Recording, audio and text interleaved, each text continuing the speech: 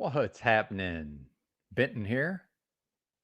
Oh, I'm on the motel Wi-Fi. Well, I guess we're rolling with that. I thought I was on the dad blamed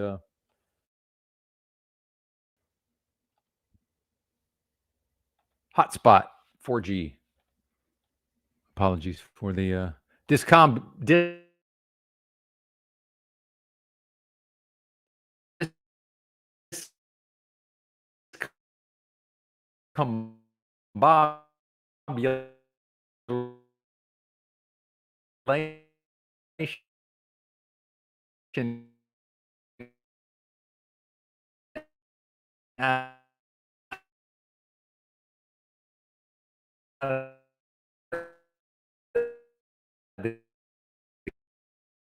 gate um, investing was, and thus the completely dead air conditioner and the wire.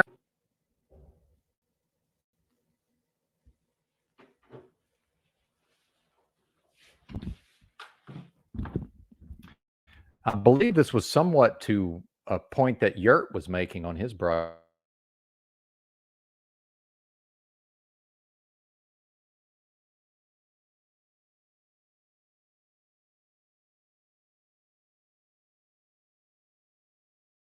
Will be intact. But since I did not double check, I in fact ended up back on to the motel Wi-Fi. My apologies. Perhaps I'm back now. Yes. Am I roboting now, sir? Yep. Awesome, Chuck. Well, even the Borging is so it's so extensive that even your comments, even your live chats are Borging. And I figured I could at least have enough bandwidth. Okay, good. Yeah, the Borging was probably because of the connecting. I disconnected from the motel Wi-Fi and connected to my phone. That was probably the cause. Though I think I was roboting before that. Yeah, it's already quite stuffy in here, folks, at 8:21 a.m. I believe what's going to happen is later, most likely, I will have the door open, as much as I'm not a fan of any person or persons who may be passing by, being able to take a peep at my environs and my belongings. And I'm finding myself increasingly just nearly impossible for me to organize, or I shouldn't say nearly impossible. It's taking me a much greater amount of time than normal. I'm going to chalk that up to a combination of the THCO, synthetic or so-called alternate cannabinoids. Shout out to synthetic cannabinoids. I am on that vape train. However, my dependence, it's a wrap. My tolerance is probably as high as it could possibly get right now. So I think I'll finish off this vape. Let me see. Dare we try to operate the camera? You can see the blue spots there at the top. So we're, I don't know, this one's probably around halfway cashed. And then I have like 4 more, I think. But probably going to reset the tolerance. No promises. How's my audio, by the way? I'm experimenting with audio setups. My profuse apologies for yesterday's audio issues there at the library. Although to some extent, I'm probably better off with the more, the lower production values. I do remember that Provo Kid popped in over here one day and showered me with praise. And part of that was my I had recently begun doing some of the broadcasts from the library with its superior internet connection. Shout out to the chat, by the way. 11 in the house. I like it. I don't even know that I have the internet to even try to replay Yurt's broadcast. Perhaps. Yurt has been on fire of late. If anybody could drop his link, I would appreciate it. Thank you all so much. Big Drink Tea, good to see you. I think about Big Drink Tea a lot for some reason, or regularly. I don't know the man, but certainly The crypto. I could tell he knew a lot about crypto back in the day, and this was the pre-panel era. And I seem to remember maybe Big Drink T used to call in to the Discord at a certain point. This was pre-panel, but over in the CBO verse that I was a part of at the time, we were paneling via Discord voice chat called Voice Cringe at the time. And I could tell he knew a lot about crypto mining and rigs and all of these things. And hilariously, though, never could quite get the conversation to the point of being able to actually receive much in the way of useful information, although some of it, because the cacophony of intransigence and the panel dynamics. What's up, OTW? I demand all caps, sir. What is this? This is an outrage. Shout out, 710. What's that? Maybe that's an emoji. Party time. Yeah, it's gonna, like I said, it's gonna be stuffy in here. I can already. It's not the airflow. That the air conditioning unit more or less runs 24 hours a day. I think when it's not cooling, it just goes into like a fan. It keeps the fan going. So most likely, and I'm not leaving the room probably, at least until this thing is resolved, which it may not even be resolved today. And then it's only 8:30, so I probably won't make my first forays into contacting management directly probably around 10:30. I know he gets in probably around 9:30 or 10. But the folks seem to be on top of it to whatever extent they are able to be on top of it. I don't believe it was even 8 a.m. yet when that fella showed up. So that's an encouraging sign. And also meaning that the message was relayed, at least in part. And how many times have we thought that we were delivering a message or having a message sent through an intermediary, only to realize that more often than not, that process seems to suffer from breakdowns. I did, Chuck, from OTW. I demand all caps. That's right. OTW. OTW. www.gofuckyourself.com. Shout out to Christos. Not trying to be a dick, but maybe you could also type into the same line as the link. I do this also because I get so excited by dropping a link. Is that Yurt's link, by the way? I don't know what that link is, but I'm trying to train myself, Christos, to also type some sort of description of the link on the same line as the link. Thank you, sir. Much appreciated. Killer Priest, Wu-Tang member, Killer Priest. Excellent.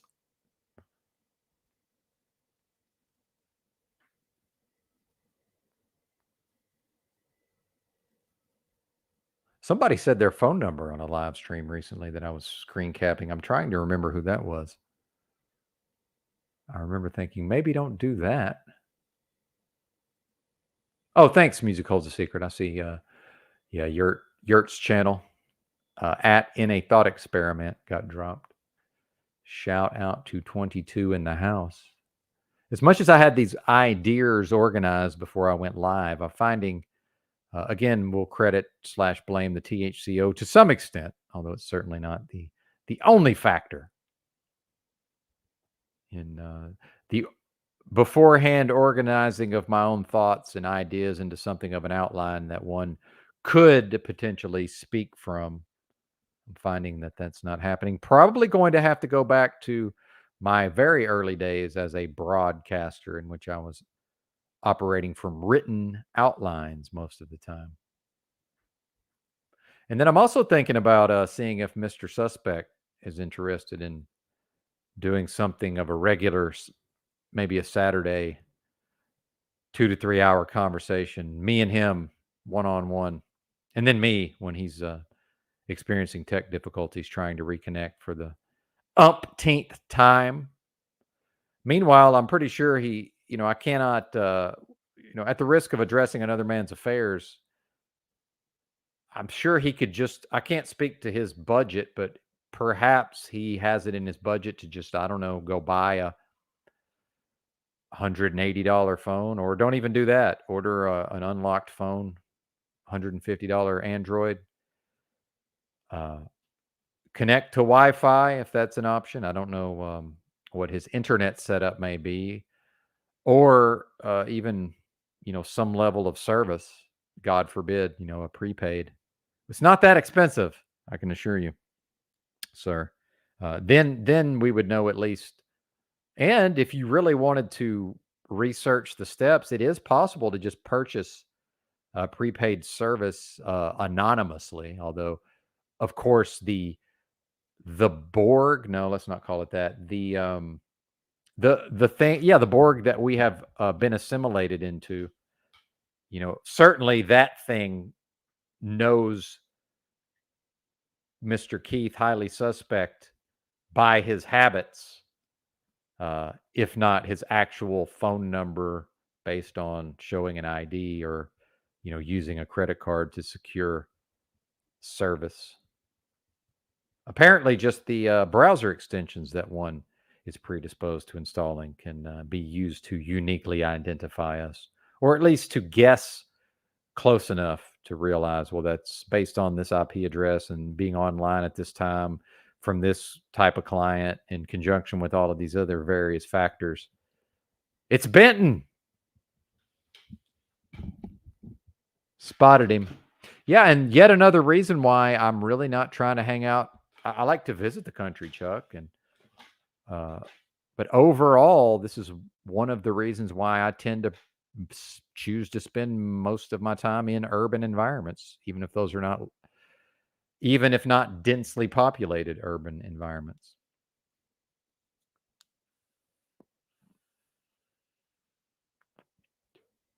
But more and more, I'm seeing that my path is just going to be all in on the content creation, and then homeless, air quotes, homeless on an as needed basis, right?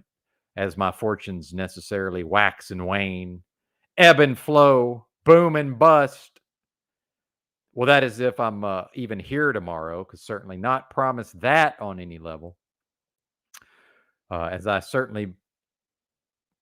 was winding down this morning's walk and talk, and yes, that will be back on the channel. It's privated because I realized there was a piece of audio towards the end that I prefer to have removed. So whatever YouTube does, I went and clicked some buttons, and now a snippet is being removed. So that stream is privated until that process, probably a several hour process, is completed. But more and more, it's all in on the content. It's going to be early morning.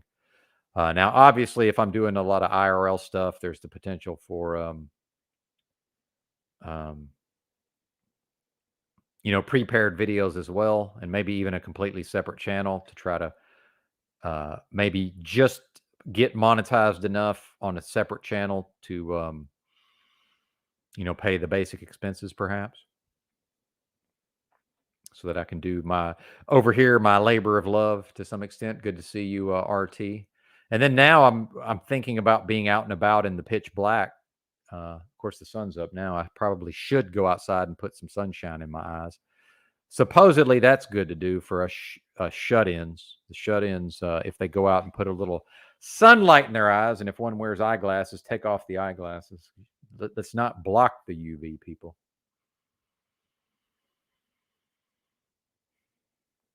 And then thinking about the pitch blackness, and oh, you lost your really awesome flashlight. So I get to beat myself up over that for a few more days. Or maybe I could suck it up and just go earn some money, perhaps. And that's right. I paid $800, actually $1,600 with food, but I have to eat either way, right? So I more or less paid $800 to be some version of a lazy bum for an entire another month. Although, as we see, I am arguably productive, depending on what one considers productive, even as I um, manage to avoid engaging in activities that I know will be productive no matter what, such as studying certain information, brushing up on my weak points with respect to YouTubing in general.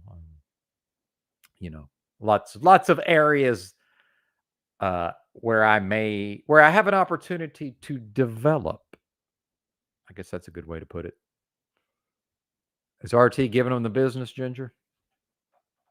Vitamin D, indeed. Well, and I believe it goes far beyond vitamin D, Rachel. Um, and not picking on you, picking on your comment, I suppose. But I've thought that because I used to be one of those people. Oh, as soon as somebody mentioned sunlight, ooh, vitamin D, and then I begin to reflect on, well, why am I making that association so strongly and so often? And then the more I thought about it, I'm realizing I bet there's lots of nutrients that one is receiving through the sunlight.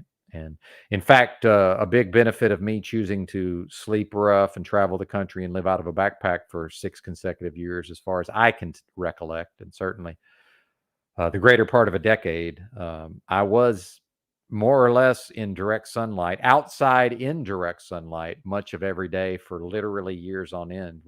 So what level of healing was that? I do see that I've already been accorded some not insignificant amount of healing up until this point, and certainly spiritual protection from my perspective, because we're never going to completely abandon spirituality as a whole on this channel. I can assure you. The audience member can be sure. Still trying to break myself of that horrible habit of addressing you as if you were the one doing these things, when in fact the listener is probably not doing any of it. And even if the listener is, perhaps I would not like to risk alienating said audience. What do you think? Learning is always good too. Indeed, Rachel. Well, and it's just I'm picking on the comment. I'm a cranky old man. Oh, and I doubled my coffee intake today. And one thing is, they say, this idea of, I've said, half the articles say coffee's bad, half say it's good. It's definitely good for somebody with gallbladder issues. Whatever I did to myself yesterday through the timing of my meals, while also exceeding my normal daily allotment of food. And when I say allotment, I mean based on what my body shows it's able to assimilate without becoming ill. Now I'm having, indigestion, gallbladder attacks, nausea, intense 8 out of 10 on the pain scale, cramping, although not today, thankfully.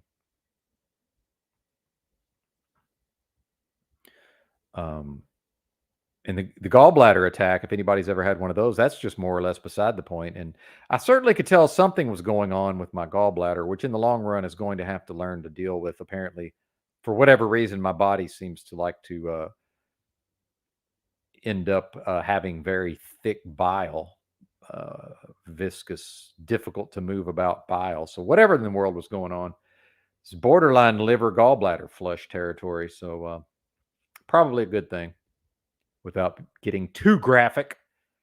It seemed like maybe some of the toxins and chemicals from my bile was becoming deposited in, perhaps even in the fats in my digestion. Hard to say exactly what's going on down there.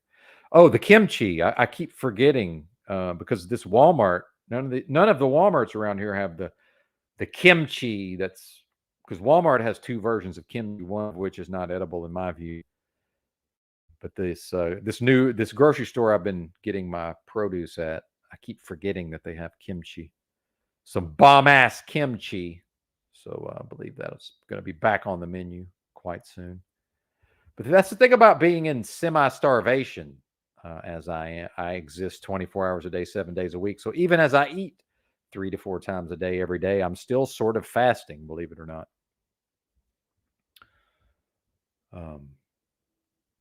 Yeah, it is still possible for me to overeat based on, weighing probably about 120 to 125 pounds. And,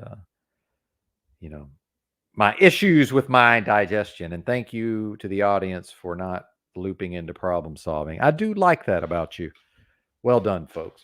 And let me know if you like this audio. I think I may have found a better audio solution that's still more or less the same equipment, but I think the way I'm utilizing the equipment may be a little better potentially. Yeah, there you go.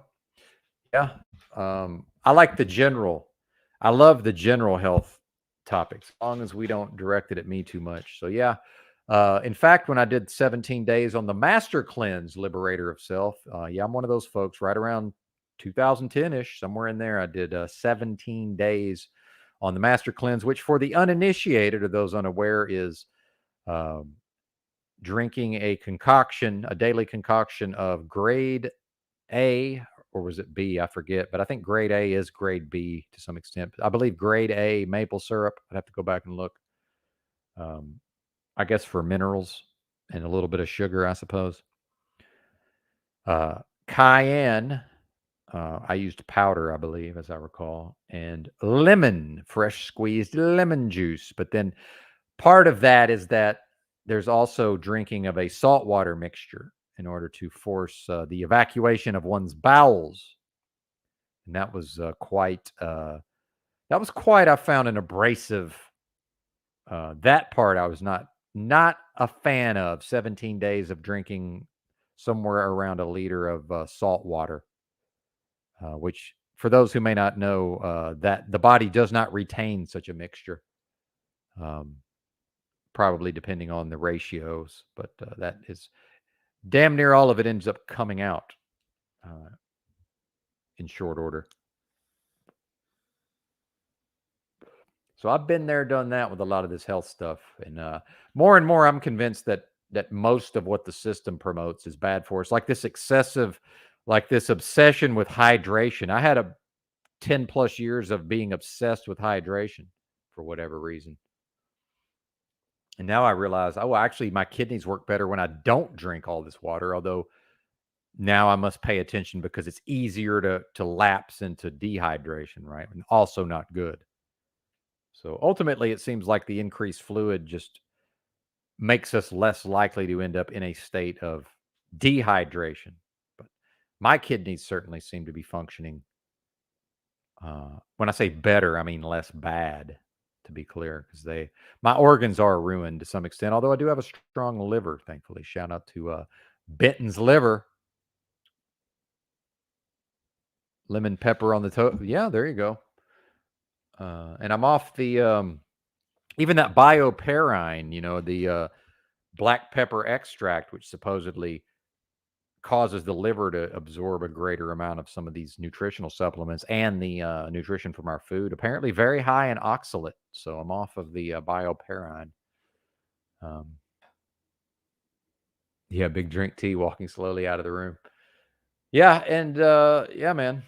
I'll tell you what's not a hoax is distilled water. Now, I did drink it for many years, and I'm not convinced that it was in the long run. But again, maybe I was drinking too much. So maybe what I'm attributing to distilled water being a problem, maybe it was actually, maybe I'm just inclined to not over drink the spring water as much, which my research indicates that those minerals are dead minerals that one's body cannot make use of. And in fact, that's much of what's left over in a Big Drink Tea's distiller, or I'm sure he probably has full distillers, I'm assuming, but that's my understanding is that the organic and inorganic material left behind, that what we think of as minerals in the spring water is largely inorganic. That's my understanding. Please correct me if I'm wrong. We've actually done some deep dives on water as a generalized topic, believe it or not, folks. And I know that I do understand my broadcasts have skewed way more towards away from the discussion of ideas so much as the drama and the servicing of the lore and the community drama. But there at times we will get into more and more actual, you know, discussing a topic like that somewhat exhaustively, as well as Bex. Shout out to Bex, who maybe that is the same humanoid or algorithm or AI, merged with a human. By the way, if we're willing to, if we, meaning the so-called truth community, is willing to accept the possibility of AI, even as many of us say that's not even a thing, right? It's certainly not. There's no consensus around these issues, but why not a human? Why not have humans already merged with AI? Why would that not be a thing? Maybe that's what we're talking to when we're listening to Bex or listening to Fed Up Southern Girl or whatever the earlier iterations may have been. And I certainly have my own opinions. If anybody even knows what I'm talking about, again, if I ain't talking to you, I ain't talking to you. Shout out to Mr. AJ Lloyd, who either chooses not to be a subscriber or presumably gets unsubscribed and then must on a regular basis or chooses on a regular basis to resubscribe. Either way. And I do enjoy the audio only format. Although here in the YouTube streets, there's always the option of going video and screen share, which I also appreciate. But the more podcasty aspects, I do enjoy certainly. And you try to wrap up some of the earlier cans of worms to mix my metaphors there. With respect to the direction of the content. And I think I lost my train of thought again. There's the short-term memory. Baked Alaska, by the way. It's not even 9 a.m. Yeah, what exactly? Yeah, so that's the thing is people can say, hey, there's minerals in the spring water. Well, put spring water in your distiller because the only thing that leaves, presumably, is the H2O, depending on whatever, I guess, the efficiency of I don't know enough about it. I'm not an actual scientist, but it seems to me that's how steam distillation works. So whatever's left behind, it's probably whatever it looks like. If it looks like dead, disgusting, inorganic matter, I'm assuming that's what's left behind. So that would include whatever minerals are in the spring water. Yep. Sprinkle on toes from 6.6 feet above your foot. Nice. Oh, man. Oh, but yeah, the early morning hours of the content. That's the key thing for me is to realize, yeah, of course I like that, I've been able to go on to Mr. Unslaved's broadcast, and it's benefited me. I've built my skill set as a result. And I'm grateful for being able to appear on his broadcast from time to time, and certainly look forward to doing so in the future. Although that may be one of the times he's doing an all-night broadcast, but I don't know, man. That can be a strange mixture when most of the folks have been up all night, and then it's 2 a.m. and I've been awake for 15 minutes or whatever. Whatever I'm trying to say. Yeah, garlic. I was doing pretty well on the garlic actually, but when I try to eat it raw, it messes really hard on the inside of my mouth, the lining of my mouth. But seems like when I cook it in the slow cooker, I'm more or less killing, all the good stuff, and then just trying to crush the garlic without a garlic press or whatever. That's I end up getting the garlic all over. It tears up my skin on my hands real bad. It's powerful stuff, man. And go big or go home, right? Of course.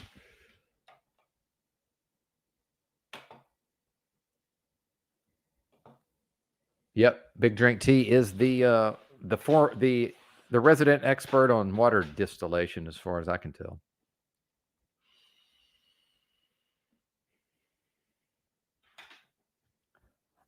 So we'll see how it goes, folks. It'll be an interesting ride. I think at a certain point, I'm just going to have to force myself to pick which belongings I'm going to be able to reasonably keep up with in a mobile type of situation versus what's going to have to be discarded in whatever way. Whatever could actually be sold needs to be sold. Maybe some trades. Get shed of it, as my people like to say. So all these possessions, they're owning me. It's become onerous.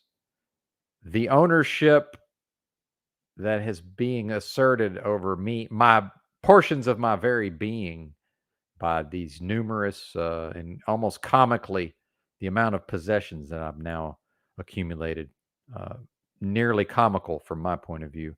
It's become very onerous, and I guess onerous probably does not need a modifier. I do have some live streams that we may want to play. I'm screen capping, and that's another thing about maybe just depending on where I end up, where I'm trying to broadcast from, and the possibility of larger city dwelling, at least to some extent, maybe on the outskirts, then some sort of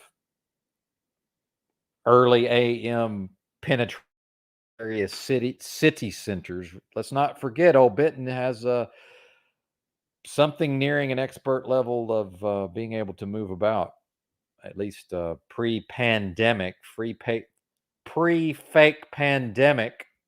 And I like that term way better than the C word. I think everybody knows exactly what I mean when I say fake pandemic. But that was not a fake bioweapon now, was it? Not the one they hit me with.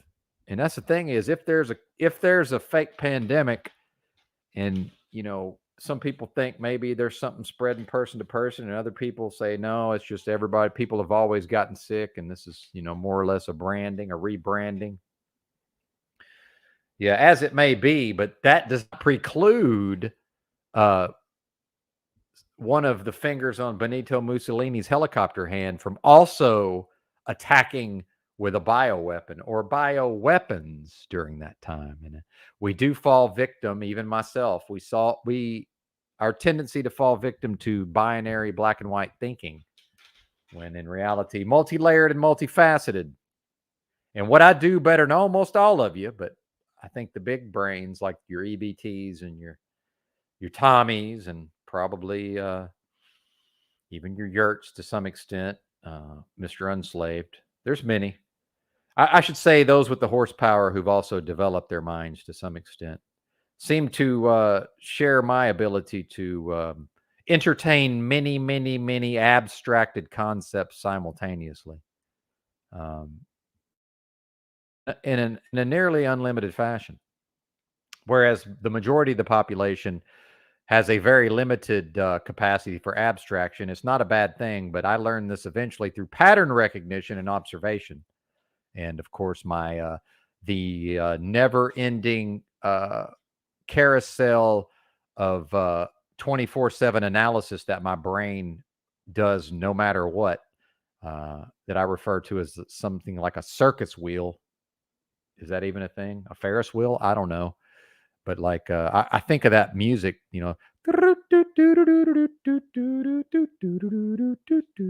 I can play it in my head, much more accurately than I can sing. If I have to concentrate to sing it, it's hard to remember how it goes at the same time. But I can perfectly play that bit of audio in my head, right? So at a certain point in my introspection and meditation, that was one of the first benefits that accrued to me that I was aware of as a result of my when I finally got my head out of my ass enough to embark upon a formalized process of seated meditation, and I mean Vipassana style meditation, folks. Yes, Notch. I've read the materials. In fact, probably the last materials I was reading on meditation was Vipassana.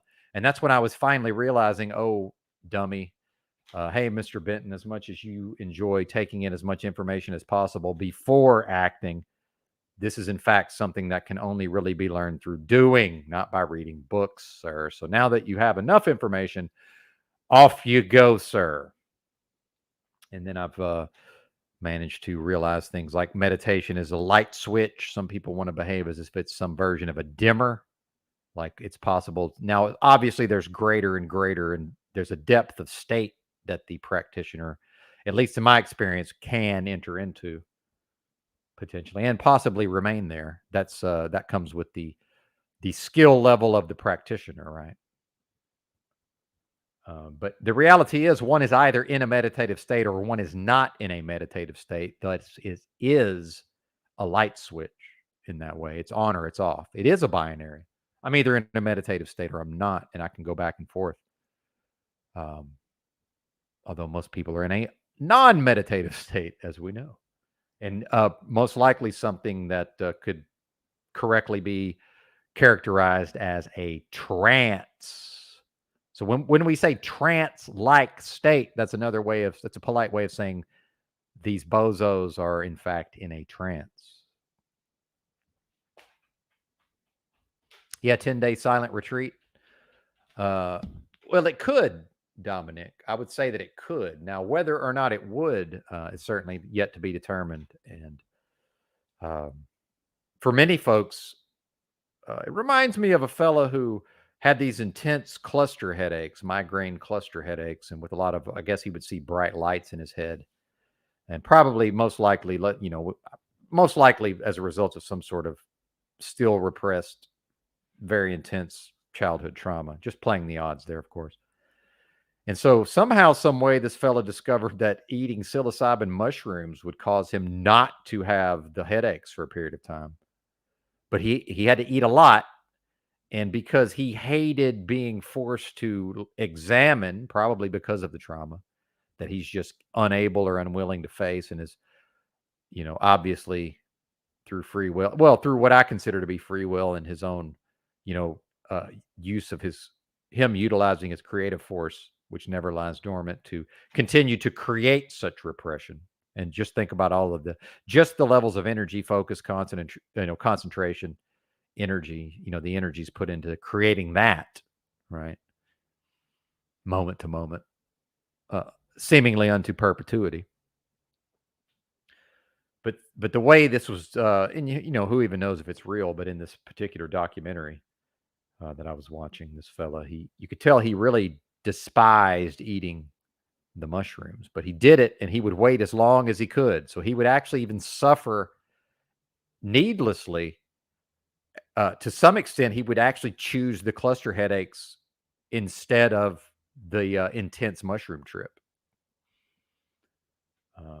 Let's say every 9 months to a year, probably. Now, maybe he's figured out microdosing. Maybe he could go big and then go on some sort of microdose maintenance potentially. Who knows? So that's kind of how I approach that topic, Dominic.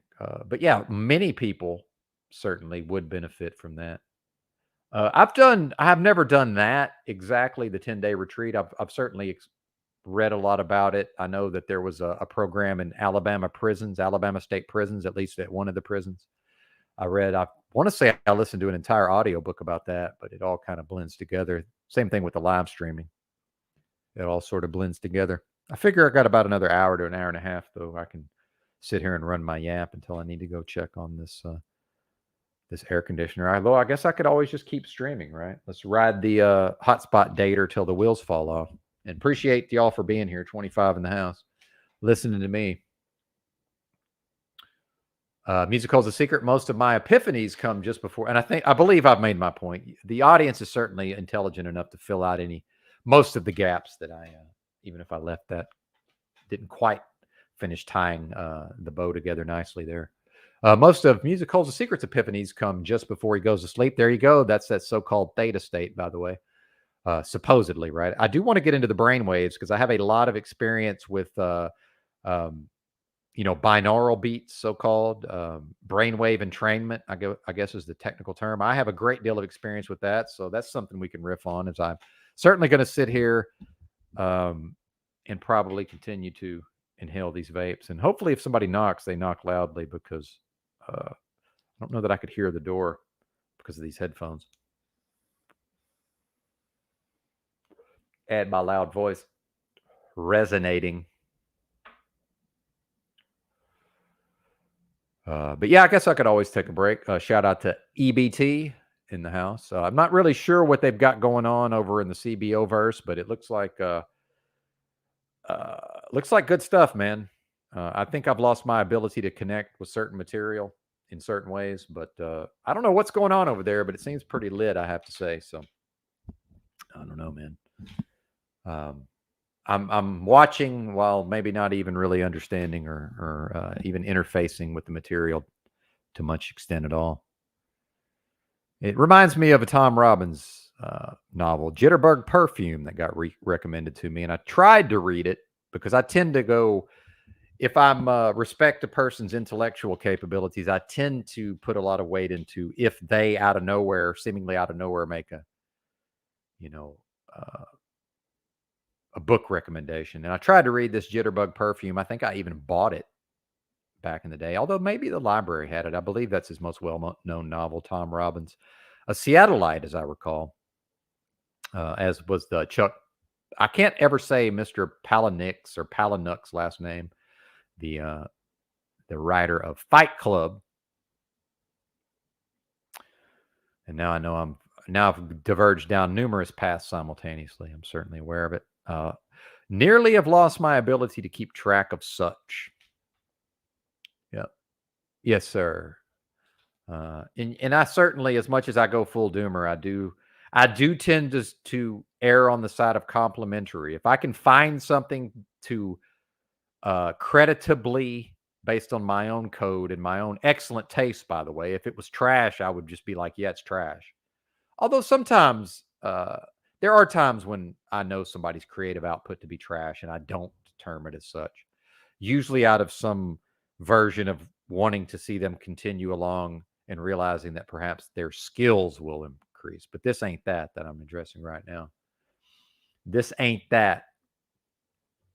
And it really struck me recently when I was replaying some of the old stuff that Drew TBE, a lot of us never truly got the credit, I believe, that we may have in fact deserved, especially from certain other factions of the so-called truth community. But that's okay.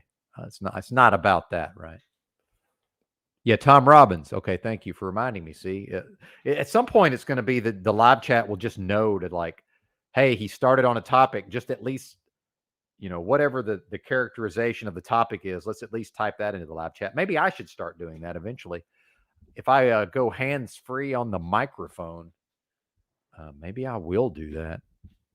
Perhaps train my mind, train myself, create new habits. Indeed. Yeah, Tom Robbins. Yeah, I've read several of his books actually. But like a couple of years later, I went back. It kept their tails out of it initially. Went back to it a couple years later, loved it. I was like, oh yeah, this is great. Me at the time that the guy recommended it, that just was unable to interface. The interface from my mind to that material just wasn't there. Here it is. That's to me that's fascinating. I don't know what is that. You know, what is that? Did I ever even finish?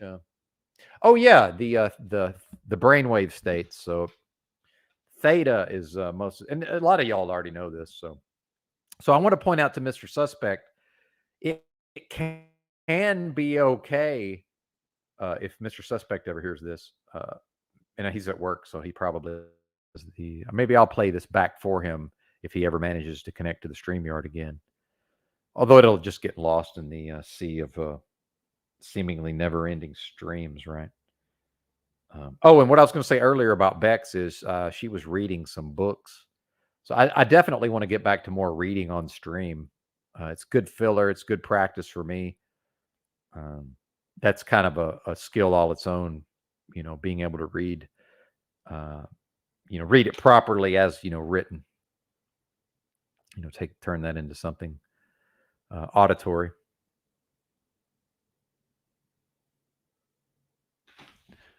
Yeah, the theta brainwave state, humans apparently tend to be in that state right when we wake up, which is typically my most creative. Although I do have that upon going to sleep, I do also experience that at times as well. I found it in the evening. Sometimes I can get into like an extended theta state where it's like I'm not asleep, but I'm not really awake. I think EBT probably. When I've heard him talk about his sleep issues around narcolepsy, which that is insomnia at a certain point also, right? So it's like, yeah. Oh, have a form of narcolepsy, but it's kind of like saying, and also I have a version of insomnia. It's like ADD. I have the opposite of ADD. Well, it's the same as having ADD. It's like a different manifestation. It's like the opposite, the inverse. Yeah, Damsel Medic. A lot of good contributions here lately, certainly. What's up, Damsel Medic? And again, I'm never, I'm year away from my core belief of people typing at people is more or less the base layer of the internet. And a lot of folks just don't understand the internet. That's fine. Not my problem, not my issue, whoever those persons may be. I was here when almost nothing but typing, other than just typing in a command. Oh, hey, I would like to look at this JPEG on this otherwise, these web pages are all text, but let's and to separately download this JPEG to the hard drive of this 486 computer in the computer university computer lab in early 1994. Yeah. Actually, my dorm had a computer lab. Shout out to universities back in the day, and I understand it's probably everything's high tech, and now it's more or less just a given that everybody has high levels of access. Pretty much everybody on any college campus. The level of internet just and computer access that the University of Arkansas was experiencing when I was a freshman, pretty impressive, man. I got to think although I also at one point, this is how addicted I was. Very quickly, I was hooked. I remember after my freshman year of college, I guess I moved out of the dorm. And then I was probably some combination of at my parents' house and just sort of wild, wild man on the land, fucking shot out of a cannon, bebopping around on road trips, whatever I was doing. But at a certain point, I went exploring University of Central Arkansas and found that I was able to just go into a computer lab like on the weekend, and at least managed to tell. I was able to use Telnet. That was the to the Unix server. So on Windows, I opened the Telnet client and connect to my Unix shell account at University of Arkansas, which was in the same system as Central Arkansas existed in this state. And then how much can that be tied into, well, the system, encouraging the adoption of this, to the greatest extent possible. And then, how many people did I directly connect to the internet that would not have connected to the internet that early? And then, in fact, meeting someone in my freshman dorm, Paul Thomas from Marion, Arkansas, and that was right about the time of the that West Memphis 3 series of psyops with the Branch Byers and who was the other kid? Oh, I have to do this. I have to get the kids' names. Hobbs, Branch, and Byers were the three kids' names, their last names anyway. And then the series of documentaries put out by HBO, Paradise Lost, and then many other documentaries. Perhaps the greatest documentary series of all time. I mean, for one singular subject, like, I don't know. That shit goes pretty deep, man. In fact, Eccles and his wife more or less executive produced one of the documentaries, and perhaps the one that's the most well done, arguably. East of Memphis or west of Memphis. Regardless of what one may or may not think of Eccles and his wife, Lori Eccles. Forget her maiden name. Very well done. Very well done. And yours truly, in fact, Johnny Depp and his pal Damian Eccles, who most likely we know what entertainers are up to, and Johnny Depp. Don't we all more or less subscribe to an idea that Johnny Depp has been pushed forward by the systems to such a great extent that he must be some version of functioning Satanist, at least on some level? And then, getting into the potential MK Ultra mind control and, the dissociative identity disorder, which is a feature of said. And, does one alter know what the others are even doing necessarily? Right. And then now we're getting into Benton's seemingly unlimited ability for abstraction to access layers of abstraction in this present moment. And then a topic I began to address earlier, but did not completely flesh out, the idea that I've observed through pattern recognition. And then I went off to some description of the circus wheel in my head. And then, I got into talking about realizing that when I do bring up a concept abstractly, that many people must stop everything and cause the conversation and the intellectual discourse to come to a screeching halt while they personally relate to the greater concept that I'm utilizing for specific purposes of abstraction, and most likely in conjunction with other abstract concepts. If that makes sense. Shout out to Butthole Winker. I see you, he's putting in work. Let's promote that channel. Although last time I tried to promote it, it seemed like there was some material that wasn't on there. So I think it's just his login there, I believe. So if not, let us know, Mr. Winker, and we will certainly.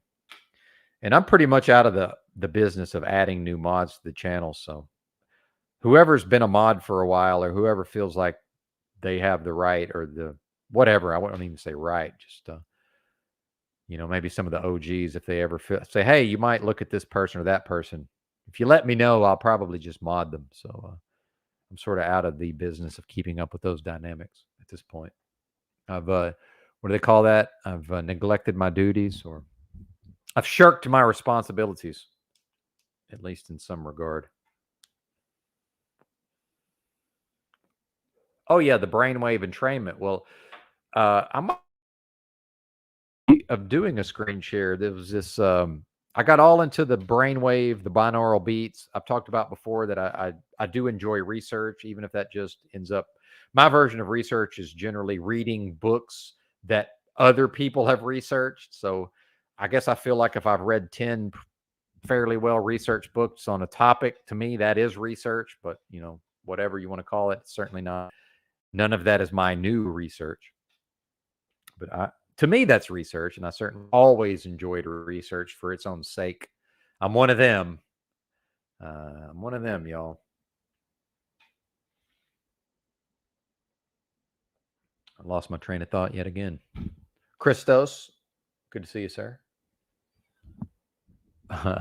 Christos is zooted off this vial of powder my buddy gave him. Oh, shit. Kava, ashwagandha, cordyceps, and ashwagandha, man. I'm not sure that I'm not willing to say it's been detrimental. That one could go either way for me. That's a tough one to figure out, man. It's a bit of an enigma.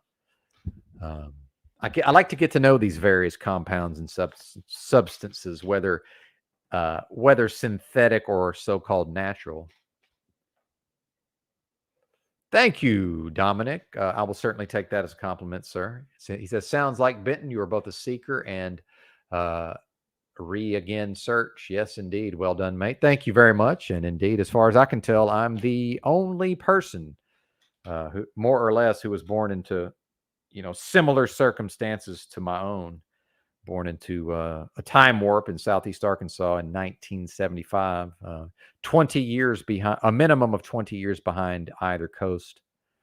Born on the bayou on the edge of the Mississippi River Delta, a region of the country rivaling only perhaps Appalachia for most impoverished and backward and culturally bereft in some ways, while still while offering a richness of cultural experience to those willing to subject themselves to whatever the negative or detrimental or bad aspects may be.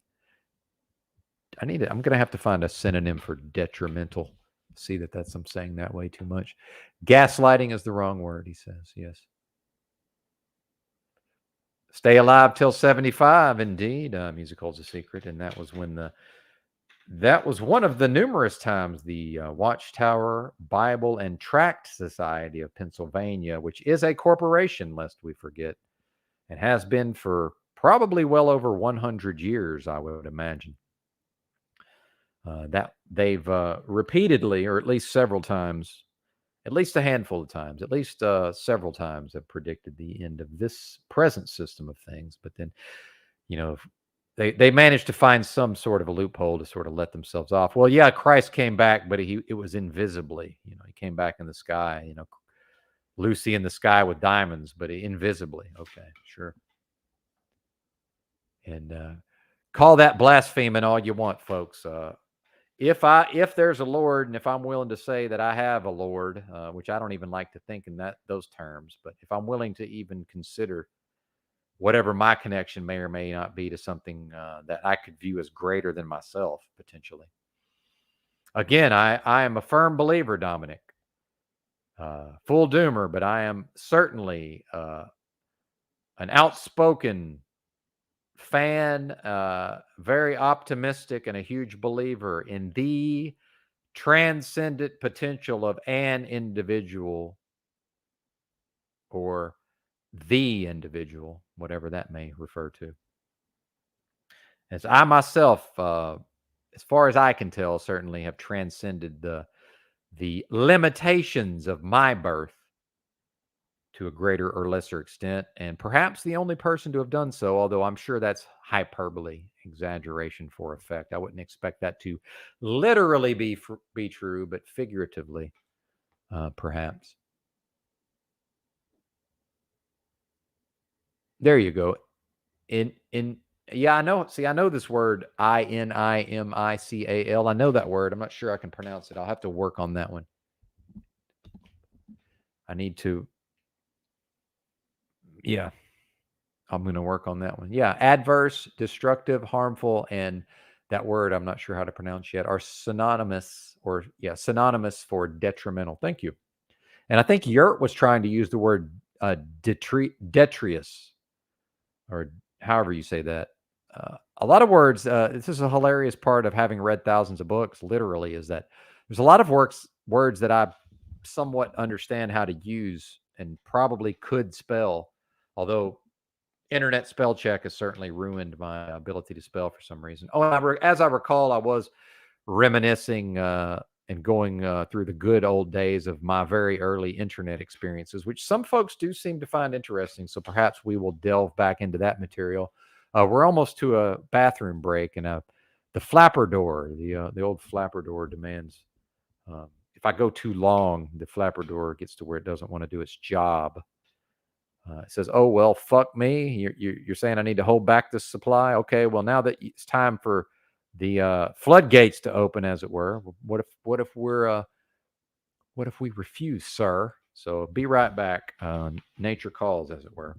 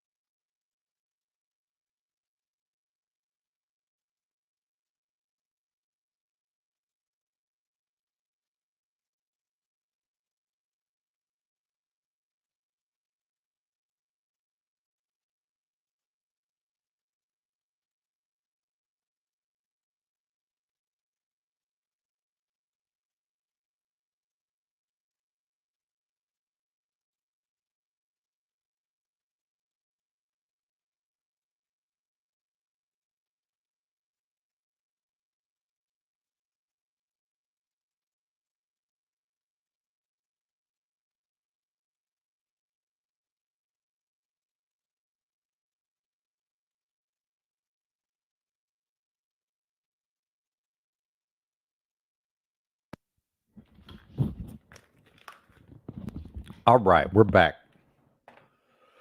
Appreciate the patience. Sturdy in the house. So what was I wanting to talk about? Oh, early internet days, as well as let's go into the binaural beats. So, um, as I make funny noises, that's not a professional broadcaster noise, Mr. Benton. That you, Mr. Benton, just emitted.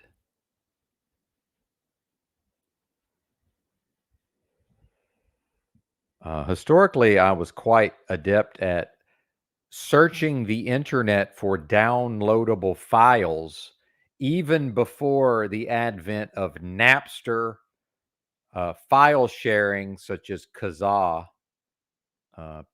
point to point Is that what they used to call that? I think so. P2P, PTP, which I believe is also some sort of protocol, internet protocol, perhaps. And even back to the old days of FTP. When was the last time any of you downloaded files from an FTP server, file transfer protocol?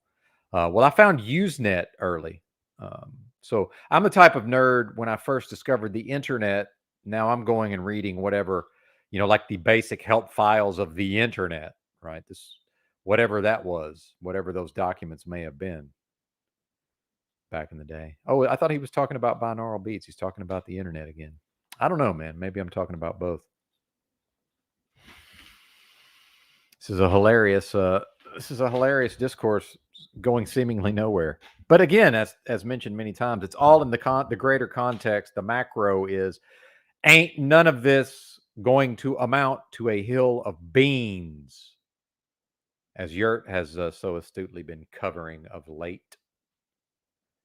Well done, Yurt fella.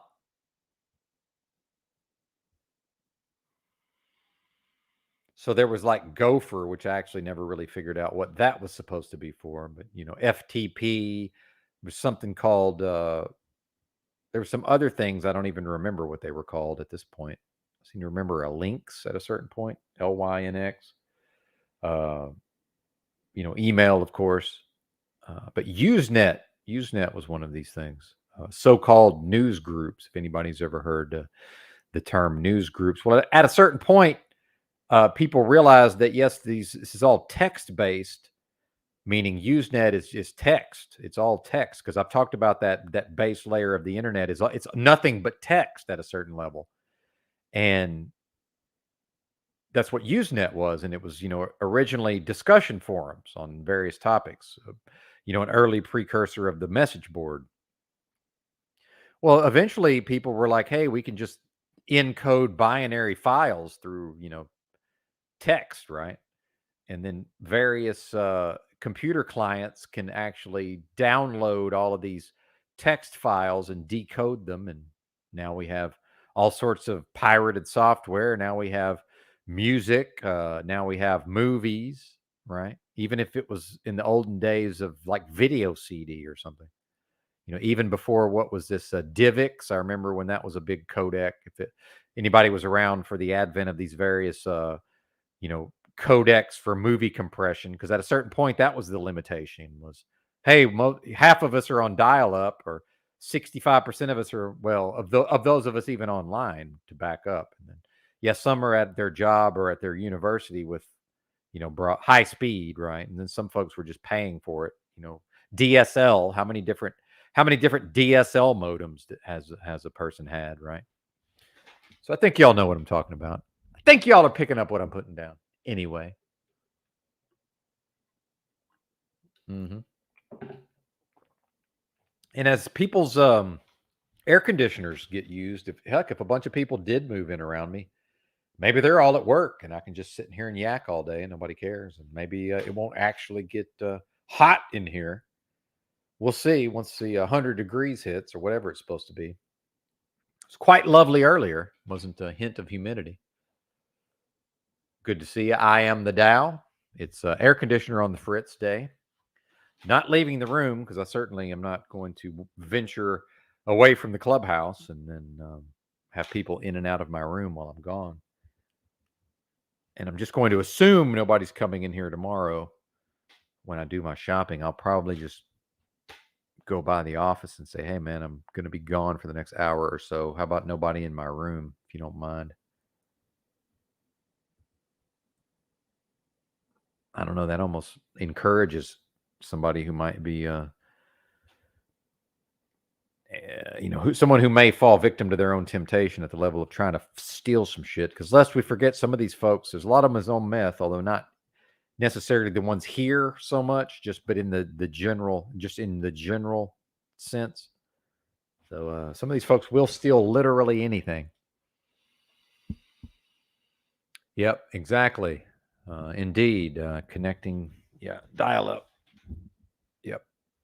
And I remember just in fact, getting involved in a lot of registry. You know, the modification of the registry to sort of try to optimize the actual little settings, whatever Windows settings were for like the size of the fucking buffer window or whatever it's using to try to download, optimizing based on what's actual speeds I'm getting on throughput, and then however my ISP may be set up, just the hours and hours lost to just let's tweak all of this. And oh, there's a new fucking software, fucking graphical user interface to now we can just sort of click the boxes and select and unselect these options. Like how many years did I lose to that sort of those sort of endeavors? And it wasn't certainly wasn't just lost, but how much I really benefited from all of those shenanigans in the long run. I can't call it.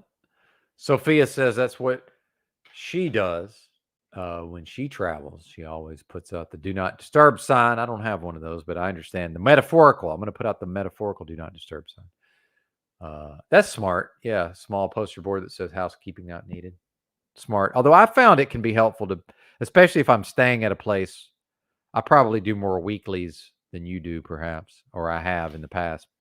But I kind of want to have some sort of relationship with the housekeeping that if I need, trash bags or maybe want to swap my towels out on occasion. But I hear you.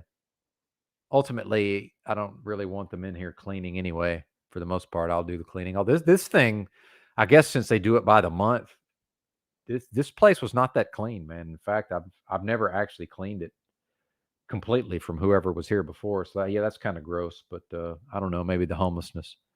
Even I'm a little grossed out by that. So it's probably time for the deep cleaning. I'd promised myself that I was going to clean this place. Um, actually break out the Simple Green, which I do have a bottle of Simple Green that I carry around with me, and I've got the concentrate. My bottle of concentrate. I think I've almost gone through a whole bottle of concentrate. So I'm not Pigpen from Peanuts, right? I do actually clean.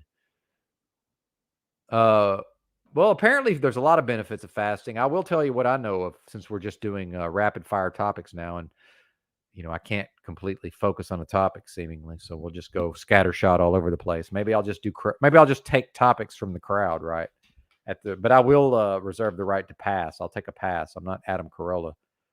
Adam can complain about anything or whatever he calls his bit, and he probably is the best at whatever that is. Just throw me a topic and a one-word topic, and then riffing off the dome. I respect it. Although he's not, he's jumped the shark at a certain point. Corolla not worth listening to anymore, in my view. And the pandemic, how many people were like virile, aggressive type A personalities sort of lost their mojo during this thing. Certainly some part of him seemingly has died, never to return. Oh, that and his divorce. But yeah, I personally would never recommend. I don't recommend anything, by the way, but what I would say is in any given person's situation, I would hesitate to ever fast beyond 72 hours. And let me specifically define fasting as the person intentionally foregoing food to cause the digestive system to not be kicked into gear, if that makes sense.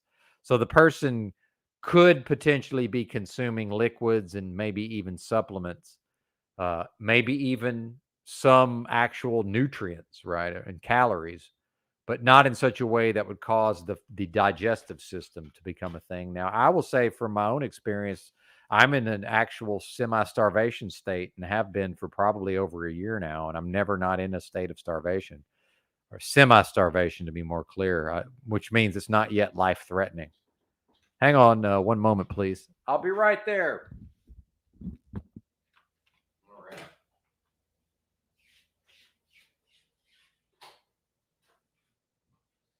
Come on in. Appreciate you, fellas. How's it going? I'll leave this open. Well, it's not going bad, but be better once this gets fixed. Yeah, move all that bullshit out of your way.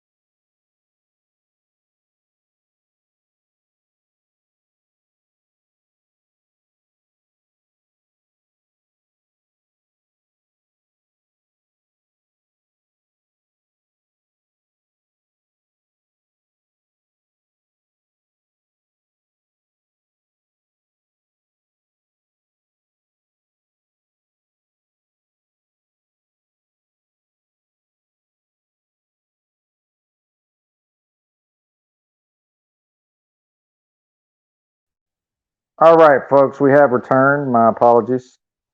The maintenance showed up and wanted to restart the breaker. So, out of an abundance of caution, I shut down my computer unexpectedly.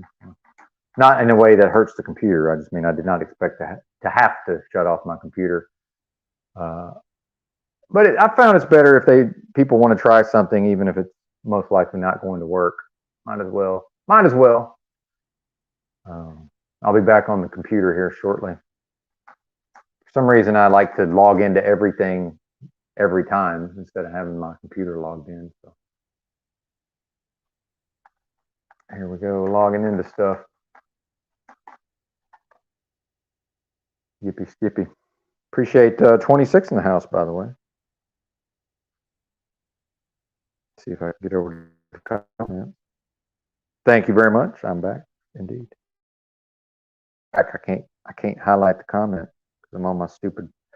I'm back on the motel Wi-Fi because now we're going back and forth with SIM cards and multiple phones because the 5G hotspot doesn't fucking work. So yeah, problems, man, problems. I don't even know if you can hear me. Probably borging. Oh, there, it finally showed. All right. Now, are we connected? Yes. Okay, it actually connected to my phone. Amazing. Amazing. It's all coming together, folks. Thank you for your patience. Get this, not that we were, I thought say get the show back on the road or whatever the analogy would be, but or metaphor. But as I recall, we weren't really on track anyway. Or the broadcaster, perhaps, had yet to find his groove entirely. Relying on perhaps his past practices and repetitions. Reps, they may call it. Anyway, sign in to YouTube, you bozo. Sign into your email, you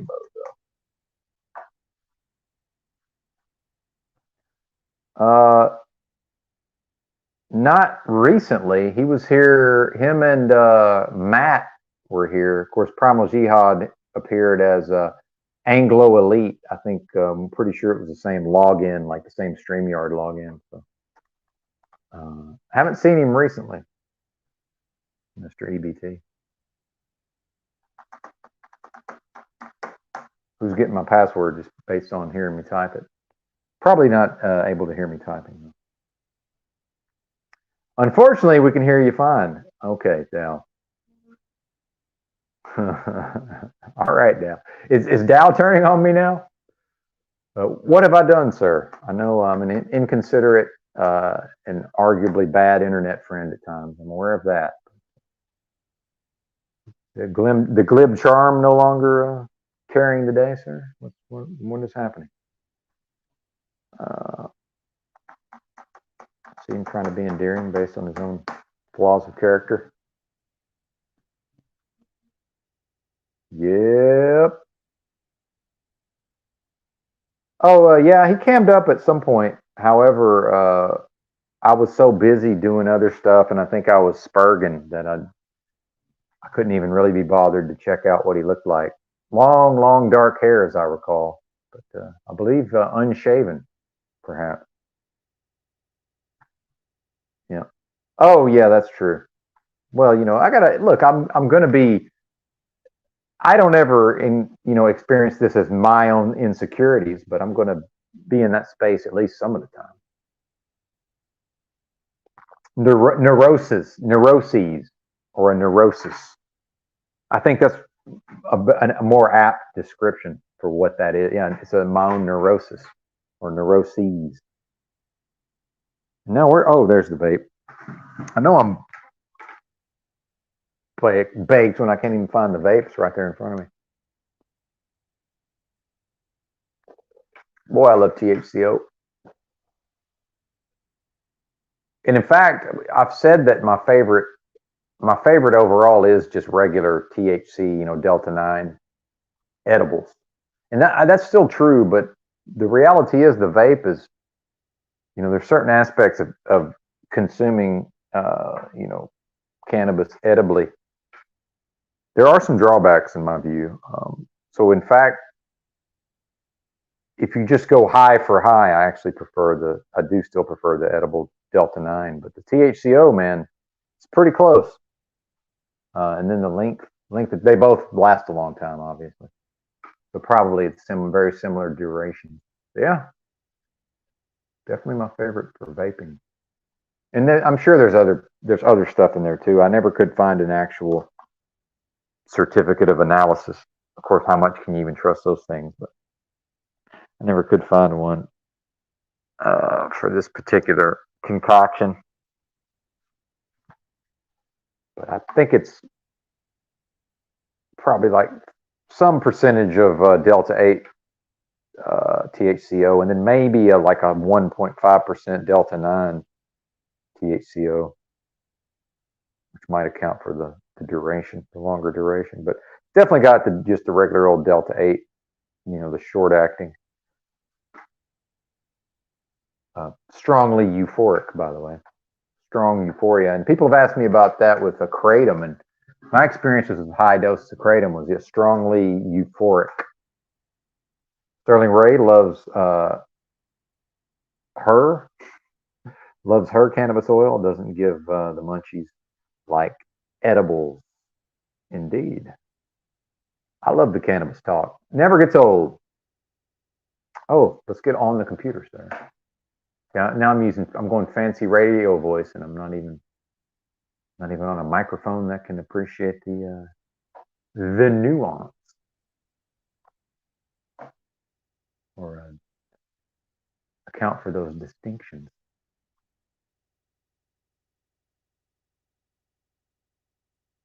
Do you understand the words that are coming out of your mouth, broadcaster? Well, not entirely. But we'll be here till they fix this thing. 7 minimum, I'd say, but it's spread out, like not 7 at once, but I don't know, 7 grams within half a day, so probably 14 for the day. What I found with kratom is I would more or less take the same amount on an interval, like all day long, which I think for me was like over a tablespoon at a time, probably. So I don't even know. I'm just guessing on the gram. I was probably at a certain point having to just limit myself to a tablespoon and then wait at some period of time. But yeah, dude, I was buying kilos upon kilo upon kilo at a certain point, and I just lucked into this really good supplier. He was more or less, I believe he was a connoisseur, for himself, and then ended up becoming a supplier at a certain point. Legal, by the way, or not. Nobody was prosecuted that I'm aware of, although probably someone somewhere was. Oh, here we go. Enter the studio, sir. Get back on your fancy mic. Cannot hear the pleasing timbre of your voice, if that's the correct term. Yeah, of course. Allow them. Unlike highly suspect, I will allow mic and cam access.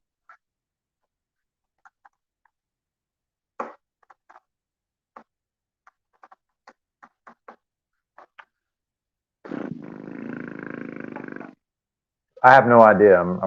My memory's poor. I don't know.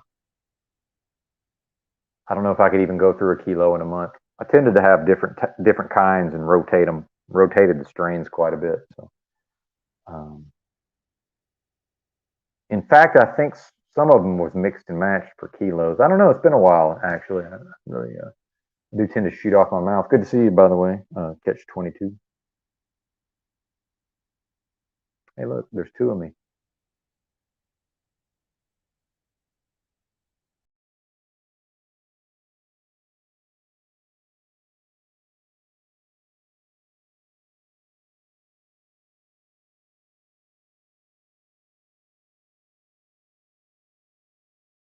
Oh, you're muted, bozo. Okay, back on the comp. Anyway. Oh, yeah. Not surprised. Yeah. Then I've had a lot of oxalates, at least for I wasn't on kratom that long. So I am, again, I do hyperbole. I exaggerate for effect. I mean, it wasn't, I probably didn't buy that many kilos of it.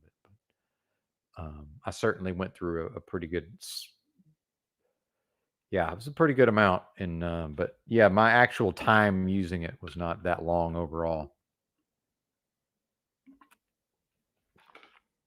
Yeah, that sounds about right. 1 kilo a month, 2.2 pounds. Yeah, that sounds about right.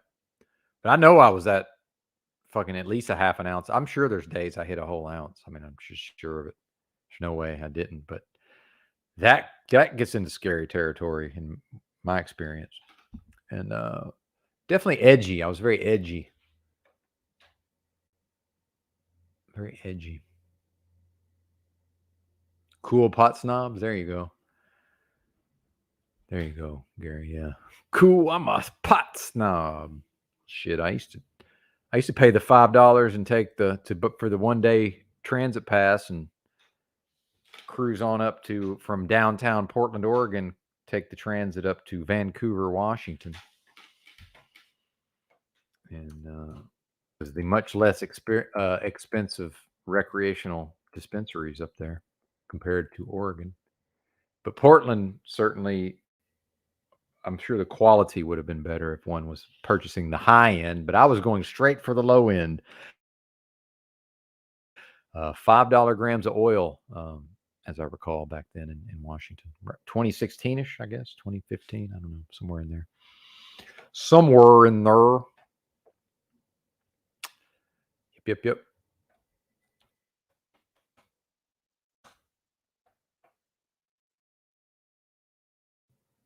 Hurricane warning, Tampa. Another nothing burger. I was in 4 hurricanes in north central Florida. My buddy's motel out by the interstate. I think we were somewhat protected just with the being, just the where we were. But yeah, it was like a hurricane a weekend for a whole month. It was pretty wild. Lots of big storms, obviously, heavy winds. But it did not cause us much inconvenience, as I recall. But certainly interesting. Never really expected to be in 4 hurricanes. Oh, this is what Yurt was talking about. Family found walking on all fours could be missing link between man and ape. And now I'm so baked. I'm just like forgot I'm on a stream and I'm reading Drudge Report, which that's not even reading, right? Teen killed outside McDonald's in sweet and sour sauce dispute. And then just reading some of these articles, like I'm just gonna cold read this bad boy.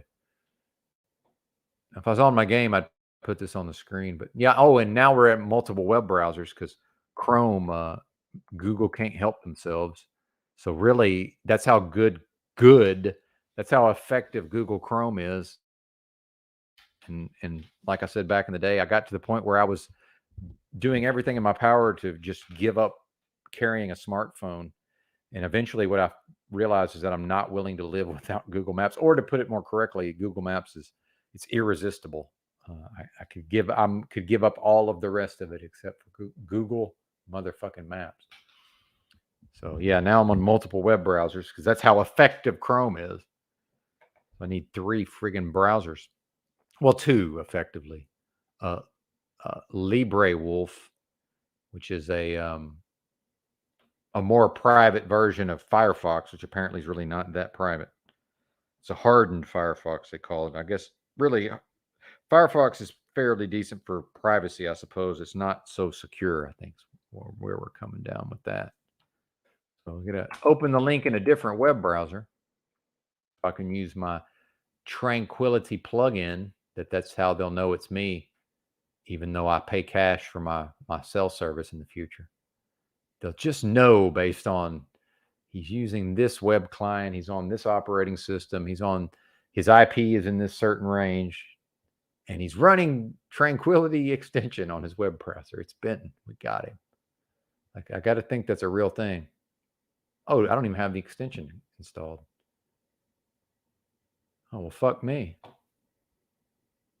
Oh, I'm on Chrome. Okay, never mind.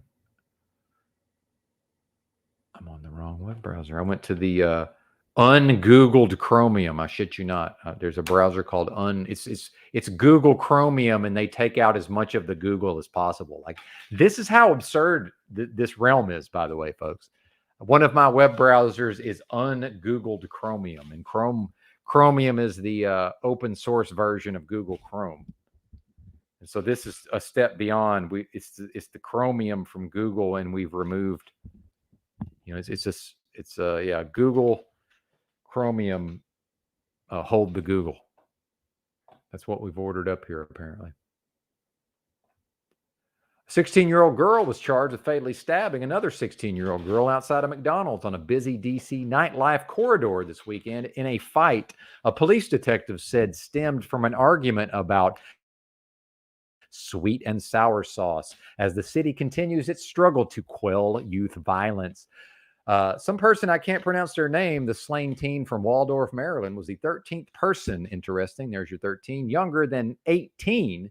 Well, there's a 9 because, we're doing numerology in real time for the rest of our lives now. Took that download, apparently. Younger than 18 killed so far this year in Washington. Now, when they say Washington, we mean D.C. in this context. And her accused attacker represents one of hundreds of cases in which minors have been charged with committing a crime of violence.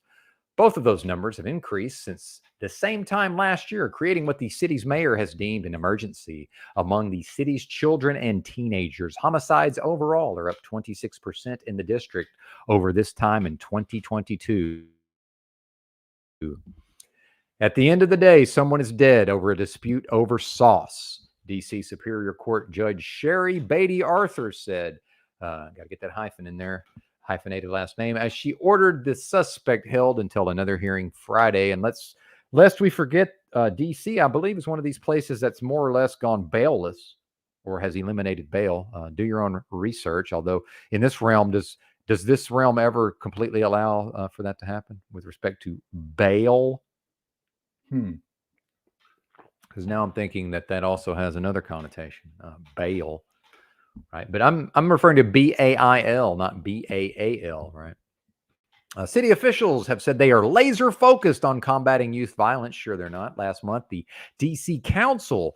And one of my favorite things about articles, maybe we'll get into screen shares. I found just when you see something like DC Council, just like copy and paste that into Google. And yeah, I actually use Google for my search engine. I understand that it's as invasive as possible, but again, buy the ticket, take the ride to some extent. If I actually cared about privacy or security, why would I be on the internet in the first place? I mean, that's crazy to me. It's like, okay, let's go on the internet and protect ourselves as much as possible. Well, yeah, I suppose I could do that. Anyway, city officials have said that they are laser focused on combating youth violence. Last month, the DC Council passed emergency legislation that expanded pretrial detention for youth charged with virtually any dangerous or violent crime in her own legislative proposal, which still could be considered in the fall. DC Mayor Muriel E. Bowser, Democrat, wanted to allow judges, they're gall-dang blue cities. Well, all cities are blue cities, lest we forget. Wanted to allow judges to detain youth for their own protection, signaling the lengths she is willing to go to stop the bloodshed. Interesting framing. I do enjoy a critique of the articles themselves, more of a learning about the realm from the structure of its own propaganda at any given moment, almost nearly sidestepping the actual content of the article. And a cold reading an article is kind of fun. So but I must pick and choose. I don't think I can't just read any of these necessarily. Feds scramble to track migrants who crossed border with help of ISIS smugglers. So I'm certainly not going to even attempt that one. Jayville, I don't even know what word I could even use in this format to refer to that person, because I'm necessarily referring to a specific event that I really have no desire to refer to. If y'all are picking up what I'm putting down. Oh no. Did I accidentally close my web browser and I'm just not even here?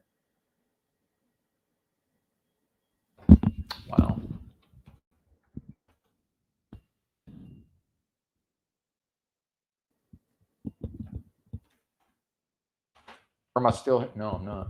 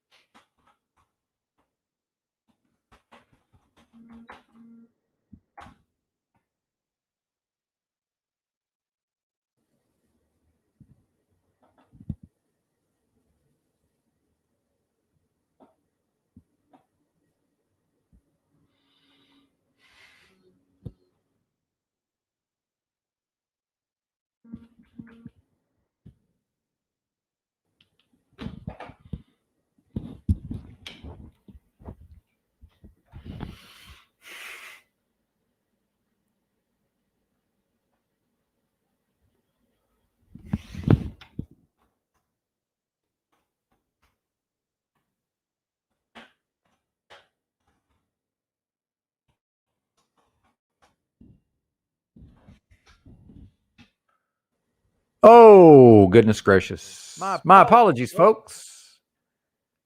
Oh, am I still here on my phone? Have y'all been hearing me or not? That's the question. Because I accidentally closed the web browser and just like kept talking. Well, there's 30 people here. Have you been hearing me the whole time? It'd be interesting. Oh, I'm so high. I started the broadcast on the wrong web browser. Interesting. Now I'm so high that because my Brave browser wasn't running.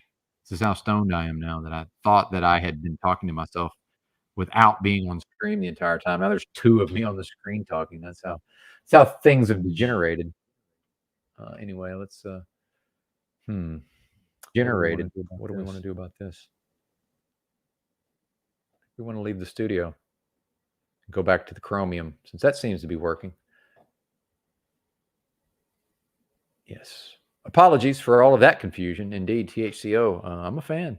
In fact, in honor of that debacle, that Ordasco.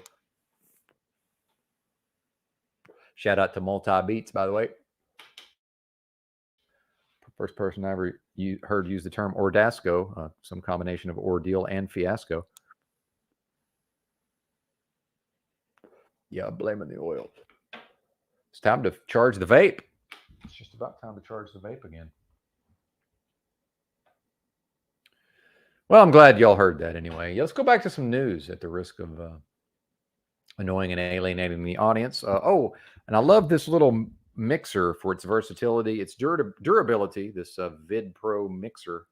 It seemed overpriced at $99 compared to its competitors, but based on the ruggedness, it takes a licking and keeps on ticking. Trademark, all rights reserved. You'll be receiving a letter from our lawyers, but I can turn it off and then cough, see? And now we're back. I like it.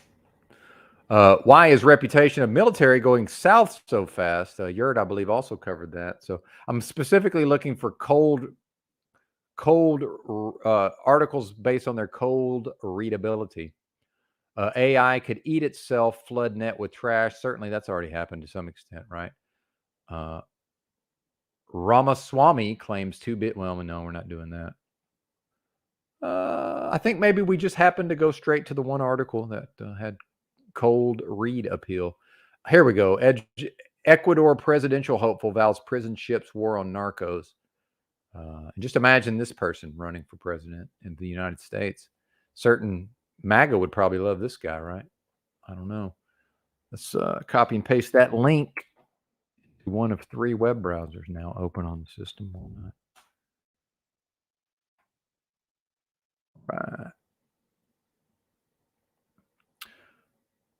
Wearing a bulletproof vest and surrounded by bodyguards, Ecuador presidential hopeful Daniel Noboa vows to lock up convicts on prison ships as his country wages a war on drug traffickers.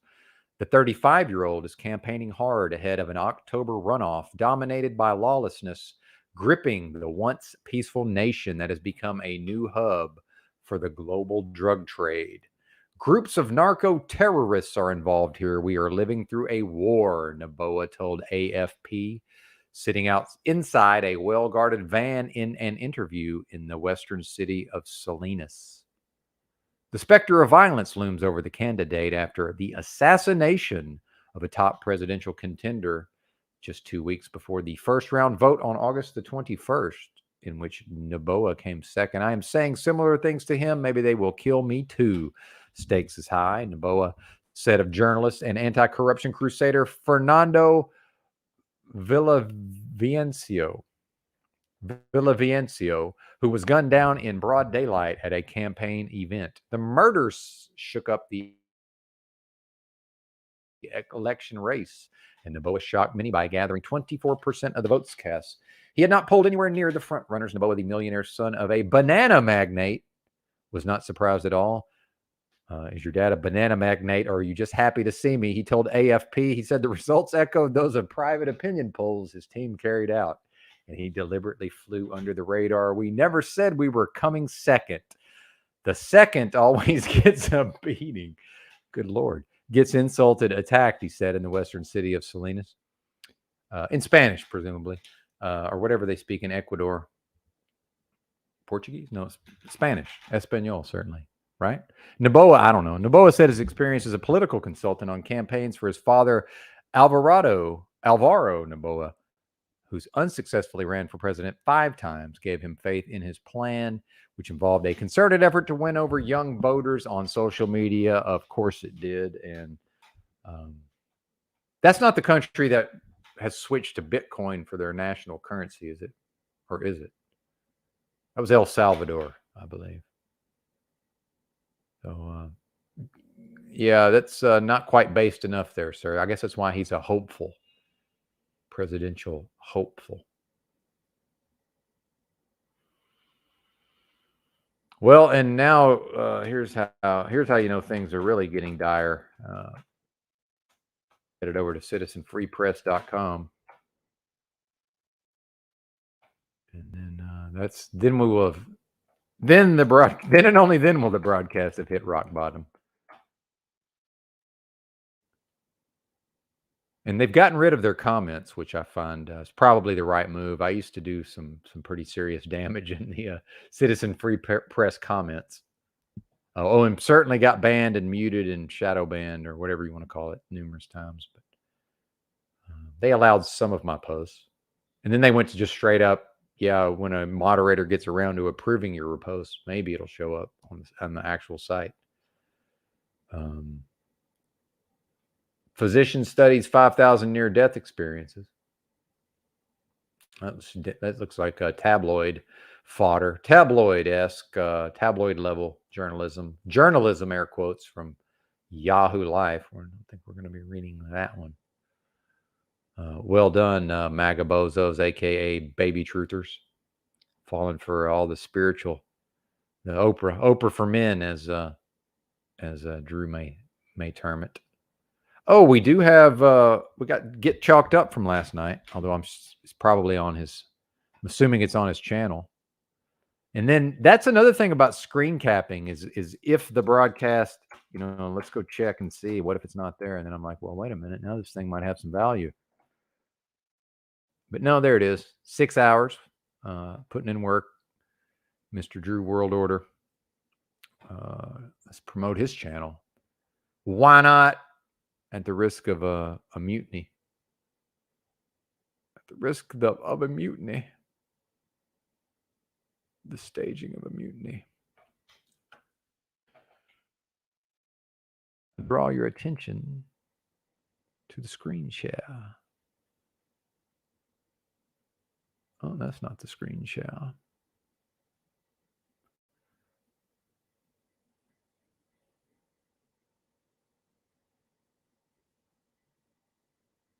There we go. Bam. Monday Nitro. The pretty cool thumbnail, I must say. Yeah, Drew's Clues. Yeah, I'm not a fan of the deep fakes, but that was pretty fucking funny, I have to say. Sterling Ray, oxalates are natural compounds found in certain foods. They are responsible for causing inflammation. and preventing the body from absorbing nutrients. And then put one of the numbers, a footnote number, in brackets. Footnote 3, perhaps. I'm not quite sure what source we or one or anyone will be citing, but even just official fiction Wikipedia, right?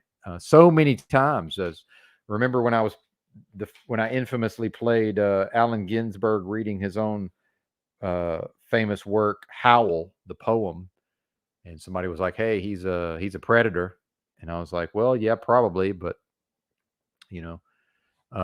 And then I got to thinking, and it's kind of became a joke because I think a lot of people would say, "Well, yeah, it's not going to be on his Wikipedia." So it's like, what if I was like, "Hey, let me go check his Wikipedia to see if he's a predator." The reality is, if the person is a known predator, it will be on their Wikipedia, and it is on Allen Ginsberg's. They don't use that exact term, but it more or less says what my reading of that was. Oh, he's a predator.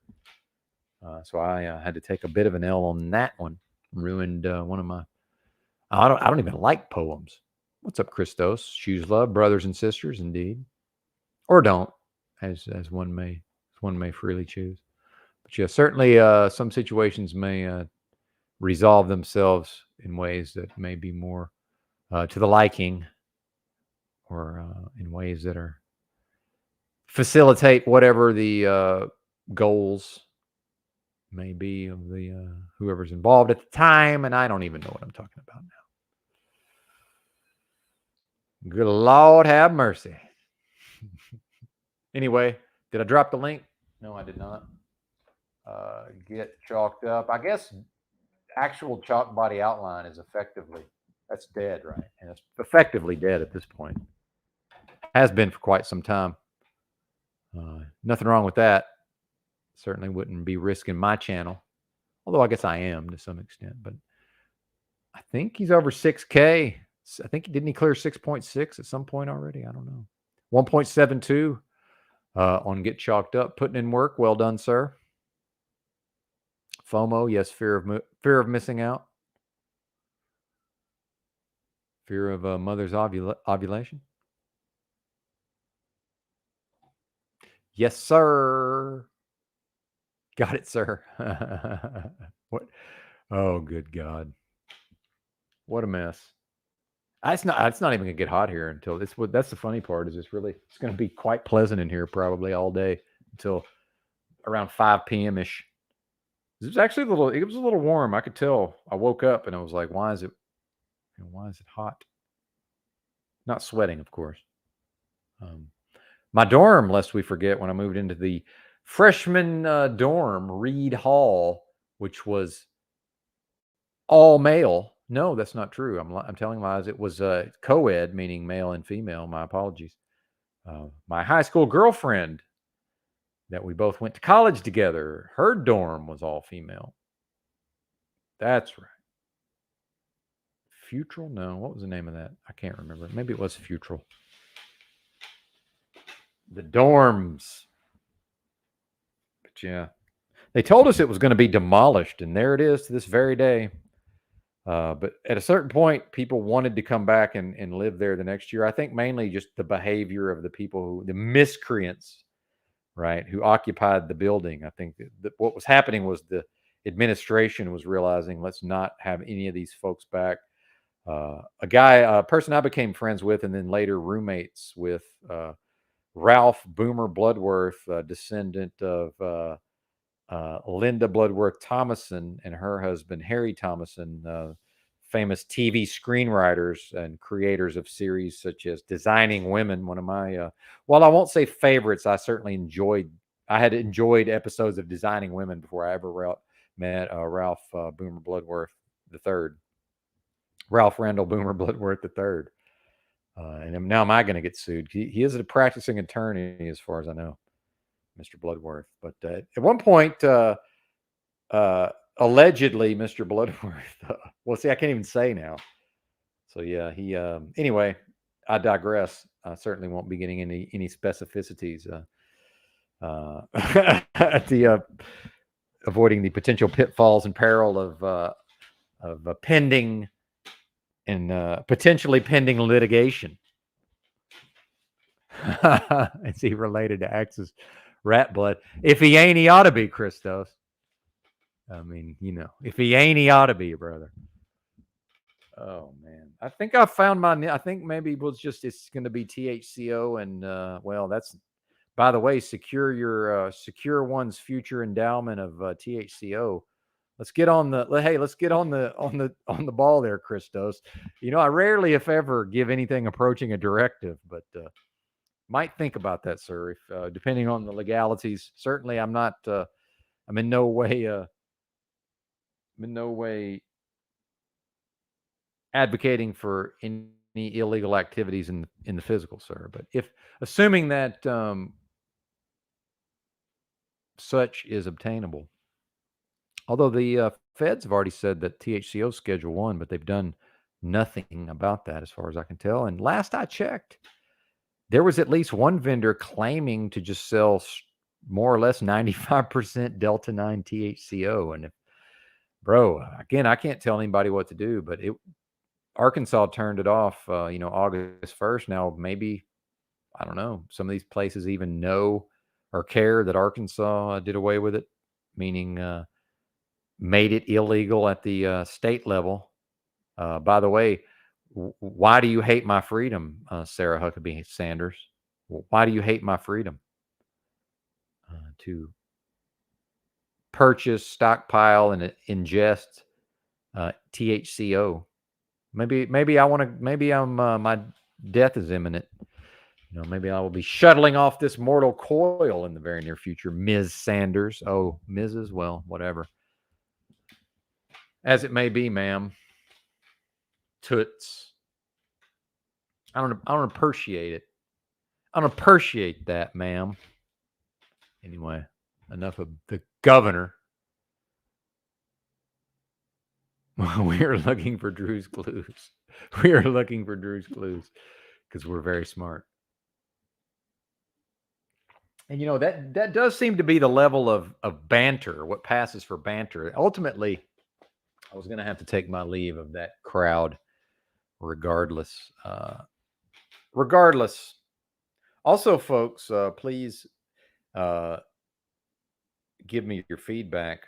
Mainly, nobody protesting is feedback enough, but I want to get into more one-on-one actual podcasts.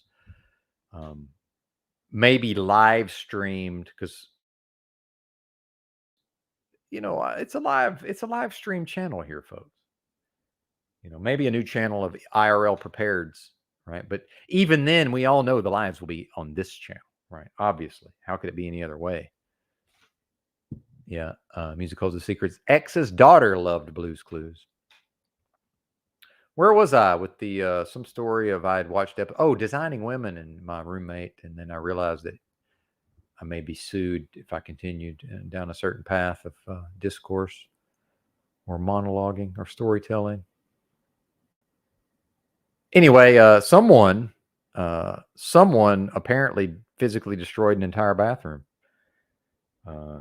amongst other, and I mean the entire bathroom, amongst other, dividers that may have been made of expensive materials, porcelain sinks, right?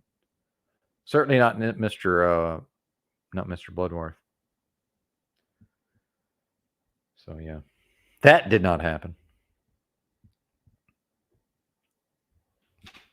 Shout out to 38 in the house listening to these ramblings.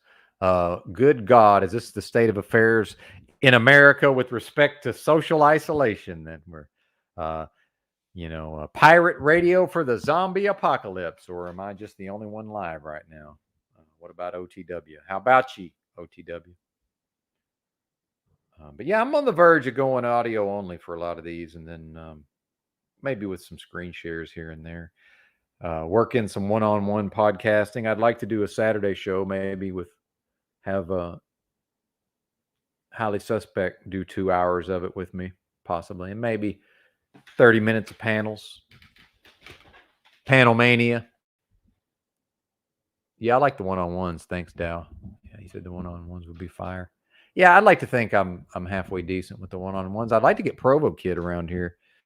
I think what I'm realizing is I need to either actually figure out how to produce at some sort of a competent level, or I need to just stick with the more bare bones, almost like a punk rock ethos in a way. But of course, even calling anything punk rock has been fucked out for well over 15 years by now, right? Welcome to the zombie apocalypse, Population U. I don't know. Am I out of things to say? I was assuming it'd be hot by now, and I was also assuming I would need to go travel down to the office and maybe supervise. That's right. But these fellas seem to be on top of things. So I do like to sort of not bother people that haven't shown that they need to be bothered, right? Some folks sort of need someone standing on their desk, I believe is how that's referred to in a certain corporate context. And by corporate, I mean cubicle land. And I've certainly done my fair share of time in cubicle land, lest we forget. Even had my own office at one point and had the option of working from home, which is how I ended up right there with my bride, lovely bride number one, as opposed to lovely bride number two. Also referred to as ex-wife number one and ex-wife number two, or just number one and number two. And I guess high school girlfriend is now that I went to college with. And as I recall, I was telling some story involving me living in the dorms. But they lied to us and told us that they were going to demolish Reed Hall, which stands to this day. And I do recall my roommate in the dorm, and in fact, administration was so disorganized and scrambling to some extent. And the original. I brought up Reed Hall because not air conditioned, folks. Because as the myth went, or the lore was that it used to be a female only dorm. This is what we were told. Who knows if any of this is actually true? But then they let the gals at a certain point, I guess, telephones and air conditioning were going to be made available around that time. And now this might just be a dig or a jab at ladies, but even the men are now, the males are so chick-like. In 50 years we'll all be chicks. Shout out to Corolla. That does this even really make sense on that level anymore? But the trope or the idea was that they let the ladies of the time choose between air conditioning and telephones in each room, and they in fact chose the telephones, which, as far as I could tell, these rooms still had telephones of that vintage installed. Very interesting dynamic, but no air conditioning. Very hot in the August, moving into the dorm, third week or so of August, even up in the foothills of the Boston Mountains, or the foothills of the Ozarks, rather, the Boston Mountains. Shout out to what was then what was soon to be the largest corporation in the realm, and the largest at one time, Northwest Arkansas hosted the world's largest corporation, and also the largest employer in the realm, largest single corporate employer in the realm. The world's largest meat producer at a certain point was Tyson Foods. They are headquartered there, I believe. They are no longer considered or not solely. Maybe there was an IBP merger at some point. Not exactly sure. Haven't kept up. Or did they buy IBP? I don't know. I'm out of the loop. And then one of the largest, not the largest, but one of the largest truckload carriers, JB Hunt, as well as many thousands of Walmart vendors. Yeah. And something's going on with the gallbladder, and not in a bad way. It's I can tell whatever's going to come up out of this is going to be a good thing. And at one point, I was trying to drop some knowledge on fasting, as I recall, and specifically gallbladder issues. Apparently, what happens is, my research indicates at a certain time. So this all this intermittent fasting, which I've certainly have practiced for years and do still practice to some extent. But I was involved in intermittent fasting quite extensively, and then even versions of one meal a day or derivations thereof, or related type of. I've done it, man. I've tried it. All the things I now view as sort of a fad, and I do think intermittent fasting has its uses. I do view it as a fad, especially in the way it's now presenting or manifesting. I certainly would consider it to be that. But my understanding is that at a certain point of not eating, that one's bile reaches a maximum level of concentration, that it peaks, like the peak activity of because as we know, there's a circulation of bile in the body, and the liver is more or less creating new bile on a regular basis. And then there's some sort of, then at a certain point, the older or the, certain aspects of the bilirubin, I believe, is the responsible for the color of the bile, if I'm not mistaken. There's very many practices. And then it's like, is this even real, man? Official fiction, fucking germ theory. And now it's like Mr. Goodbody from fucking, back in the Sesame Street days, although that was like, it was more of a Captain Kangaroo style of broadcast from what I recall. But I think I effectively triggered what would, as far as my body's concerned, it would have been a liver / gallbladder cleanse. And if anybody's ever done those, and I've done at least 6 of those, at a certain point, what happens is the gallbladder ends up forcefully contracting, whether or not it's in any state to be doing such a thing. And then whatever sludge and gallstones and whatever else is floating around in there, thick bile as well. It's just sort of a miasma or a soup. Is that even the correct use of the term miasma? I don't know. Can't stop right now. Can't stop the flow state. You want to talk about flow state, and then can't enter a flow state. I tend to flow from flow state to flow state. Flow state. How about them apples? Podna, how about ye? Benton in the house indeed, Lop. Good to see you, brother, man. Shout out to Oxbile. Yeah, I'm on that cheap Oxbile too, by the way. Oh, and shout out to $87 Amazon order. And I'm also wondering, some of what I'm going through with the cramping, some of that might be that this is for the first time probably in over a year, I'm not taking a specific enzyme or a specific collection of enzymes that Enzyme Medica, which is, I've said before, as far as I'm concerned, is the top quality. And I've tried a lot of different enzymes.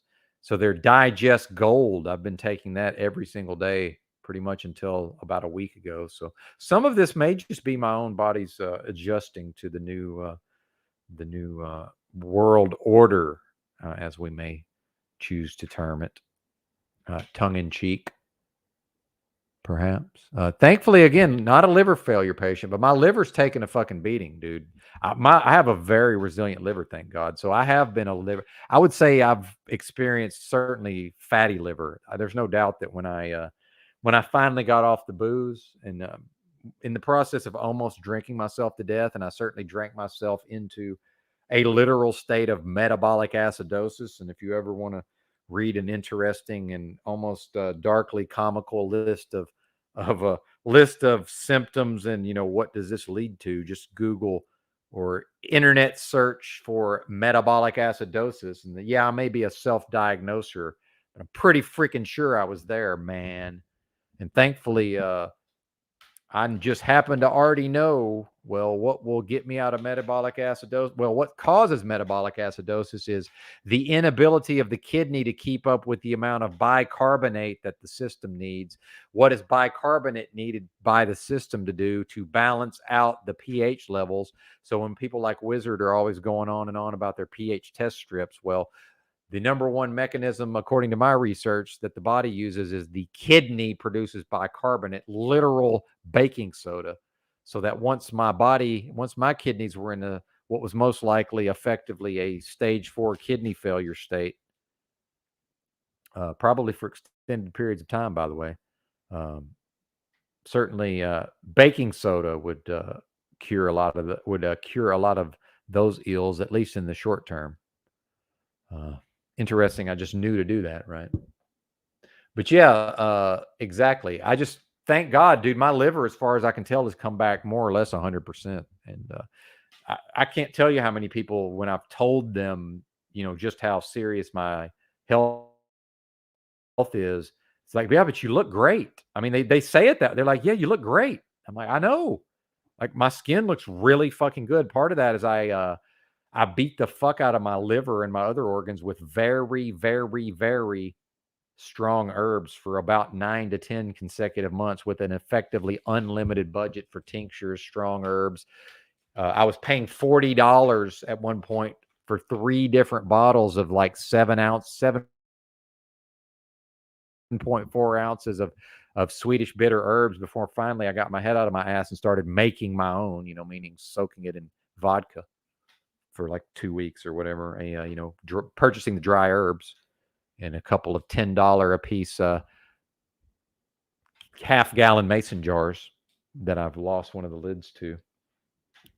Those are somewhat modular, though, the big mouth. Indeed, sir. God bless. And so I'm not going, the one thing I've never, not the one thing, but when I talk about all these not quack, when I talk about all these health things that people view as only health nuts do those things. And I come from a culture where anything, even taking vitamins, was viewed as being a health nut. Going jogging would have been viewed as a health nut, right? But adhering to a vegetarian diet would have been viewed as a health nut. These many things, right? And then the fads, and then me realizing, well, obviously a lot of these things promoted by the system, like alcohol being good for you when it's actually literal poison. All of these various dynamics. I'm realizing that a lot of this stuff is it's fads, fad diets. Is some of it beneficial? Yes. Is carnivore beneficial to many people? Yes. I still contend the primary benefit is the discontinuation of consumption of highly processed and very highly processed foods. I believe any human being who just strictly discontinues the consumption of highly processed and very highly processed and highly processed foods. We all take in processed foods, even me to some extent.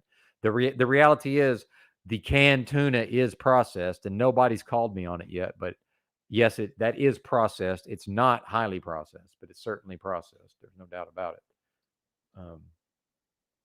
It is what it is. So obviously, now the thing is, are the hard-boiled eggs, the great value hard-boiled eggs, processed or highly processed? Those are probably highly processed by definition. So I must accept that not even I am fully living up to what I'm saying. And probably some of my gallbladder issues is these eggs, man, because that's not real food as far as that is synthetic as far as my body's concerned. I do realize that. So time for Mr. Benton to pull his head out of his ass and go ahead and get a pot to hard boil eggs. So I've certainly fallen short in that regard. So probably that's the most of what I'm going through right now at the level of my gallbladder. But like I said, I love you, gallbladder. You're the best gallbladder in the world.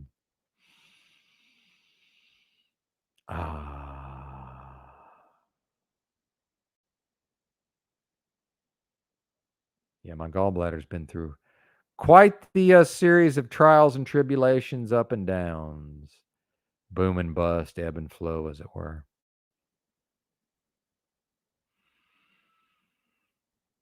But as long as it keeps on cranking out the jams, or the bile in this case.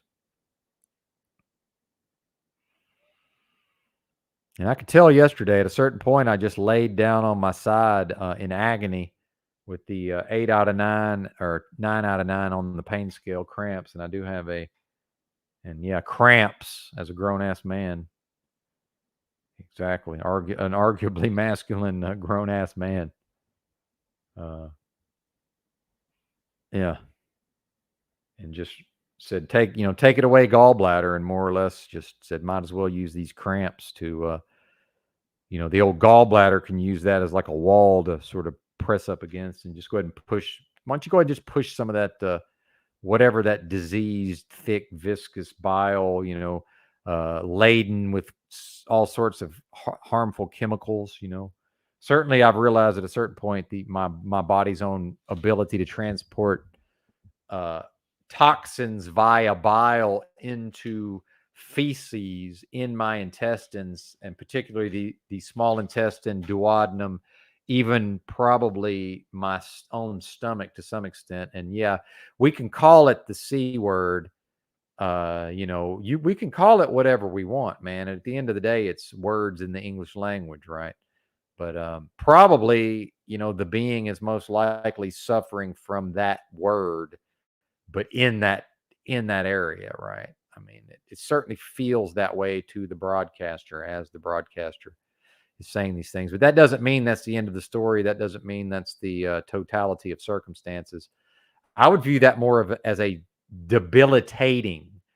When I first started researching these various self-diagnosed, and I'm not even convinced entirely, right? I'm not even willing to fully take on the big C. But that seems to be the Occam's razor of the situation. Shout out to some of the best branding of all time, by the way.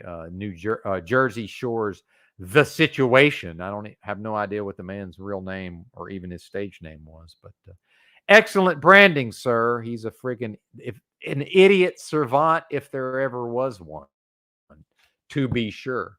Thank you, Sophia. I certainly believe in prayer. I've told people I pray because it works. I know it's not a coincidence that I've been praying much less of late, and I'm experiencing a greater degree of suffering as a result. My life is blessed. I've studied my own birth chart, and one of my aspects is literally called the cosmic blessing. It's a conjunction of the sun and something else. I don't remember exactly what, but some pretty good stuff.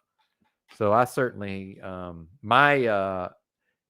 it seems to me as if I, as a being in this realm, have experienced protection spiritually, guidance, almost in a Mr. Magoo, avoiding disasters. If anybody remembers the old Mr. Magoo cartoon, especially like the intro song and you know, him comically avoiding various, pitfalls in the physical realm for humorous effect. Hey man, good. No vodka since 2022 for Rachel. And again, Benton's going to do what I want. I never promised anybody non-drinking, and I look. I know I'm a dry drunk on some level. I know I'm not dumb, right? But I'm not that. Like I don't embody that. But there's an element of dry drunk in me. It probably always will be. That's probably the majority of the crankiness, the cranky old man, especially early in the day. Although I don't always fall into that. Not always. Shout out to green papaya powder with added bromelain or pineapple extract. Papain and bromelain go hard in the paint, let me tell you. So that was certainly a piece of yesterday's puzzle of more or less all the fats in my system, or at least in my intestines, being more or less expelled in a fairly compressed window of time. And then whatever motility, I guess, needed to be performed by my intestines. And then realizing that for about 6 straight weeks, I was taking slippery elm bark extract. And again, how many of these things did I take that are really, it's mostly only broads take this stuff. I was taking that and not an extract, but a marshmallow root powder between 500 milligrams and a gram, just kind of however I felt. The slippery elm bark extract was a tincture. And then also DGL licorice, which I much be careful with. I couldn't even take that too many days in a row, or I would start to have some issues around potassium. And I have the worst issues around potassium. I go hypo and I go hyper. I go too far to both directions. Same thing with my vitamin E. Sometimes my vision's blurry, but it's because I have too much vitamin A. Sometimes my vision's blurry because I have not enough vitamin A. And then, as we know, vitamin A is fat soluble in the system. And then I certainly have very much an inhibited ability of my body to break down the lipids on their own. And bile plays a role in that, as does lipase, which in a normal, healthy body that had not seen havoc wreaked upon its own organs, and I am referring to the vessel that's my essence or being, whatever that may be, seems to find itself encased in this realm that, as far as I can tell, isn't even physical or solid in reality, but it certainly seems to be. As far as I can tell, that's based on my mind decoding this reality in a way where it seems as if, or to be more correct, that my interface into this realm via my mind, that interface is comprised at least in part by the five senses, so called. Do I need to name them? I don't believe I do. I shan't. I shall not name them. 1.75 liters of vodka a day. And I found there is something about the ladies where the reality is alcohol directly attacks some certain systems that, especially a male such as myself, I do suffer / benefit from what science considers to be abnormally high testosterone. That's a direct quote from my lady doctor in Santa Barbara County, California, or the IV clinic. Shout out to Ginger Ridge, the literal IV clinic on campus, or at least right next to the campus. And they did me right, my commie doctor. I said, "Hey, doc, while you're running those labs and you just took my blood, how about go ahead and run that total testosterone?" And I understood if I tried to get greedy and ask for free testosterone, she'd just be like, "Yeah, they don't pay for that one." So I had enough knowledge of the topic to know that, well, you know what? The Medi-Cal might actually pay to check my testosterone. I said, "No." Oh, you think it might be low? I said, "No, quite the opposite, doc. I'm just sort of curious." And then she thought I might have a gland, a tumor on a gland. I said, "No, lady, it runs in the family," meaning sky high testosterone levels, which is a blessing / curse, to be sure. But probably now, based on, and now one of the major factors in a male, even if a male is genetically predisposed to producing sky high androgen levels, because it's not just testosterone, lest we forget. Actually, when we say a male that's high testosterone, we really mean produces large amounts of estrogen, because some of those same men also, guess what? Surprise, surprise. Some of those same men also produce large amounts of estrogen, or to be more specific, they don't aromatize estrogens as efficiently as other males who, by the way, some of those other males don't even produce the sky high testosterone. And in fact, then we get into when a male puts on adipose tissue or fat tissue, where does that go on the body? As we see some men genetically and also at the level of their hormones, although again, not just testosterone, but we've called a certain body shape in men we tend to associate with overly testosteronized males is the gigantic bowling ball type of build, where it's more or less a husky man and then just this gigantic bowling ball on the hanging off the front, right? We've all known these guys, versus someone such as myself, who I actually have my fat pattern when I gain fat is more of an estrogen. It's a pattern associated more with estrogen, which does not imply low testosterone. In fact, having a lot of estrogen in a way, or free estrogen, and again, I'm not an endocrinologist, but this is my, I may qualify not as a lay expert. That would be a bridge too far, but I certainly I've read, as you may now be willing to accept, dear listener, dear audience member. Perhaps you, and I will address you directly, dear listener, may be able to see that Mr. Benton's done a tad bit of reading in some of these areas. And now I'm showing off so much, I'm derailing my own point. Funny how that works. Yeah. Fortunate, Roy. If you're talking to me, I was fortunate. I've certainly experienced good fortune. Now the flapper door's calling out to me. Broadcaster attending to basic needs will return as soon as possible, although maybe not quickly or hurriedly. Hurriedly?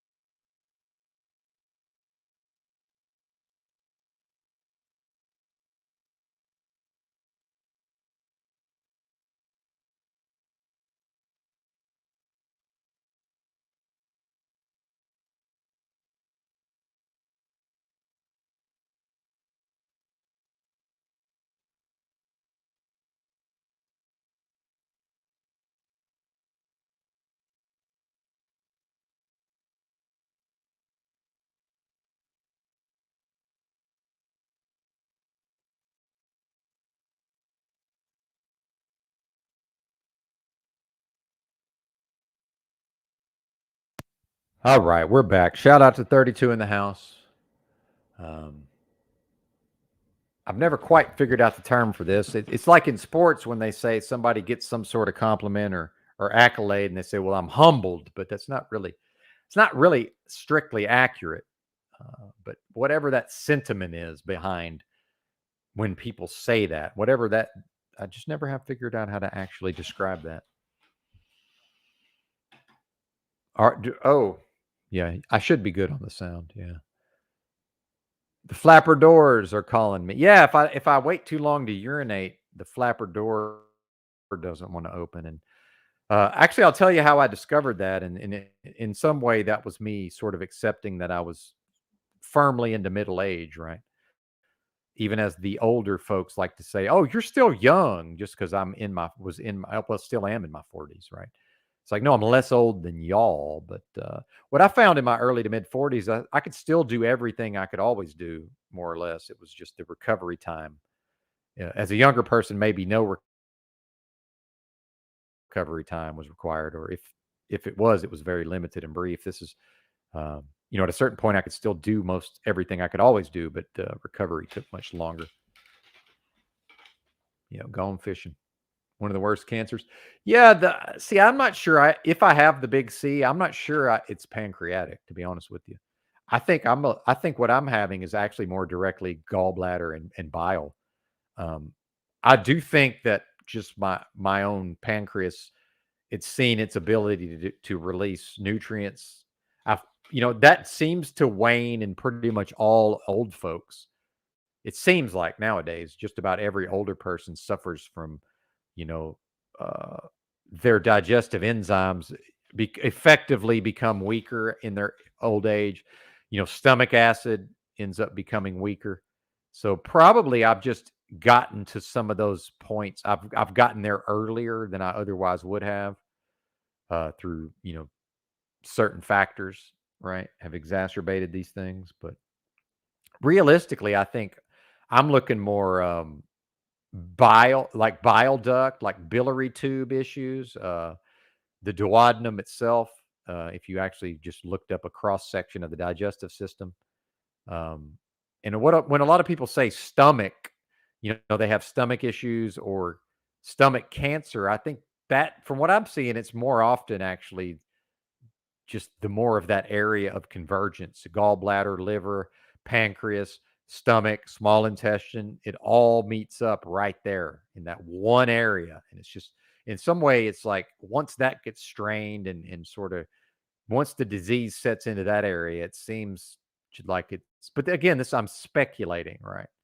And as we know, my ability to deal with these factors is what I have much more faith in my ability to sort of manage and balance out these, all these various, variables, in an equation of my own tweaking, over time, than to subject myself to the medical system, understanding fully, how horrific and nightmarish that system is, right? That's Moloch, that's some version of, I mean, it really is, the medical system as it exists here today, as far as I'm concerned, it's some version of,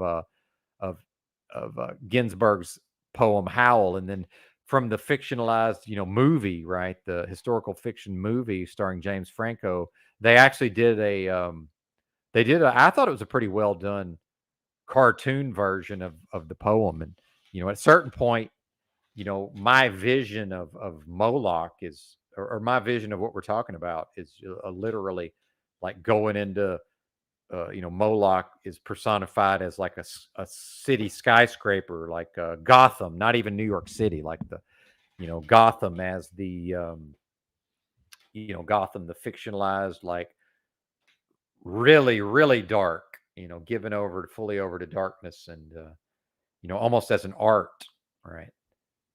But a Tokyo with like Tokyo-esque elements at the same time, like an Akira, the pop culture, man. I will always reserve the right to go pop culture references. And I really believe my generation is the best generation, the most skilled generation at working within these pop culture, frameworks and aspects. And whatever we want to call those concepts. But is that even something to be proud of, really? Realistically, I mean, isn't that some sort of postmodern, uh, uh, modern life is rubbish, to quote an album title from the, I believe, I want to say British band Blur. Is that right? British? UK? I don't know. Now, who have I offended by even saying that, which may not be true? Oh, I don't feel disrespected. Again, apologies. My apologies. I'm more picking on the comment than the commenter, but I understand it's what we call poor mouthing in the South.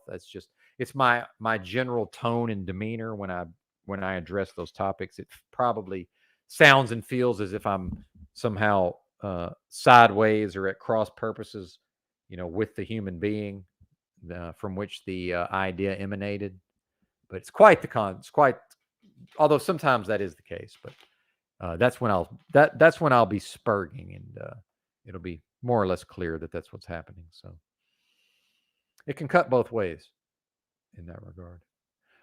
Yeah, alcohol, heavy alcohol abuse, even if only for, say, a 6-month period, such as what Mr. Benton subjected himself to. And in fact, as some may recall, my gallbladder issues, while probably not entirely caused by, were certainly kicked off by me getting very drunk on whiskey and then eating a bunch of natty PB, uh, the type you have to stir, and then whatever that my body attempting to, my gallbladder and my bile attempting to deal with all that fat, while simultaneously the systems of the body and the liver, in particular, being preoccupied necessarily with attempting to distill, right, because that is what's happening as far as I know, to distill or synthesize, to take one substance and synthesize it into another substance or substances that the body may then rid itself of these poisons. The being poisoned itself, the being poisoned its vessel intentionally, methodically, over a period of time. Shout out to Peanut Butter and Jameson. I don't know, whatever rock gut may have been in play. I, of course, got drunk on either beer or wine first. I don't remember. Or maybe even mixed drinks, such as vodka, perhaps. I used to be a big vanilla vodka guy, like vanilla Smirnoff with like Dr. Pepper, maybe even like a vanilla Coke, possibly. These bizarre and seemingly novel, flavor combos. What's it all about? What's it mean? It means, buddy, why don't you actually charge the old vape, sir? Because these hits are not hitting quite as they should or could. Partner, shout out to 42 in the house. Momentum. Keeping up the momentum today. Somehow, some way. Yeah, you best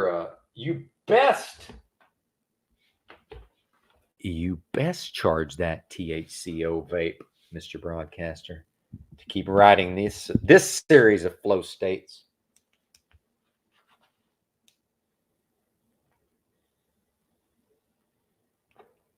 Or as Nas may have more artfully put it, in and out of every reefer cloud. Got so fancy I temporarily lost the grasp of the language itself. We're still hitting. I don't have anywhere convenient to charge, although maybe I do, because, oh shit, one moment walking away while tethered with cords, not the best plan.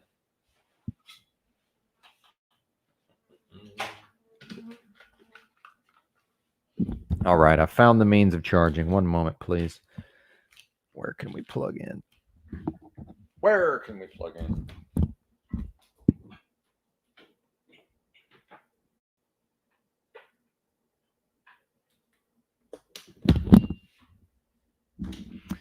Is this that time Benton rambles for 8 hours? did not bring anybody up and more or less held the steady audience the whole time. I don't know. 2.5 hours in. 2.5 hours in. Only smoking and eating edibles. Yeah, the vaping. Smoking the herb, I think, is just the best way overall. Probably, I'm assuming. Seems to be, but at least harmful, possibly. But yeah, big edibles guy. I'm big fan. I said earlier. I don't know if you were here, Rachel. I did say earlier that my number one favorite way to consume, and when I consume cannabis to get effed up specifically, I like to get effed up. Although certainly, so I'm not a patient. Haven't been. Although I guess I am now technically, or I could be. But I digress. Lots of edibles experience, high tolerance. Tend to almost only ever properly use edibles because we know a lot of people make some mistakes along the way. My rule for anybody who may want to explore edibles and hasn't, be on an empty stomach, right? Especially for intermittent fasting. I'd say the longer the better, up to 12 hours would be my thought. Oh, and I remember I was talking about the concentration of the bile at around 15 hours, I believe. But then at around 20 hours fasted, supposedly now you actually, at a certain point between hour 15 and hour 20, all of the bile or a lot of it actually leaves the gallbladder. So that's the benefit. So I think the problem is for a long time, I may have actually intermittent fasted to 15 hours, the actual peak of the concentration of the bile in my liver or my gallbladder, which can be a bad thing because then we get into gallstones forming and just basically just thick, viscous, hard to move around, literally cholesterol that the body's unable to break down at that point. Yeah, shout out to THCO indeed, Mr. Duggan. But yeah, okay, here's the rule of thumb on edibles, and apparently I'm not supposed to say rule of thumb anymore, but is that Jay Heighton? Yeah, without the sugar, certainly, if possible. Although not always. I had some candy that was really good. It was supposed to be hard candy, but sometimes it ended up coming out chewy, but it was quite excellent in spite of the Caro syrup it was made with amongst the gang of actual just white sugar. Well, the brown sugar is no better. It's just had molasses added to it, apparently. Lest we forget, which is an additional sugar, natural sugar, apparently. I guess cane sugar, that's natural sugar, but it's processed, I guess. Is that the deal there? Is that a bug? Do I see? No, that's the fly. There's always like one fly in here now, no matter what happens. It's like one fly. And what is a house fly? Is supposedly 24-hour lifespan. Well, there's always one fly in here. That happened in the big truck too. There's always one fly in here. How is this? Oh yeah, vapes. Yeah, the vapes. I don't recommend anything to anybody, but yeah, the vapes, they work really well for me. But here's how I almost never run into problems with edibles. So be on an empty stomach. I'd say fasting up to 12 hours is great. Then whatever you think is a dose. So let's say, hey, I think this one brownie will really mess me up. Break it in half. Eat half of it. Set your timer. Note your time on your watch, but you might get stoned, so maybe set your timer on your phone for 45 minutes. And only after 45 full moments, only after the elapsing of the entire 45 minutes, if you feel okay, eat the other half. And I've never, ever, ever had a problem when I've practiced that. I've accidentally eaten too much at times, but yes, that was an accident. Because then probably after 45 minutes after that, I'm probably eating another portion, whatever that may be. Maybe there's several rounds of that, right? So yeah, eventually the being maybe starts having visuals. Oh, time to go to sleep. I guess we're calling it quits early tonight. Delta 10 live resin, interesting. Seems quite heady and sativa-esque. Carts for life. I am a fan of the synthetics, I must say, when it comes to cannabinoids. Maybe not all of them. I'll shout out to EB2, who self-admittedly was addicted to spice which is also called K2, depending on where one is. And certainly those two terms can and are interchangeably used to refer to various substances that may or may not, in fact, actually be synthetic cannabinoids. Then we get into even actual bath salts, or what may be sold at head shops as potpourri, not intended for human ingestion or use, or internal use, rather. Yeah. Well, in fact, my research indicates at a certain point, talking about the way sugar may or may not be produced or processed, rather. Apparently, with a lot of these coffee beans, at a certain point, the caffeine is removed and then added back in later, so that the decaf is the beans from after the caffeine's been removed. So they just put those off to the side, I guess. I don't really understand that, but is that real? I don't know. I seem to recall that from my research at some point.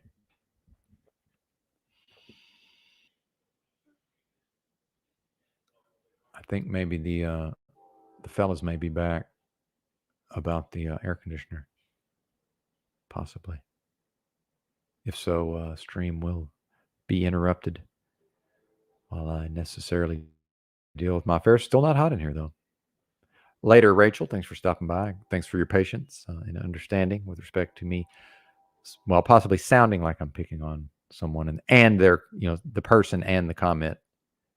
It's actually just you've triggered something, and perhaps people may realize by now that I must be in some sort of emotional state to deliver these discourses. That the content of what I'm saying certainly is coming from thoughts, ideas, and some sort of process of analysis and various epiphanies and such. But I must be in some sort of emotional state, some sort of state of emotionalism in order to actually do the broadcast or perform the discourse. Indica and sativa, contentious issue in cannabis, indeed. Well, all I'm saying is apparently it's technically the cannabis sativa is the plant, from what I understand, but or the family or whatever. I don't know. I'm not a botanist. And see, now I'm saying botanist as if just the mere notion of one being a botanist was somehow off-putting, or it's just not done, right?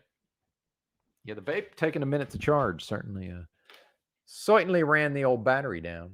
I love these. These are my favorite kind of vapes too. So it's just I like what's in them, and obviously, to me, this is the vape that works the best amongst the disposables, anyway. I'm not an environmentalist. I'm not much as I may have admired, some of the writings attributed to Theodore J. Kaczynski, right? Or if that was a real person, but I'm not in fact in alignment, not in fact in full alignment um, with Mr. Kaczynski. Yeah, we lost some of the audience with the heavy breathing. Can't say as I blame you. It's probably sounded quite strange. In fact, I can sort of muffle it. A few of the reps, I went ahead and took some of the loudness out of. But yeah, certainly, probably would have been better without the heavy breathing. But oh well, live and learn. Down to 31. Yeah, it's interesting to watch those dynamics because I have to think whatever that number is on the screen, it's somewhat delayed. Right now, we're down to 30. So yeah. Yeah, the Wim Hof breathing, not a crowd pleaser around these streets. Although obviously, there's always a chance someone else has gone live, or whatever those dynamics may be. Okay, I think we're finally to the try to play a replay, try to play another stream portion of the broadcast. What do y'all think? Sounds good to us, Chief. It's gotten a little strange for us too. So yeah, okay. Glad we have that. Glad we're on the same page there. It's an experimental style. The broadcast certainly experimental on some level. I guess it was. I was not, in fact, hearing the maintenance fellas, as it ended up being. Yeah, it's a thumbnail view. I don't really know which broadcast is which here, so give me a moment to preview said Let's see, view detailed list.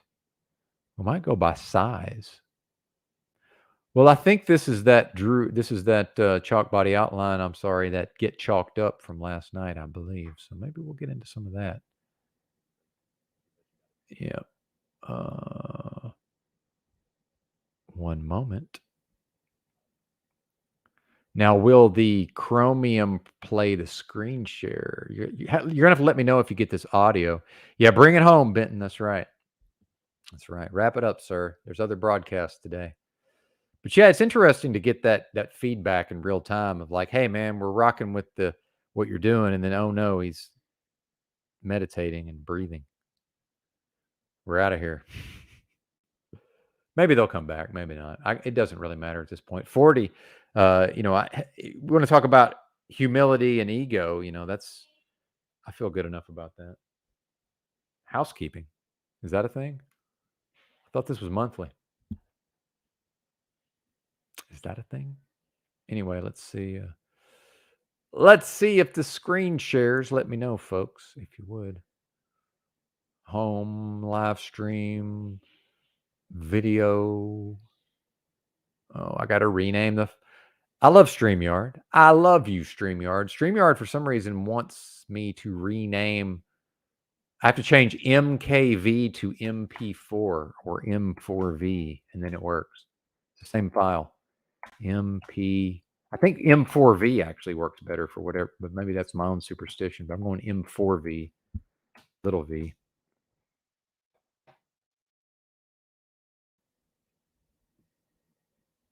All right. Hey, we're coming back up to 31. Yeah, if we hit 30, if we get back up to 40, then it's like I'll really feel all the way back, right? Trying to screen share. Present video file, home, live stream, video, blah, blah, blah. There it is. Make it happen. Add to stream. She said she got it today. I hear nothing. That made it back to you because I typed in the wrong address first, sent it all the way up. Do you hear anything? Oh, I'm connected to my DAC, though.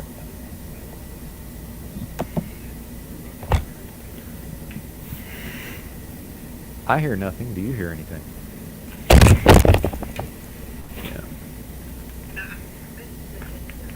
Yeah. You're not. I'm sure you're right. Sure you're right there, Bubba. Any audio on Drew? I'm assuming no. If you can hear it, I can't. So I guess it kind of doesn't matter in a way. Huh. Yeah, great marketing, right? Maybe I should just make myself use whatever EV Mux, I think is what Tribe's talking about. I did indeed. Robin sent that to Drew. I believe that's her design. I'm pretty sure. Shout out to Robin, who does not frequent these broadcasts anymore, at least as far as I can tell. Can't say as I blame her. I was probably treated her poorly in some regard. I'm almost certain of it. So anyway, that's an unfortunate if that did happen. But yes, indeed, good stuff. That's right. Yeah, good stuff. Yeah, I'm learning, Tribe. I know just enough to halfway kind of use it, but not really. So at the best of times, I can pull off a broadcast using OBS, and at the worst, we run into what eventually end up becoming insurmountable tech issues, such as what happened last time I broadcast from the library using OBS. Some of that was my own poor choices, though, certainly, to be sure. Well, I think I have to go to the different browser to even play a screen share on here. Because for some insane reason, I accidentally fired up ungoogled Chromium, of all things. Again, what an absurdity.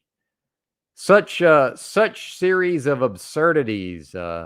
And dare I say we, whatever that may refer to in this context, find ourselves enmeshed in and experiencing on a regular basis here in this Babylon zombie apocalypse, literal hell realm, nightmare dystopian beast system, trademark, all rights reserved, copyright Talcott Enterprises, LLC. How about you, Podna Productions? It's mighty white of you.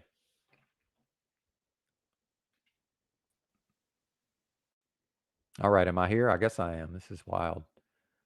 I'm not here, then I am. Then now I need to kick myself out. Can't kick myself out. Exit on the other browser. Leave studio. Oh my goodness, is this going to work? Present video file. Cross fingers. She said she got it today. I hear So I'm nothing. happy that made it back to you because I typed in the wrong address first, sent it all the way out. I hear it, but its quality's terrible.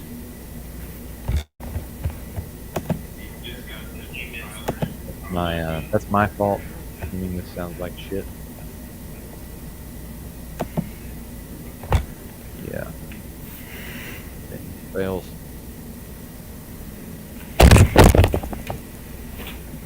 Good stuff. Yay or nay on Drew's audio? And if this doesn't work, I'm officially giving up. I've experimenting with how I set up my audio gear, and I wasn't entirely sure if I would actually be able to play a screen share or not. Now I'm starting to think maybe there is audio. Somebody said no audio.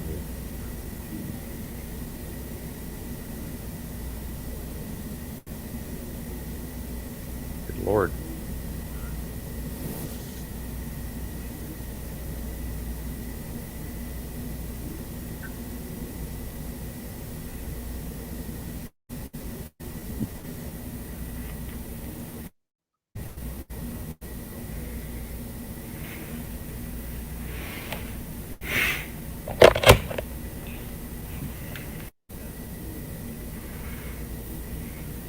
No sound on Drew. Thank you, Jesus. Somebody said.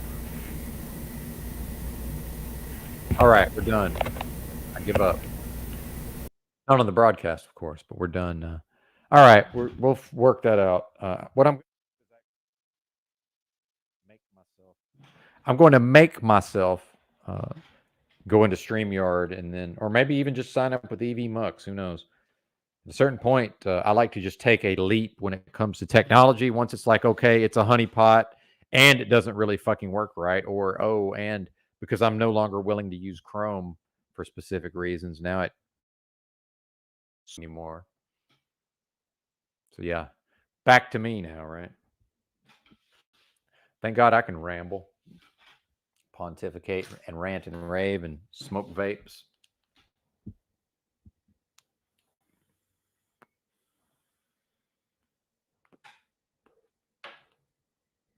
Yeah, Trap said better not to show Drew. But yeah, I like the hoodie. I don't know, Robin. It's just hard to. She's a tough one to figure out. So I don't know.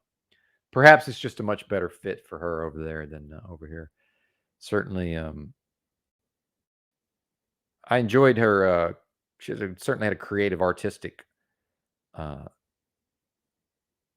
aspects that I found interesting, to be sure.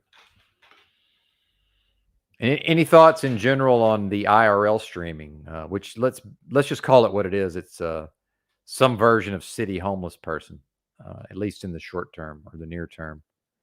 Especially with this car, man.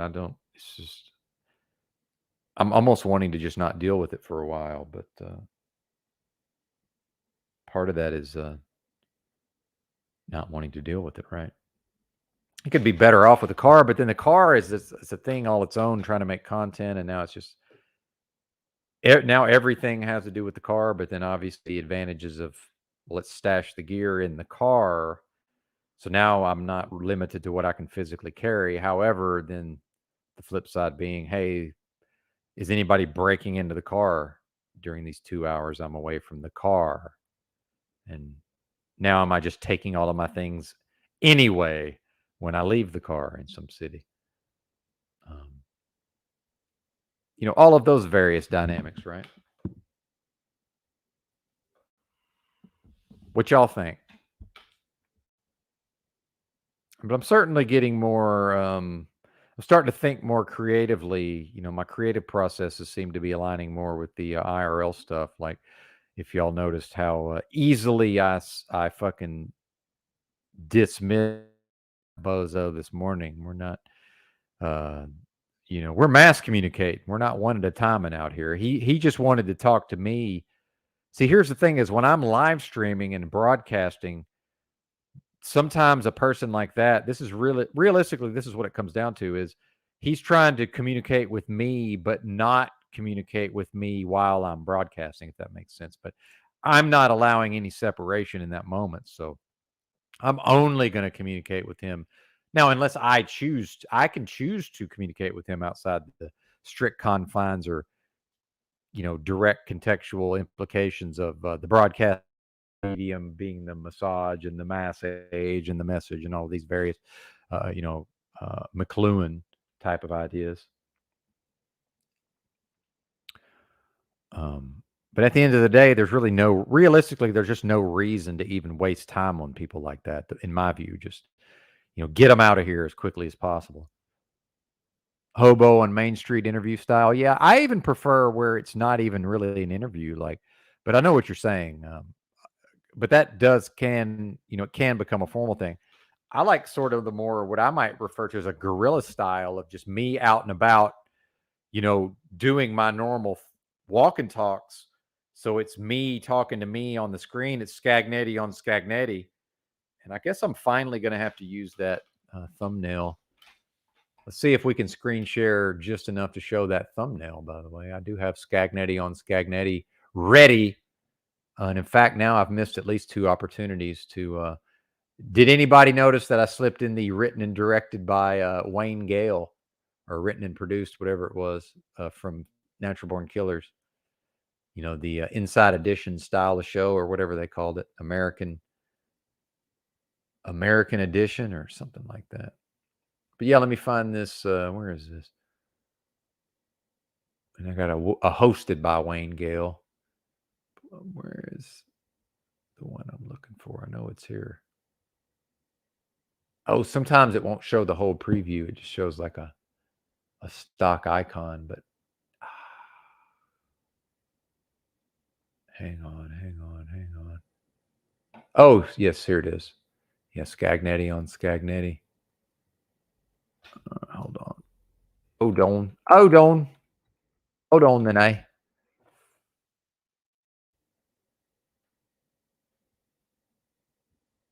Oh, were you? Yeah. Well, I still am, as JG likes to remind me. I am. But yes, thank you. Yeah, it's I identify as a homeless person, for better or for worse. I never really identified as a truck driver, but I certainly have worked, as a truck driver, been employed.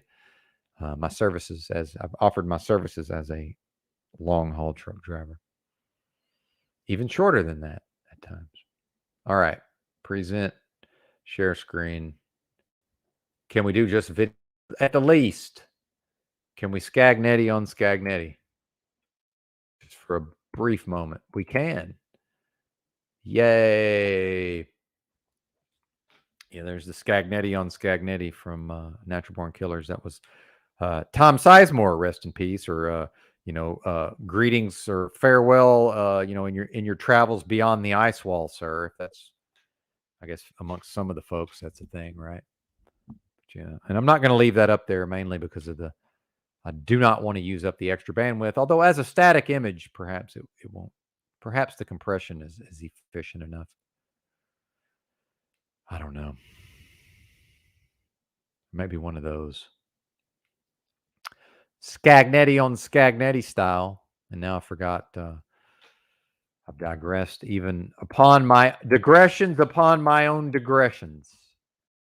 Digressions, rather. I've digressed from my own digressions.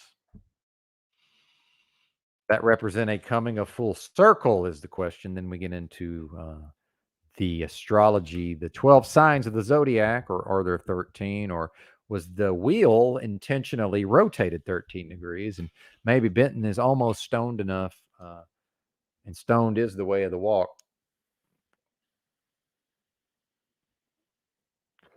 lest we forget. Da diddy diddy da. Aha. Tripping over my own words. Da diddy diddy diddy dotty yay. Diddy diddy diddy dotty yay. Stoned is the way of the walk in New York. Shit is real. Everywhere we go, you know the deal. It's hard to get the tone and the cadence right. Kind of had to pick one over the other. I think that was pretty close, though. A little fast on the overall tempo. Way too wide, of course. Yeah, Scagnetti on the street and see who appreciates and who, yeah, exactly, precisely. Thank you, Ginger Ridge. That's exactly what I needed at this time. Yes, exactly. And whoever shows that they're able to interface with me, but interface with me via the broadcast, they are also broadcasting in a sense, or at least performing, right? And if that person is not fully aware of those, is not able to embrace at least those dynamics in part, and it's not going to happen, right? And then it can be somewhat comedic, just the ways in which I'm dismissing these folks too, right? And I don't know how much of that interaction actually got captured. I haven't gone back and watched it yet. Let's replay that actually. Maybe that could or should happen. Oh, that's right, Bozo. You're not effectively operating your own tech here. How soon we forget. Ubik, take me away. Calgon, take me away. Where's that Ubik when you need it? What's up, Jackie Fox? Back from the dentist. Might be homeless after this bill. Woo, I know, right? So insane what they charge for dental work. Indeed, I've heard some. This is not advice. I am not looping into problem solving here, but I've heard some folks even shoot on down to Mexico for dental work at times. But yeah, Scagnetti on Scagnetti, indeed. Early in the morning on the streets, coffee shops, downtown, funky area town, aka the gay part of town. Yeah, that's right, folks. The cool part of town in most cities is the gay part of town. I'm not the one that made it that way. It's just how it is. Don't know what to tell you. Sorry about your luck. Shout out to THCO, indeed. Cyclone Benton. Yeah, you know what? Is every time I've used that in either one of those thumbnails, they're not. The numbers are generally poor. I think there's something about that thumbnail, but although there is something about a more hardcore even more self-selecting audience, there's something to be said for 31 in the house after I ran off the 9 who really can't deal with watching a broadcaster who will just sit cross-legged like one of them yogis and, do the breathing exercises and making the funky noises with the breathing. It is quite off-putting. I understand. Although, interestingly, what you just saw me do when I got attacked with the bioweapon in Baxter County, Arkansas, which to my mind is at least partially an aerosol being sprayed, which I believe is activated within the energy sphere, or dare I say, directed energy, or radio signal, or combination thereof, as it may be. Shout out to the chat. Oh, 3 more. I reminded 3 more folks about the breathing, so they left, but that's fine. But yeah, you know what? I didn't get it at first. The thing with Drew's thumbnails is I know if I don't understand it initially to just sort of spend some more time with it. Like I almost just rejected out of hand the Benton's laboratory, and he was finally saw I wasn't using it. And he said, "Man, it's there. Trust me." Like he said, it's in there, man. You're just not. More or less was saying you're not seeing it, but without saying I'm not seeing it. But yeah, I got it after a while.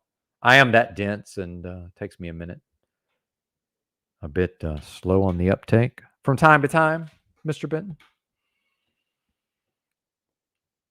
Just as long as it's not the Piz Stone Road. That's right. Oh, my rapping might have got him out of here too. The little too white boy on the rapping. Little too fake announcer radio man, sir. Volume and amplitude play a part as well.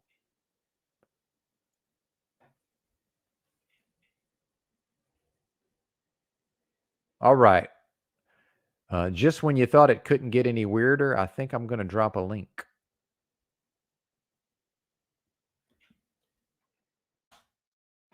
I guess I'm the only one who can pin the link at the risk of popping my peas. One of the few times I'm not strictly monitoring the sound of my own voice through the preamp or the microphone preamp.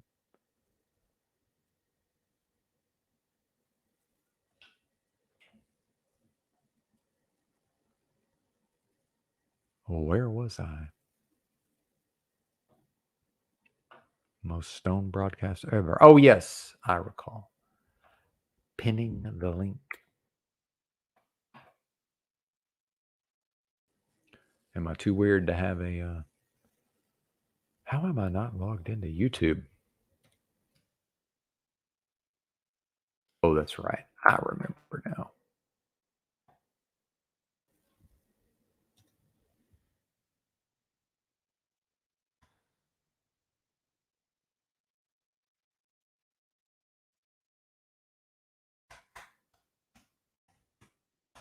I can't even type in the password. Oh, I nailed it. Got lucky. I had to guess on the backspace to do. Awesome. Oh, it's not on. Oh, here's a phone. Is it on? Yay. Is it doing two-factor authentication? It is. I love it when a plan comes together, and at this point, I would say this thing's fairly off the rails, probably not going to come back onto the rails, although in my experience, those are some of the most interesting and arguably compelling broadcasts, or can be. And at this point, I can't even guarantee I'm going to bring up the being. The being might deign it prudent to ask permission in the live chat, requesting permission to join the panel. Yes, Dow. In fact, broadcaster, we've received word here at the broadcast that, in fact, there will be no more of the freaky breathing stuff for the remainder of this particular broadcast at a minimum. And management is certainly taking future matters under advisement, or the potential implementation going forward into the future. Good Lord. I can't even process the corporate speak at a certain point. Not, even I am unable to fully process the corporate speak. System speak.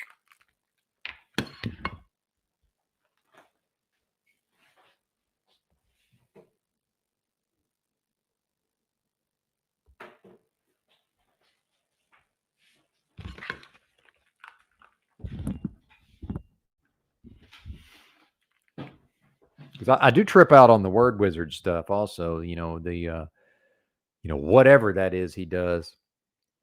Kind of like, it is kind of like a spell in a way. Or maybe on some level, but the way I perceive a lot of that is this system is, these layers of bureaucracy and graft and the corruption inherent into these systems. And I would assert that that's what happens, that man's kingdom, so-called, it is corrupt by its very nature. And my own doom and gloom, full doomer, literal hell realm, yada yada yada, standard stuff, right? Yeah, disastrous breathing bit indeed. Yeah, that was a total disaster. Thank you. I appreciate that the audience is more than willing to hold me accountable for the thing is that that comes from the same as some of the material that the audience may enjoy, believe it or not. But even that may seem hard to accept. But that's my view anyway, and obviously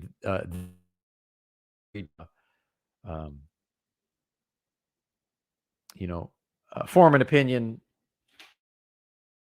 that aligns with that opinion to varying degrees, or to disagree entirely. And in some way, it's realistically none of my concern, as that may manifest and unfold. But the deal with the wizard stuff is that, in a way, it's kind of like an inverse version of that same spell, whatever that is. That I can even difficult for me to characterize what I'm specifically referring to here, but I think we all know. I think we all apprehend. Seems like it. Everybody understands these things, at least on a unconscious, or what I would view as a purely symbolic level. When I hear people talk about the subconscious or the unconscious versus the conscious mind, I tend to mostly think, okay, that the realm of symbols and behind this realm, potentially. It seems to me like our individual subconscious, but is that a collective subconscious? It's interesting. I don't really know that I have an opinion either way. But however it is that I, in fact, interface or interact with that concept, seems to me like we're all geniuses in that it seems to me that our subconscious minds perfectly decode all symbols. And if that assertion is true, or if one is willing to entertain that notion, then I could further posit something that's no longer in my short-term memory. Where did it go? It was right there.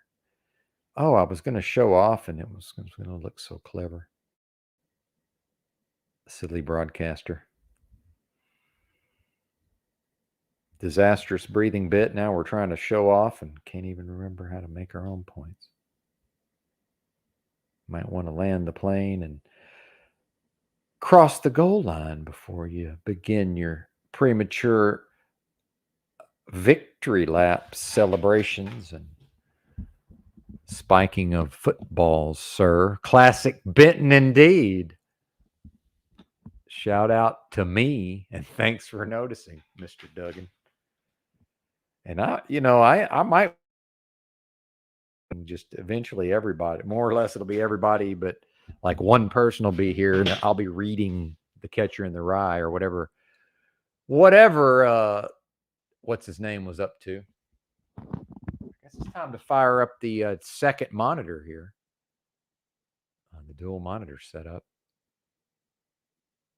I would try to film that for you, but certainly, I don't know. They make it easy under El Ubuntu, a lightened version of Ubuntu that uses a more obscure, or should I say less common, I believe this is called a window manager, or like a environment, like a desktop environment manager, something like that, called LXQT,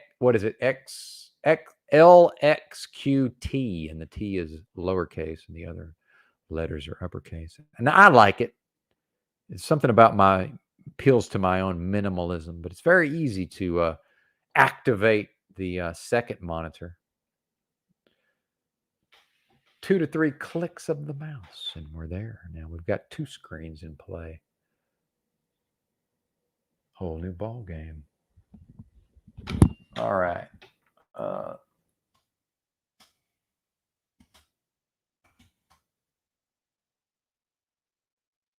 Going to hell. I'm calling an audible. I'm going to a reading. On the heels, this is it. The disaster or the blunder, to be more clear. Ginger Ridge was close, and I like the exaggerating for effect about the disastrous breathing.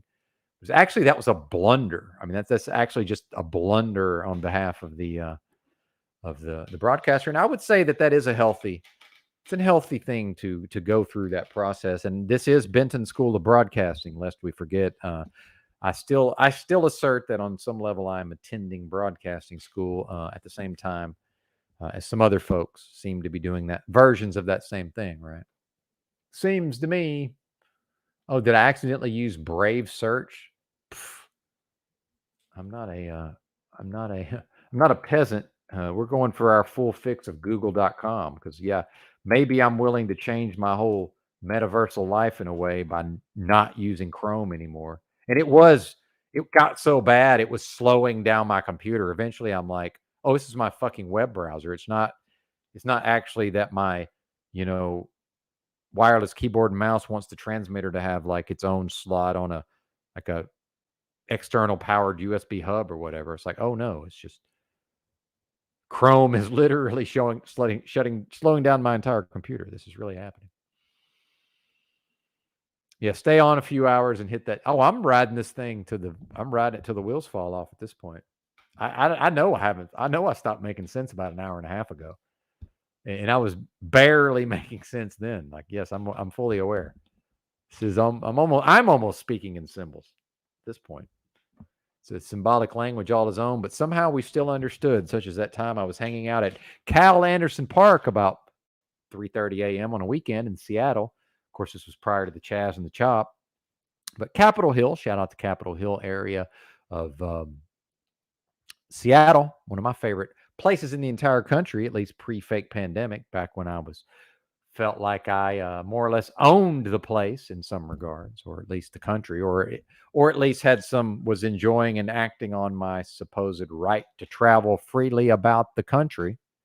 But then again, wasn't that turned into a marketing campaign? Because as we've noted on numerous occasions, everything in this country is in fact, everything in this nation is in fact, see, I missed my opportunity for alliteration, is in fact a business.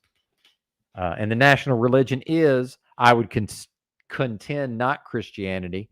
Now, I won't even, does the nation even understand or view itself as a Christian nation? Probably not in present day or in present time 2023. But I think you understand the point I almost just made and now have lost as a result of the what I can only at this point assume is the deletion of my short-term memory, the effective deletion and removal of my short-term memory, most likely never to return. Although obviously the very strong borderline psychedelic synthetic cannabinoid THCO. Shout out to the DEA saying, as far as we're concerned, that's a Schedule 1 controlled substance federally. Well, I guess I'm controlling it just fine now. Am I not, government? How about you? Shout out to Mr. Unslaved. Well, I reckon I'm controlling it just fine. Toots.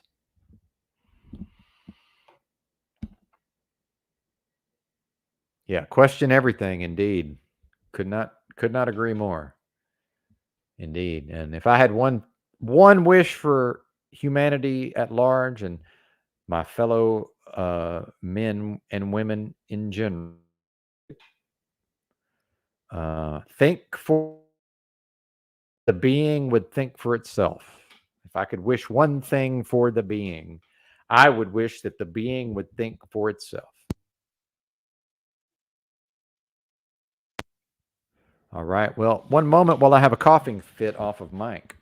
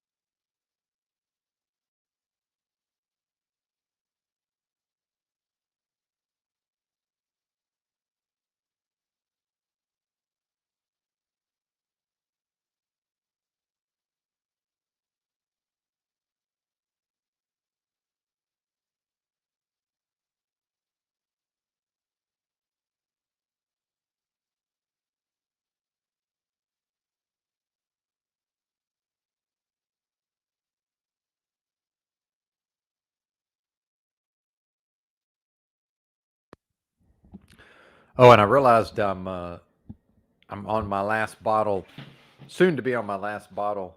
Sorry if that was an abrupt return. My apologies. I see coming in hot there. My bad, folks. Had a brief meal break. Thank you for your patience. Although the numbers did briefly go up. I'm feeling not so well today, but I'm doing pretty good overall, if you're asking about me. TBE. I'm out of the loop. Yep. Indeed, Roy. Indeed. Delicious, by the way. The synthetic cannabinoids can certainly add to the experience of certain flavors, arguably.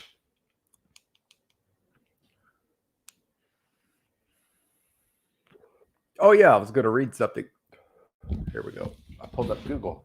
There's the Google. Okay.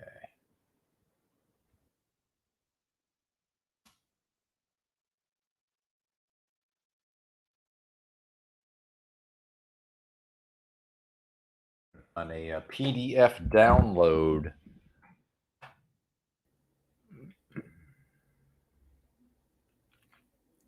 Twitter. No, I'm not going to Twitter.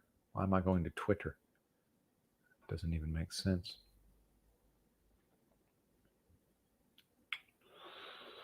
Free trial. I don't want to sign up. I just want to download the PDF, please. No, we're not starting at 30 free days.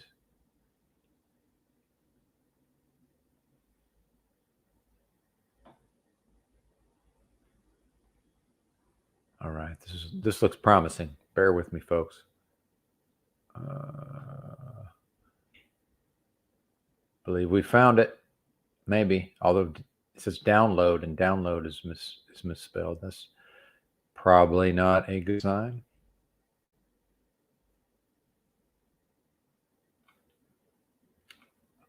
Interesting. It's a PDF telling me to download the book. Okay. Not sure that's quite what we're looking for. Huh. Bummer, dude.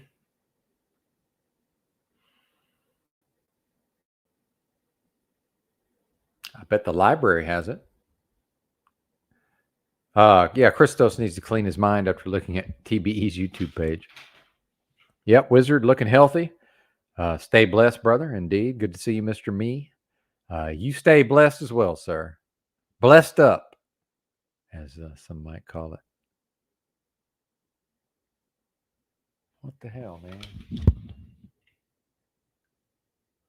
me go with the actual full title.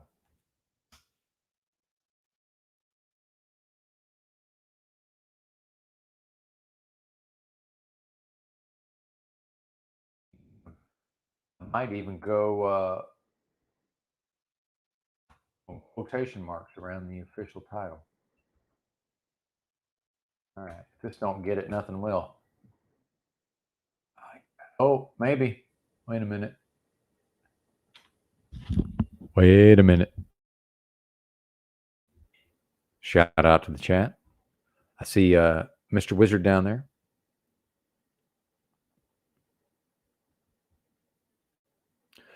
Oh, no, you bastard. I could damn near just buy the thing. $14 on Kindle. Bummer, dude. I have no idea where any of my PDFs are right now either. Goodness gracious. Sakes alive. Get it together, sir. Oh, that's right. We already gave myself I've absolved myself earlier with the breathing disaster and then or blunder rather. And then gave myself a THCO pass. So yeah. I'm off the hook. Fantastic. I love that.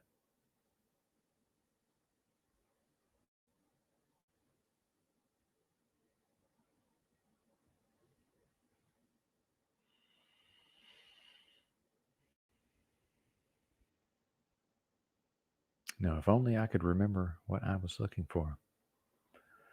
Oh, the denial of death. There we go. tried to read some of that and realized that you can't just randomly start reading portions of that book. So let's see. Are there any other PDFs? How about we sort by type? Excellent, sir. Should we even bother to show this to the people? We have technological slavery, Teddy K. We also have anti-tech revolution. We got first and last freedom. That's been hit or miss. People have enjoyed, portions of that, to be sure. Denial of death. That one needs to be need to go through and curate. Would that be the way to say that? No Man is an Island. Thomas Merton. We might be able to find something in there if we just sort of jump ahead. Okay, efforting. Filling time and efforting.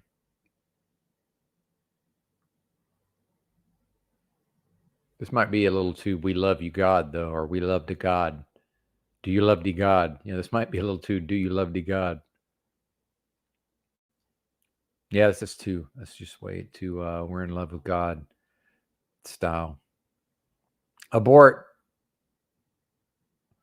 Oh, what is this? The Gulag. Oh, this is what I am to be reading. The Gulag Archipelago. Now, I have the abridged audio book. This looks like 392 pages. This is the abridged. It's got to be, I would imagine. It's a long book when the abridged is 392, and people like me who love books go straight for the abridged. Like, oh yeah, man. All right, this is going to be great. Yeah, always a big hit. Let me get the banner ready. In fact, let's get some branding, sir. Uh-oh, did the web browser crash again? No, I'm here. Here I am in Brave. Brave the Brave, sir. All right, banners. New banner. The Gulag. Can we spell archipelago is the question. Gulag archipelago. I think we did. We definitely cannot spell Alexander Solzhenitsyn. So one moment while we Google that fella.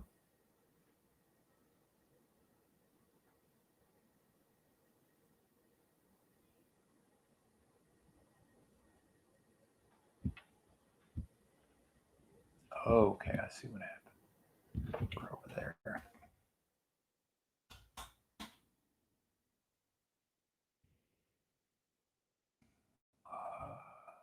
Archipelago.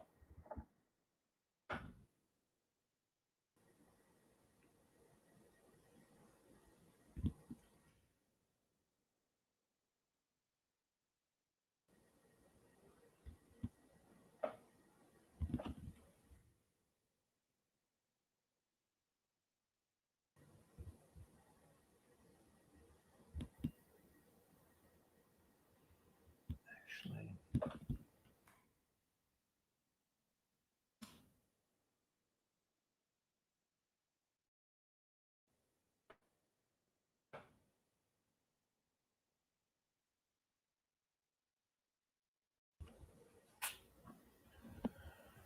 Yep. All right. Here we go. Almost there. Let's find a portion to read. Oh yeah, here we go. This is great. Yeah. This is the arrest. I believe he talks about getting arrested. Although I think this is the interrogation, and he also mentions how they were arrested. Chapter 3, and we may have read this before, so my apologies if this is. I honestly cannot remember. How's my audio? Can I get a mic check? Could I go even louder on my audio? What do you think? Any thoughts on the amplification? The amplitude. There you go. Yeah. Oh, your brother got out. Well, welcome back, Mr. Me's brother. Welcome back to society. I wonder if I could find that. See, now I've got them geared up for the Gulag Archipelago, that Chaos book.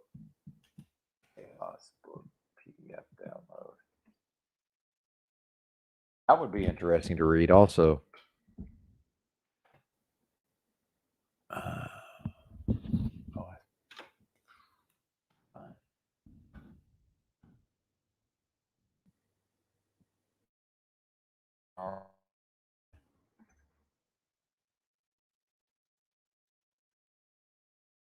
There it is.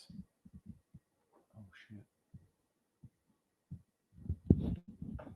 Really? Download PDF.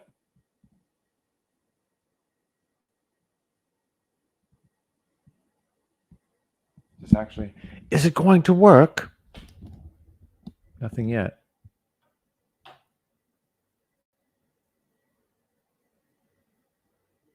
Oh, what the hell? It wants me to sign in, I think. Well, let's do that later. Yep. Yeah, what better way to welcome your brother back than a reading of the Gulag Archipelago? Chapter 3, The Interrogation. If the intellectuals in the plays... Oh, I have read this. Okay. Chekhov. I'm having flashbacks to trying to say some of these names. This, I remember, was the big problem with me reading this, was he uses people's real names. Okay. At the risk of whiplash or annoying the audience, I'm not reading. I've read that before. We're not reading that one again. All right, here we go. This is chapter 4, The Blue Caps. Throughout the grinding of our souls in the gears of the great nighttime institution, when our souls are pulverized and our flesh hangs down in tatters like a beggar's rags, we suffer too much and are too immersed in our own pain to rivet with penetrating and far-seeing gaze those pale night us. A surfeit of inner grief floods our eyes. Otherwise, what historians of our torturers we would be. For it is certain they will never describe themselves as they actually are. But alas, every former prisoner remembers his own interrogation in detail, how they squeezed him and what foulness they squeezed out of him. But often he does not even remember their names, let alone think about them as human beings. So it is with me. I can recall much more, and much more that's interesting about any one of my cellmates that I can about Captain of State Security, rather, shout out to THCO, than I can about Captain of State Security Yezpov, Yezipov, I don't know. Yezepov,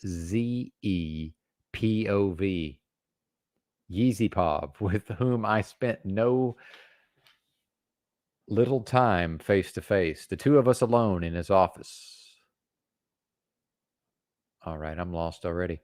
There is one thing, however, which remains with us all as an accurate generalized recollection. Foul rot, a space totally infected with putrefaction. And even when, decades later, we are long past fits of anger or outrage in our own quieted hearts, we retain this firm impression of low, malicious, impious, and possibly muddled people. There is an interesting story about Alexander II, the Tsar surrounded by revolutionaries who were to make 7 attempts on his life. He once visited the house of preliminary detention on some place over there, the uncle of the big house, where he ordered them to lock him up in solitary confinement cell number 227. Wasn't that the name of a TV show? He stayed in it for more than an hour, attempting thereby to sense the state of mind of those he had imprisoned there. One cannot but admit that for a monarch, this was evidence of moral aspiration to feel the need and make the effort to take a spiritual view of the matter. But it is impossible to picture any of our interrogators, right up to a couple of fellows who, even if named, we still would not know, referring to us in the truth community, mostly being Americans of modern vintage, wanting to slip into a prisoner's skin even for 1 hour, or feeling compelled to sit and meditate in solitary confinement. Where did that go? Okay. Oh, I see. Their branch of service does not require them to be educated people of broad culture and broad views, and they are not. Their branch of service does not require them to think logically, and they do not. Their branch of service requires only that they carry out orders exactly and be impervious to suffering, and that is what they do and what they are. We who have passed through their hands feel suffocated when we think of that legion which is stripped bare of universal human ideals. Editor's note referring to the interrogators of the gulags in Soviet Russia. And remember, Solzhenitsyn himself was a good communist up to a certain point. He actually was a card-carrying, believed in communism, at least initially. Although others might not be aware of it, it was clear to the interrogators, at least, that the cases were fabricated. Except at staff conferences, they could not seriously say to one another or to themselves that they were actually exposing criminals. I added the word actually. I should not do that. Nonetheless, and this is translated from Russian as far as I know, nonetheless, they kept right on producing depositions page after page to make sure that we rotted. So the essence of it all turns out to be the credo of the Blotny, the underworld of Russian thieves, you today, me tomorrow. They understood that the cases were fabricated, yet they kept on working year after year. How could they? Either they forced themselves not to think, and this in itself means the ruin of a human being, and simply accepted that this was the way it had to be, and that the person who gave them their orders was always right. Didn't the Nazis too, it comes to mind, argue that same way? Or else it was a matter of the progressive doctrine, the granite ideology. An interrogator in awful Orotukan sent their lo the Kolma, Lo the Kollyma, and I got to put this on the screen. I know there's some of the autists are like, can I please read this? What are you doing to me? It's got to be at least one of you out there, if not me. And I am reading along with it. Present. Oh, stop screen. I see. All we have to do, Mr. Benton, is stop Scagnetting on Scagnetti, and then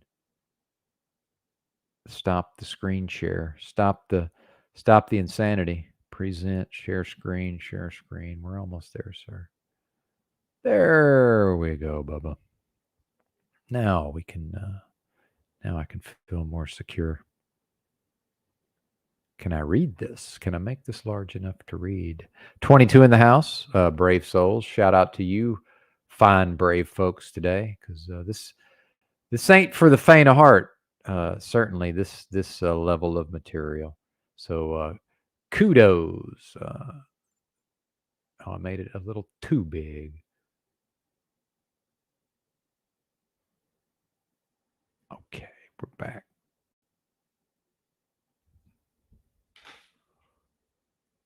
That's worse for me. Anyway.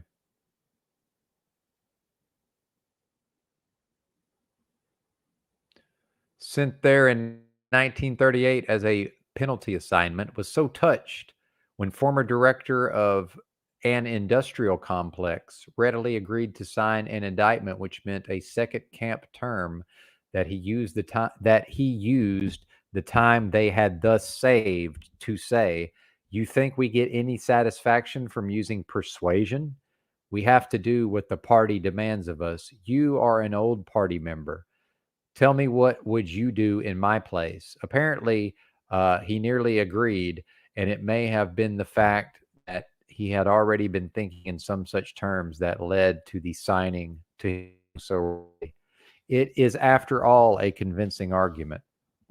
So apparently, sometimes the interrogators would get the confession almost solely through application of logic.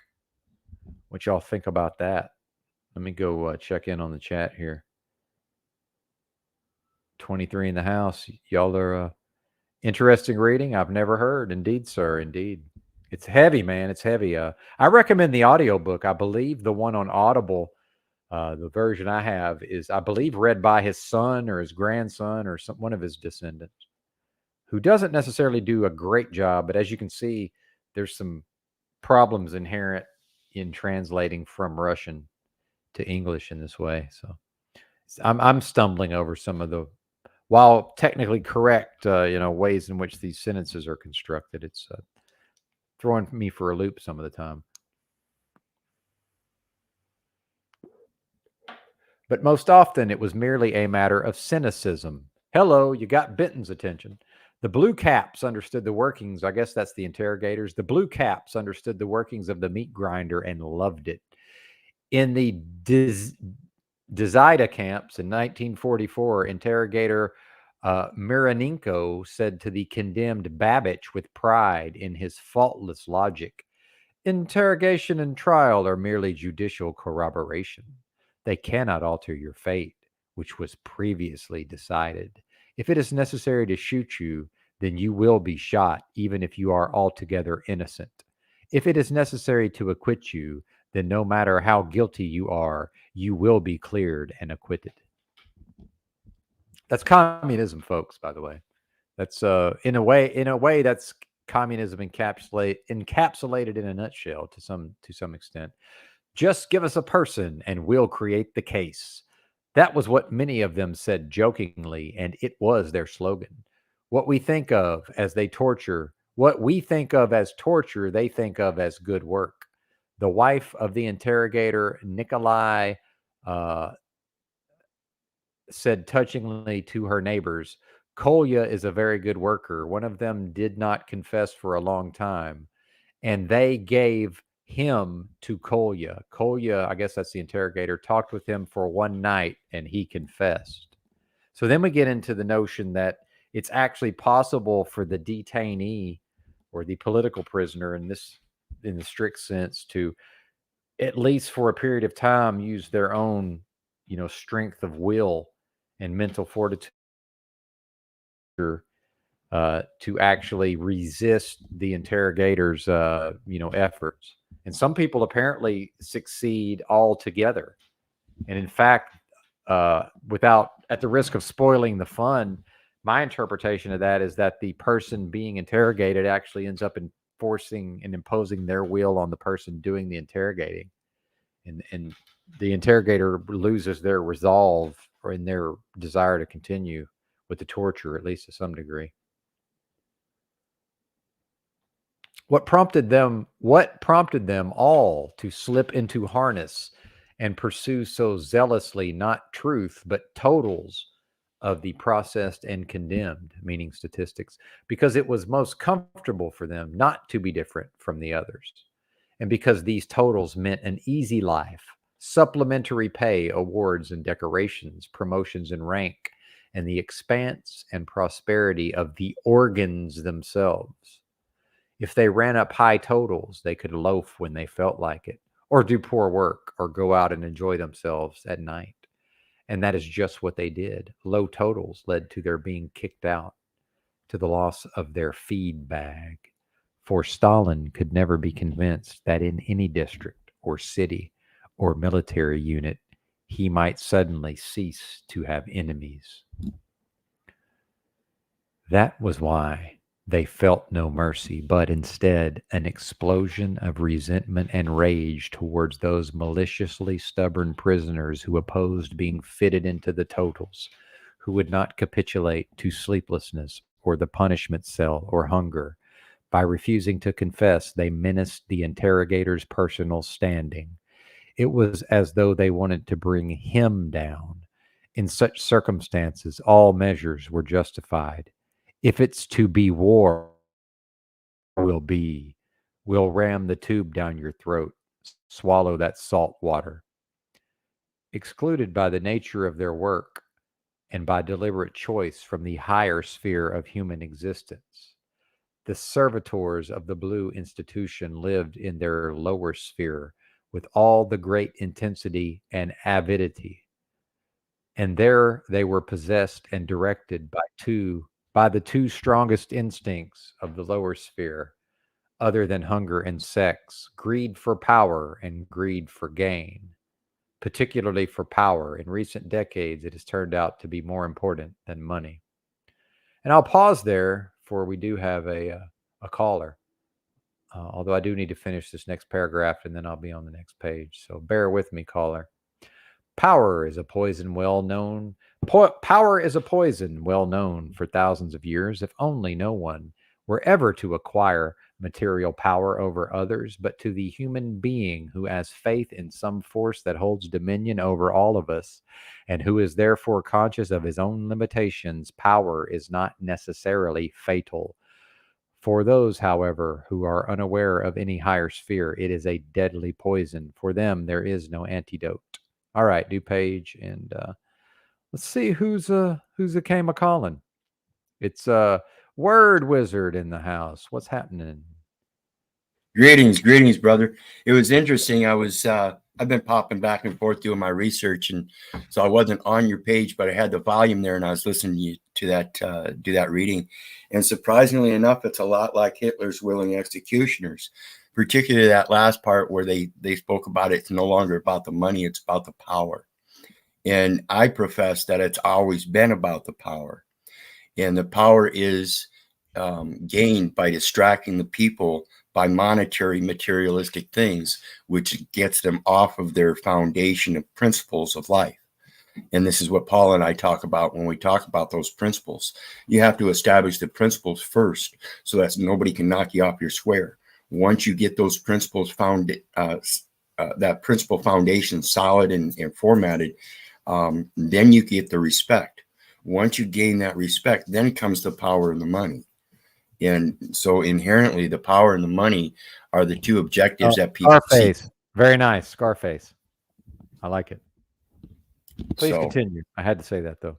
Yeah, and that's exactly right. You know, they tell us this stuff throughout many different movies and throughout history, and a lot of the different historical tales tell us about the power and the money. And the greatest story of all, I think, aside from Jesus, as we see in the biblical scriptures, is Daniel. They're not Daniel, David and Goliath, because he went out there without the nation's money, without the nation's principles, without the nation's power. And he used nothing but the full armor of God, which is the faith of yourself, knowing that you can do things without the need of everybody else's surplusage. And that's what we're getting to, is people have all this convenience that puts all these surplusages on them that aren't really a benefit. And they think it is. And it's sad, because that's the destruction of their very own power and value.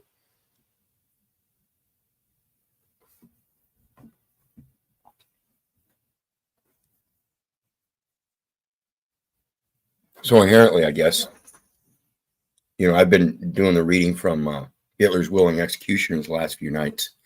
And as it relates to that story, the guy that wrote it, can't remember his first name, Daniel Jonah Goldhagen, did a very good analysis of what the statistics show and what they don't show. And I, in my reading, I'm still professing that it still doesn't show. The greater thing is that it's your own fault. If we don't placate to the presentation of absolute power by the corporate entity and realize that we have that absolute power in every decision we make, then we can go forward with a more intuitive sense. But when we get locked into a commercial society where your job, your employment, your lifestyle is inherently dependent upon whether you allow a Jewish man to walk into your store or not,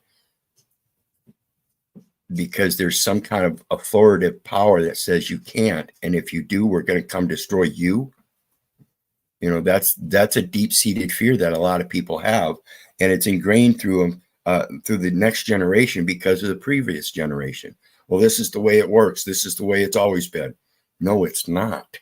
Everybody keeps living in this fictional world of make-believe that somebody else has authority over them. And it's just inherently wrong. And I'll not stop professing that. I don't care how deeply seated you are in your slavery.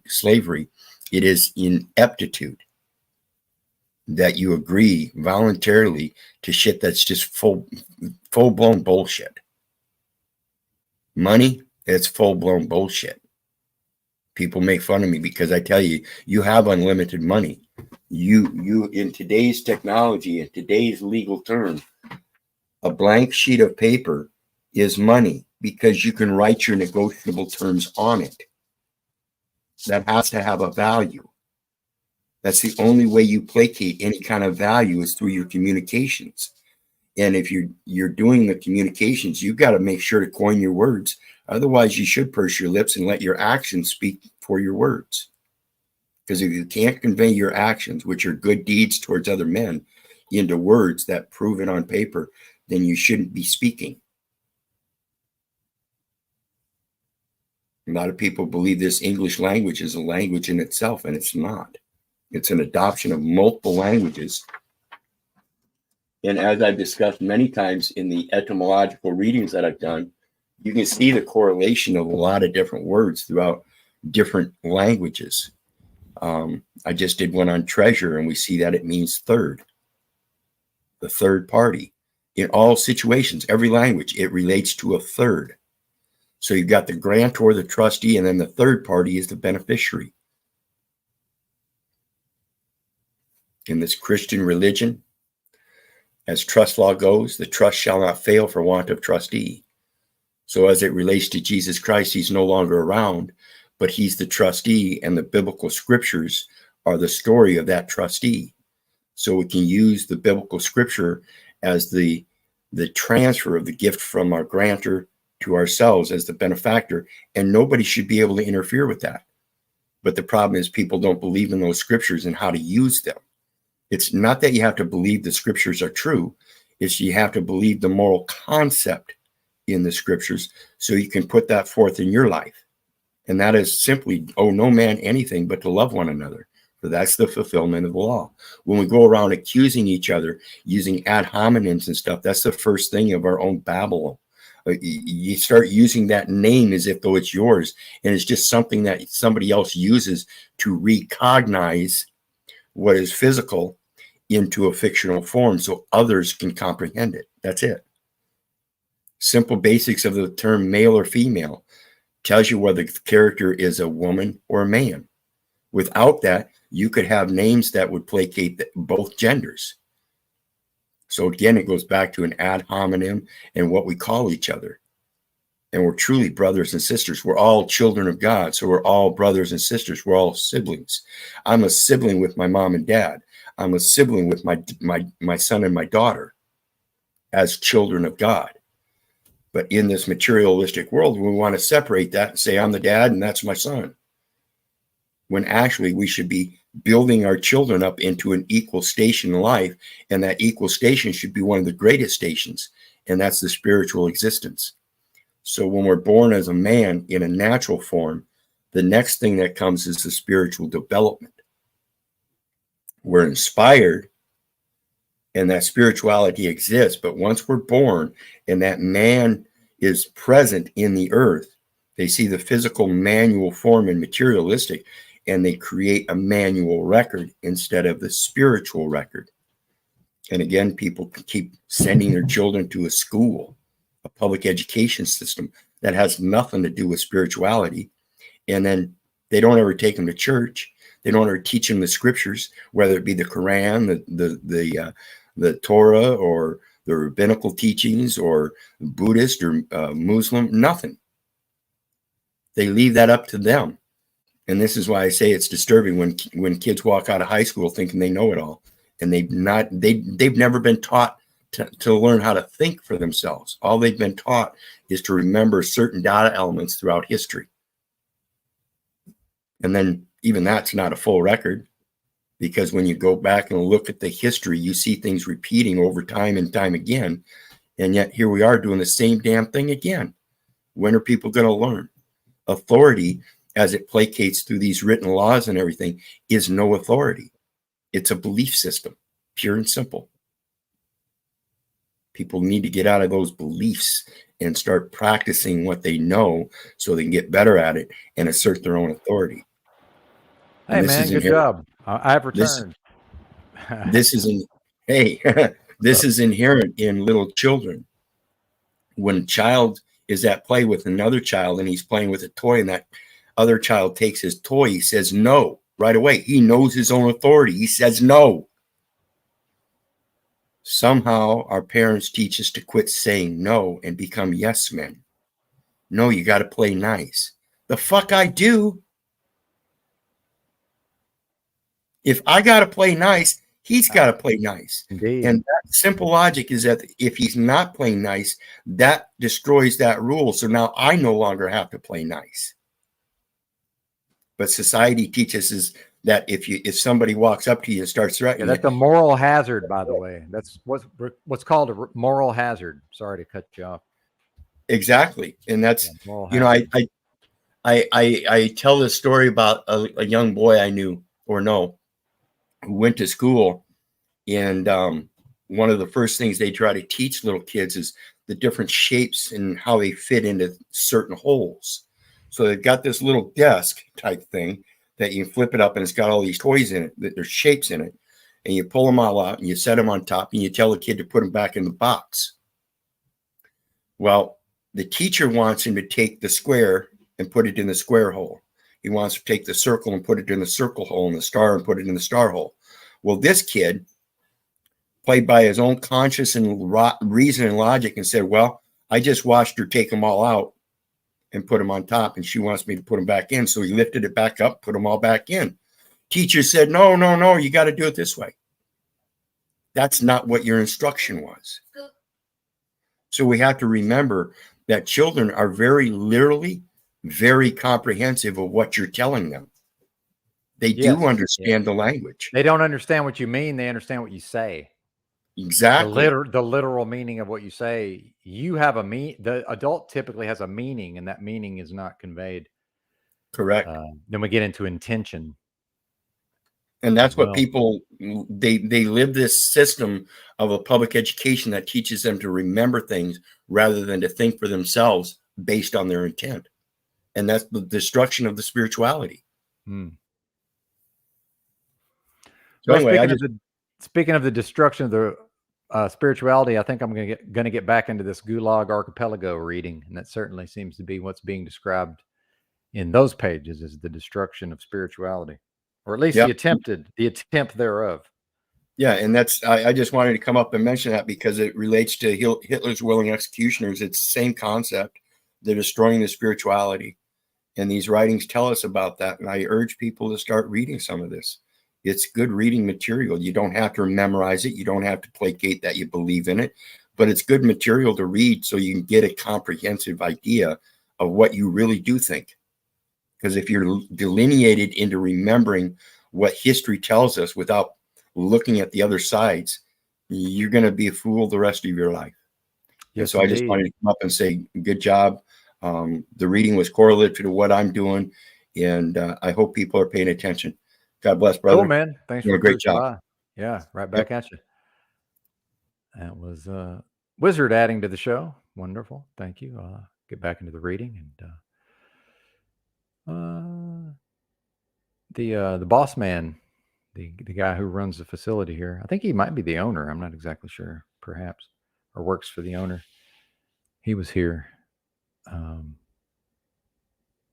Maybe he's a little frustrated about other things. Seem to be a little short with me in a way, but I guess he did not appreciate one of his. I'd taken like one of the light fixtures down to get more brightness from the bare bulbs, the bare LED bulbs. And this is not exactly nice furniture in here, right? So, and that air conditioner's pretty much nearing the end of its life cycle, I'm assuming. So, whatever. And he was like asking me, what's that smell? I was like, I don't know, man. I'm in here all the time. Meanwhile, I don't even have smell most of the time. Sense of smell. Hang on. Be right back. Now I think they're knocking again, but I can't tell.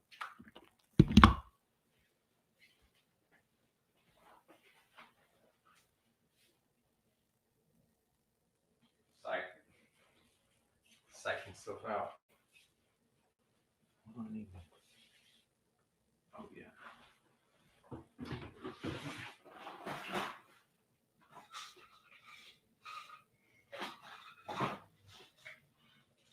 Could be me. What's that smell? I don't know. It might be me.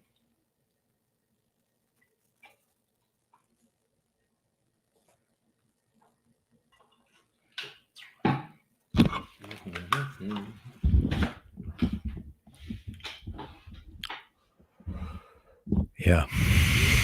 There you go. Yeah, I'll put up with some stuff. I'm just like, hey man, I'll do whatever that's whatever's reasonable and copacetic, It doesn't matter to me. I prefer the more light, but I'll probably just take the thing off again anyway. And then there's the well, if I let you do it, I got to let everybody. It's like, well, I mean, they don't know because the door's closed, but whatever. Whatever. Oh yeah, back to Solzhenitsyn. Solzhenitsyn. Here, attraction is not the right word. It is intoxication. After all, it is intoxicating. You are still young, still, shall we say, parenthetically, a sniveling youth. Only a little while ago, your parents were deeply concerned about you, learned to launch you in life. You were such a fool, you didn't even want to study, but you got through 3 years of that school. And then how you took off and flew, how your situation changed, how your gestures changed, your glance, the turn of your head. The learned council of the Scientific Institute is in session. You enter and everyone notices you and trembles. You don't take the chairman's chair. Those headaches are for the rector to take on. You sit off to one side, but everyone understands that you are head man there. You are the special department. You can sit there for just 5 minutes and then leave. You have that advantage over the professors. You can be called away by more important business.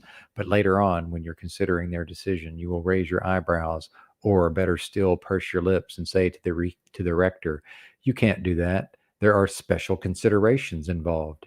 That's all, and it won't be done. Or else, Sobist, a state security representative in the army, a SMERSH man, and a mere lieutenant, but the portly old colonel, the commander of the unit, stands up when you enter the room and tries to flatter you, to play up to you. He doesn't even have a drink with his chief of staff without inviting you to join them. You have a power over all the people in that military unit or factory or district, incomparably greater than that of the military commander or factory director or secretary of the district Communist Party. These men control people's military or official duties, wages, reputations, but you control people's freedom.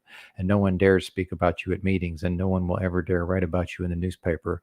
Not only something bad, but anything good. They don't dare. Your name, like that of a jealously guarded deity, cannot even be mentioned. You are there. Everyone feels your presence, but it's as though you didn't exist. From the moment you don that heavenly blue service cap, you stand higher than the publicly acknowledged power. No one dares check up on what you do, but no one is exempt from your checking up on him. And therefore, in dealing with ordinary so-called citizens who for you are mere blocks of wood, it is altogether appropriate for you to wear an ambiguous and deeply thoughtful expression.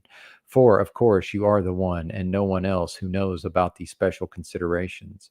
And therefore, you are always right. There is just one thing you must never forget. You, too, would have been just such a poor block of wood if you had not the luck to become one of the little links in the organs, that flexible, unitary. Hang on. We got a caller. I'll be there shortly. The way this text wraps around causes some problems.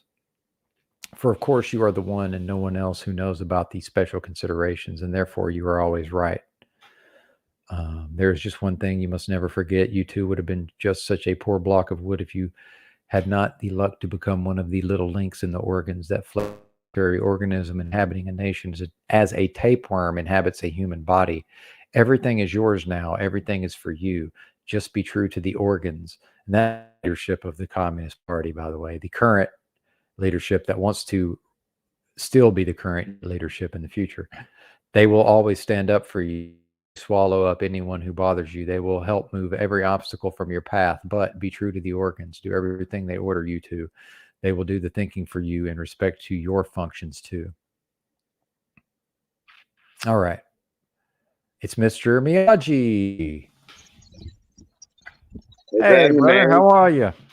Good, man. I don't know if this worked without my headphones, but hopefully it will. So far, so good, sir. My camera is not working, but go ahead. Go ahead, sir. Yeah, I can't stay long because I got to go run do some things. But anyway, I was listening to Wizard too again, and he spits a lot of facts. But I think that part of realizing this realm, is kind of realizing you can navigate this system. I mean, have limited contact with any of these corporations. I mean, because I know people that don't have very much money and they live very blessed lives. Happy, kids are happy, healthy, you know what I mean? What more could you want? What a blessing.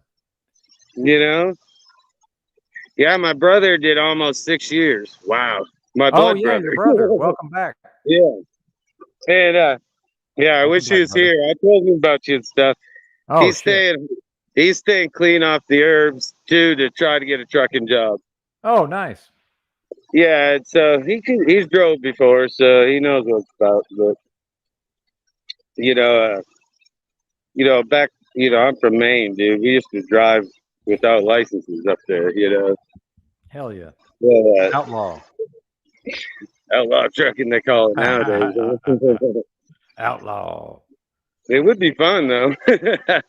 Yeah, then someone gave me another hat. It's the craziest thing, man.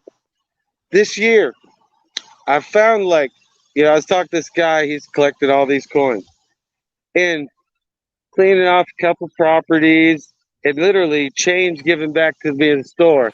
I've got 5 silver quarters this year and a silver dollar or a silver Mexican 10 Diaz or something. Found every one of them. And another thing too, I've had 5 hats given to me this year. Damn. It's crazy. Dude. Matter of fact, I don't know if I ever told you that story, Ben, but everything I have on was given to me. I haven't bought clothes in 9 years. And I love that. God dresses me, you know what I mean? And I don't beg, I don't ask, and only God knows my troubles. Amen. Because I assume he's the only one that can read my mind. Okay? I can read. So I don't know. But so I've learned to live this life, and find blessings in many ways without money, and it just, shit, where I'm at, man. You gotta see this place. Kind of a mess around my place. But man, I pay $250 a month for all this. And I got cool neighbors, and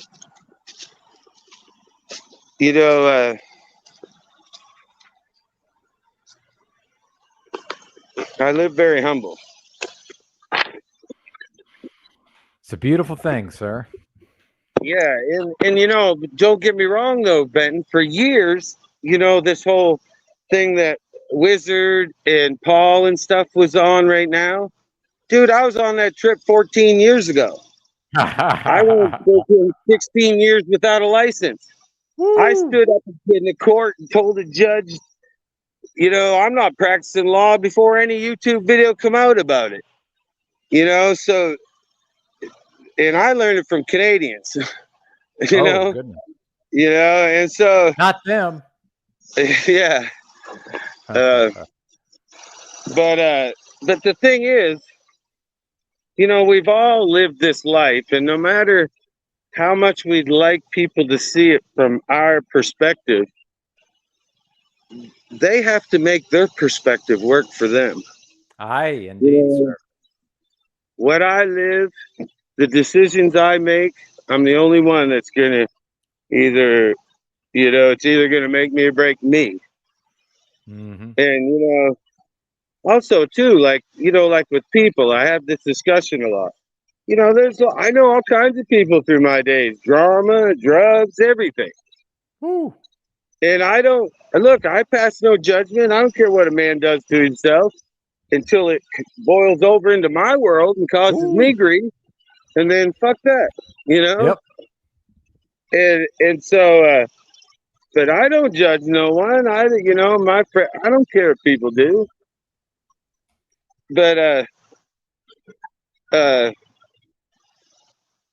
I'll tell you what, Benton, I'd be freaking rich if I had good health. Indeed, sir. Indeed. But around here, it's hard.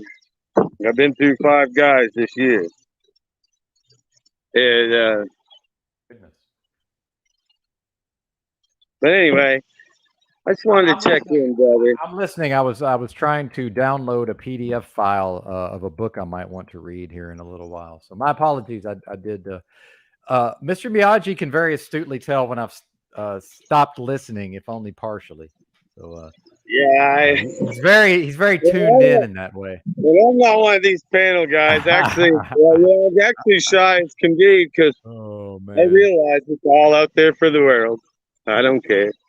But really, Benton, God love you, man. You're a good man. I enjoy the readings. I pop in all the time, but Oh yeah. unfortunately, I have a life where I can't stay online most of the time. Oh, that's the best life, if you ask me. I'm the one. Yeah, I get my weekly reading. Last week, I spent 11 hours all week online. That's not very much for 7 days. No, sir, it's not. What? Yeah, I get up in the morning and poke the thing on before I go to work. But really, man, I still enjoy your channel, brother. Thanks, I Hope the appreciate that. best things run over again. Really. Indeed, sir. And stay strong, man. I think you could lick this battle you're going through, Benton, just with your mind. Oh yeah, absolutely. The You know what I mind is the mean? most Exactly. powerful thing that we know of, certainly, and it's right. There's one of them right here in my skull. So That's certainly, right, brother. do I not think you're on top of it. underestimate the power of the human mind. But anyway, man, God bless you, man. I'm out of here. Alrighty, sir. Thanks for coming on the broadcast. That was wonderful. Always good to hear Thank from you. Mr. Me. Then Bid what's him that? adieu. Kicking him from the studio. We'll see you later, brother. Thank you for being here, by the way.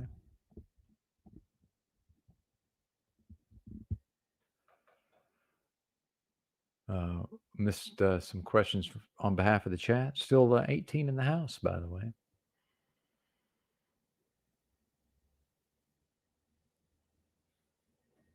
Back to the reading.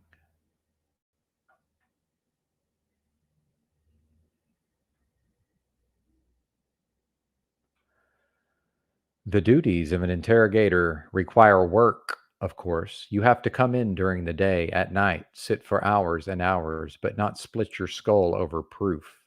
Let the prisoner's head ache over that. And you don't have to worry whether the prisoner is guilty or not, but simply do what the organs require, and everything will be all right. It will be up to you to make the interrogation periods pass as pleasurably as possible and not to get overly fatigued. And it would be nice to get some good out of it, at least to amuse yourself. You have been sitting a long time, and all of a sudden a new method of persuasion occurs to you. Eureka! So you call up your friends on the phone, and you go around to the other offices and tell them about it. What a laugh! Who shall we try it on, boys? It's really pretty monotonous to keep doing the same thing all the time. Those trembling hands, those imploring eyes, that cowardly really a bore. If you could just get one of them to resist. I love strong opponents. It's such fun to break their backs. And if your opponent is so strong that he refuses to give in, all your methods have failed, and you are in a rage, then don't control your fury. It's tremendously satisfying, that outburst. Let your anger have its way. Don't set any bounds to it. Don't hold yourself back. That's when interrogators spit in the open mouth of the accused and shove his face into a full cuspidor. That's the state of mind in which they drag priests around by their long hair or urinate in a kneeling prisoner's face. After such a storm of fury, you feel yourself a real honest to God man. Or else you are interrogating a foreigner's girlfriend. So you curse her out and then you say, "Come on now, does an American have a special kind of question mark? Is that it? Weren't there enough Russian ones for you?" And all of a sudden you get an idea. Maybe she learned something from those foreigners. Here's a chance not to be missed, like an assignment abroad. And so you begin to interrogate her energetically. How? What positions? More in detail, every scrap of information. You can use the information yourself, and you can tell the other boys too. The girl is blushing all over and in tears. "It doesn't have anything to do with the case," she protests. "Yes, it does. Speak up. That's power for you." She gives you the full details. If you want, she'll draw a picture for you. If you want, she'll demonstrate with her body. She has no way out. In your hands, you hold punishment. You hold the punishment cell and her prison term. And if you have asked for a stenographer to take down the questions and answers, and they send in a pretty one, you can shove your paw right. You can shove your paw down into her bosom right in front of the boy being interrogated. He's not a human being after all, and there is no reason to feel shy in his presence. In fact, there's no reason for you to feel shy with anyone. And if you like the broads, and who doesn't, you'd be a fool not to make use of your position. Some will be drawn to you because of your power, and others will give in out of fear. So you've met a girl somewhere and she's caught your eye. She'll belong to you, never fear. She cannot get away. Someone else's wife has caught your eye. She'll be yours too, because after all, there's no problem about removing the husband. No, indeed. To know what it meant to be a blue cap, one had to experience it. Anything you saw was yours. Any apartment you looked at was yours. Any woman was yours. Any enemy was struck from your path. The earth beneath your feet was yours. The heaven above you was yours. It was, after all, like your cap, sky blue. The passion for gain was their universal passion. After all, in the absence of any checking up, such power was inevitably used for personal enrichment.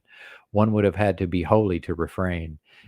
If we were able to discover the hidden motivation behind individual arrests, we would be astounded to find that, granted the rules governing arrests in general, 75% of the time the particular choice of whom to arrest, the personal cast of the die, was determined by human greed and vengefulness. And of that 75%, half were the result of material self-interest on the part of the local NKVD, and of course the prosecutor too. For on this point, I do not distinguish between them. Oh, I had the vape in my pocket. I kind of feel like it was heated up the whole time. It may just be hot from my body though. My body temperature.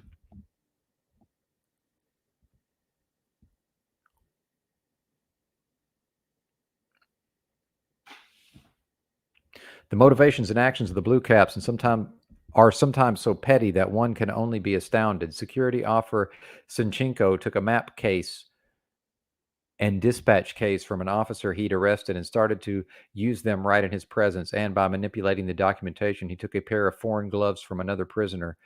The counterintelligence officer of the 49th Army who arrested me had a yen for my cigarette case, and it wasn't even a cigarette case, but a small German Army box of a tempting scarlet, however. And because of that piece of shit, he carried out a whole maneuver. As his first step, he omitted it from the list of belongings that were confiscated from me. "You can keep it." He thereupon ordered me to be searched again, knowing all the time that it was all I had in my pockets. "Aha, what's that? Take it away."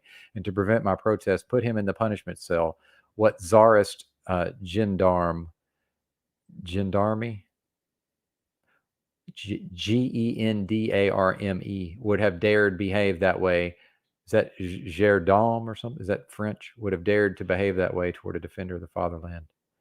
Every interrogator was given an allowance of a certain number of cigarettes to encourage those willing to confess and to reward stool pigeons. Some of them kept all the cigarettes for themselves. Even in accounting for hours spent in interrogating, they used to cheat. They got higher pay for night work, and we used to note the way they wrote down more hours on the night interrogations than they really spent. Interrogator Fyodorov stole a wristwatch while searching the apartment of the free person Korts. During the Leningrad blockade, interrogator Nikolai Khrushchev told, this is getting really inside baseball with the Russian names. wife of the prisoner he was interrogating, "I want a quilt. Bring it to me." When she replied, "All our warm things are in the room they've sealed," he went to her apartment and, without breaking the state security seal on the lock, unscrewed the entire doorknob. "That's how the MGB works," he explained gaily. And he went in and began to collect the warm things, shoving some crystal in his pocket at the same time. She herself tried to get whatever she could out of the room, but he stopped her. "That's enough for your..." And he kept on raking in the booty. Raking in the booty. There's no end to such cases. One could issue 1,000 white papers, and beginning in 1918, too. One would need only to question systematically former prisoners and their wives. Maybe there are and were blue caps who never stole anything or appropriated anything for themselves, but I find it impossible to imagine one. I simply do not understand, giving the blue caps' philosophy of life, what was there to restrain them if they liked some particular thing. Way back at the beginning of the 30s, when all of us were marching around in the German uniforms of the Red Youth Front and were building the first 5-year plan, they were spending their evenings in salons like the one in the apartment of Ayasi, behaving like members of the nobility or Westerners, and their lady friends were showing off their foreign clothes. Where were they getting those clothes? As the folk saying goes, if you speak for the wolf, speak against him as well. Where did this wolf tribe appear from among our people? Does it really stem from our own roots, our own blood? It is our own. And just so we don't go around flaunting too proudly the white mantle of the just, let everyone ask himself, if my life had turned out differently, might I myself not have become just such an executioner? It is a dreadful question if one really answers it honestly. I remember my 3rd year at the university in the fall of 1938. We young men of the Komsomol were summoned before the district Komsomol committee not once but twice. Scarcely bothering to ask our consent, they shoved an application form at us. "You've had enough physics, mathematics, and chemistry. It's more important to your country for you to enter the NKVD school. That's the way it always is. It isn't just some person who needs you. It is always your motherland. And it is always some official or other who speaks on behalf of your motherland and who knows what she needs." 1 year before, the district committee had conducted a drive among us to recruit candidates for the Air Force schools. We avoided getting involved that time too, because we didn't want to leave the university, but we didn't sidestep recruitment then as stubbornly as we did this time. 25 years later, we could think, well, yes, we understood the sort of arrests that were being made at the time and the fact that they were torturing people in prisons and the slime they were trying to drag us into. But it isn't true. After all, the Black Mariahs were going through the streets at night, and we were the same young people who were parading with banners during the day. How could we know anything about those arrests, and why should we think about them? All the provincial leaders had been removed, but as far as we were concerned, it didn't matter. 2 or 3 professors had been arrested, but after all, they hadn't been our dancing partners, and it might even be easier to pass our exams as a result. 20-year-olds, we marched in the ranks of those born the year the revolution took place, and because we were the same age as the revolution, the brightest of futures lay ahead. It would be hard to identify intuition, not founded on rational argument, which prompted our refusal to enter the NKVD schools. It certainly did not derive from the lectures on historical materialism we listened to. It was clear from them that the struggle against the internal enemy was a crucial battlefront, and to share in it was an honorable task. Our decision even ran counter to our material interests. At that time, the provincial university we attended could not promise us anything more than the chance to teach in a rural school in a remote area for miserly wages. The NKVD school dangled before us special rations and double or triple pay. Our feelings could not be put into words, and even if we had found the words, fear would have prevented our speaking them aloud to one another. It was not our minds that resisted, but something inside our breasts. People can shout at you from all sides, "You must," and your own head can be saying also, "You must," but inside your breast, there is a sense of revulsion, repudiation. "I don't want to. It makes me feel sick. Do what you want without me. I want no part of it." Still, some of us were recruited at that time, and I think if they had really put the pressure on, they could have broken everybody's resistance. So I would like to imagine if by the time war broke out, I had already been wearing an NKVD officer's insignia on my blue tabs, what would I have become? What do shoulder boards do to a human being? And where have or an icon gone, and where the young pioneers' daydreams of future sacred equality? And at the moment when my life was turned upside down and the Smersh officers at the brigade command point tore off those cursed shoulder boards and took my belt away and shoved me along to their automobile, I was pierced to the quick by worrying how, in my stripped and sorry state, I was going to make my way through the telephone operator's room. The rank and file must not see me in that condition. So let the reader who expects this book to be a political expose slam its covers shut right now. If only it were all so simple. If only there were evil people somewhere insidiously committing evil deeds, and it were necessary only to separate them from the rest of us and destroy them. But the line dividing good and evil cuts through the heart of every human being, and who is willing to destroy a piece of his own heart? During the life of any heart, this line keeps changing place. Sometimes it is squeezed one way by exuberant evil, and sometimes it shifts to allow enough space for good to flourish. One and the same human being is, at various ages, under various circumstances, a totally different human being. At times, he is close to being a devil, at times to sainthood, but his name doesn't change, and to that name we ascribe the whole lot, good and evil. Socrates taught us, know thyself. Confronted by the pit into which we are about to toss those who have done us harm, we halt. Where are we at here? Oh, the way this wraps around is a problem.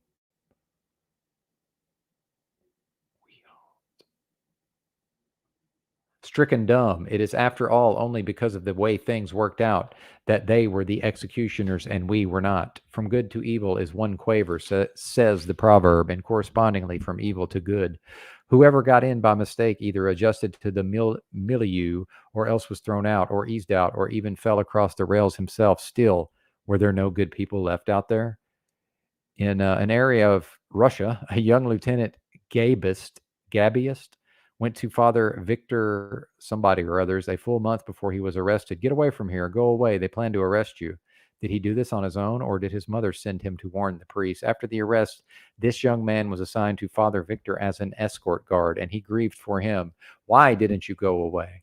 When the interrogator Goldman gave Vera Kornayev the 206 form on non-disclosure to sign, she began to catch on to her rights, and then she began to go into the case in detail, involving as it did all 17 members of their, quote, religious group.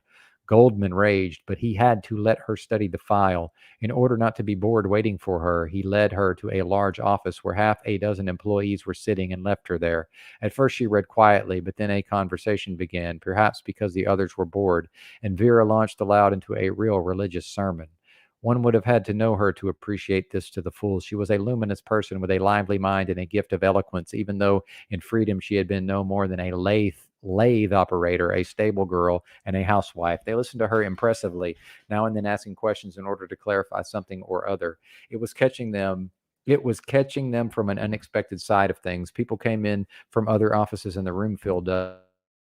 Only typists, stenographers, file clerks, and not interrogators. In 1946, this was still their milieu, the organs. It is impossible to reconstruct her monologue. She managed to work in all sorts of things, including the question of traitors of the motherland.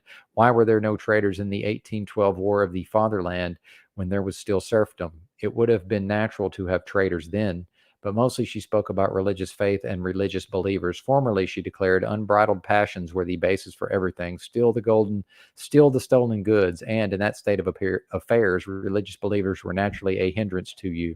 But now, when you want to build and prosper in this world, why do you persecute your best citizens? They represent your most precious material. After all, believers don't need to be watched. They do not steal, and they do not shirk. Do you think you can build a just society on a where are we at here? On a foundation of self-serving and envious people? Everything in the country is falling apart. Why do you sit in the hearts of your best people? Separate church and state properly and do not touch the church. You will not lose a thing thereby. Are you materialists? In that case, put your faith in education and the possibility that it will, as they say, disperse religious faith. But why arrest people? At this point, Goldman came in and started to interrupt rudely, but everyone shouted at him, "Oh, shut up. Keep quiet. Go ahead, woman, talk." And how should they have addressed her? Citizenness, comrade?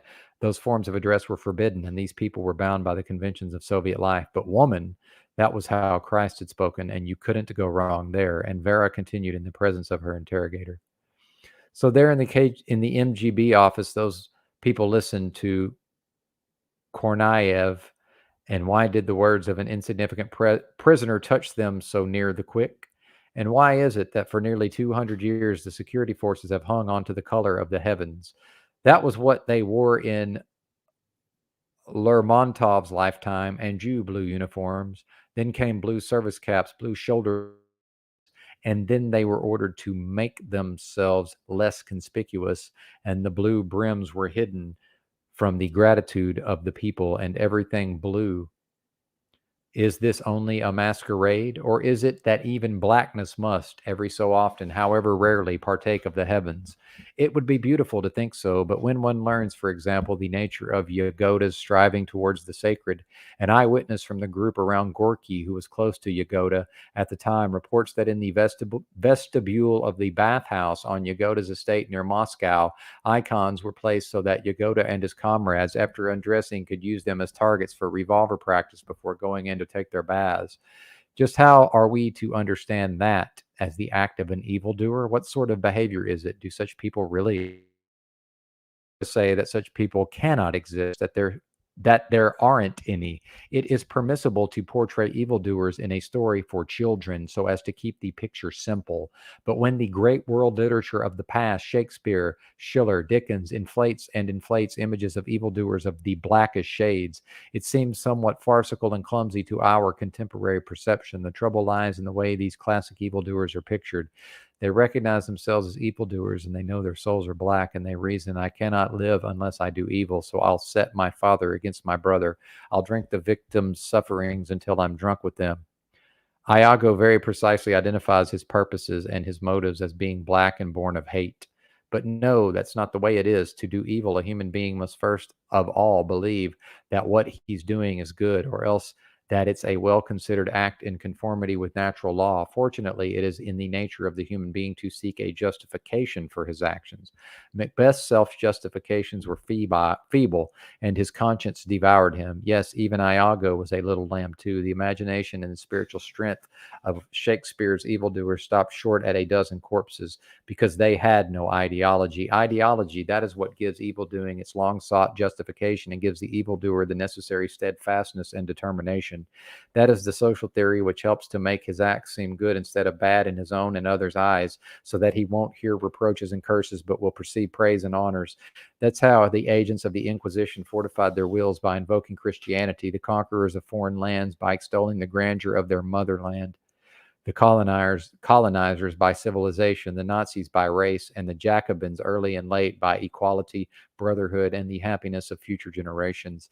Thanks to ideology, the 20th century was fated to experience evildoing on a scale calculated in the millions. This cannot be denied, nor passed over, nor suppressed. How then do we dare insist that evildoers do not exist? And who was it that destroyed these millions? Without evildoers, there would have been no archipelago. There was a rumor going the rounds between 1918 and 1920 that the Petrograd Cheka, be headed by Uritsky, and the Odessa Cheka, headed by Deitch, did not shoot all those condemned to death, but fed some of them alive to the animals in the city zoos. I do not know whether this is truth or calumny. I can't say that word, but I know what it means.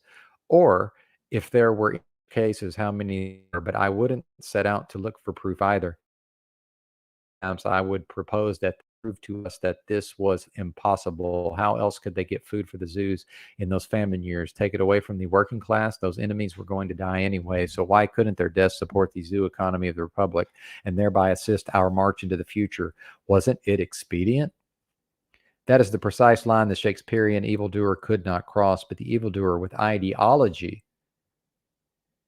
where are we at here, does cross it, and his eyes remain dry and clear. Physics is aware of phenomena which occur only at threshold magnitudes, which do not exist at all until a certain threshold encoded by and known to nature has been crossed. No matter how intense a yellow light you shine on a lithium sample, it will not emit electrons.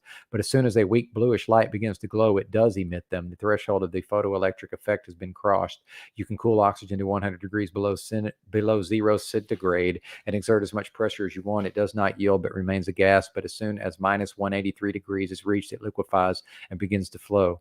Evidently, evil doing also has a threshold magnitude. Yes, a human being hesitates and bobs back and forth between good and evil all his life. He slips, falls back, clambers up, repents.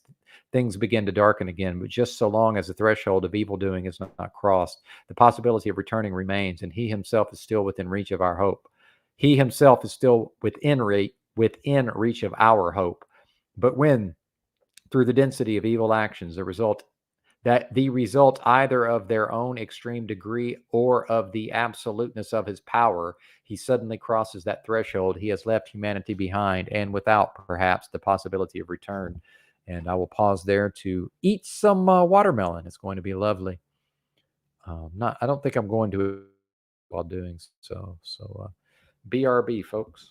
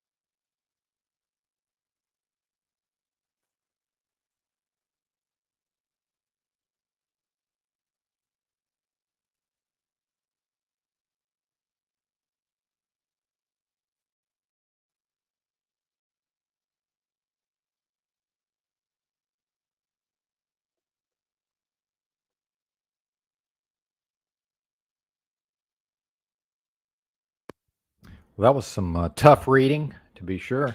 Having some watermelon. I did not pick a very good watermelon. The one I had yesterday was quite good. This one, I'm certainly no expert in the picking of watermelons, but it's okay. I'm eating it anyway. It's certainly not ruined.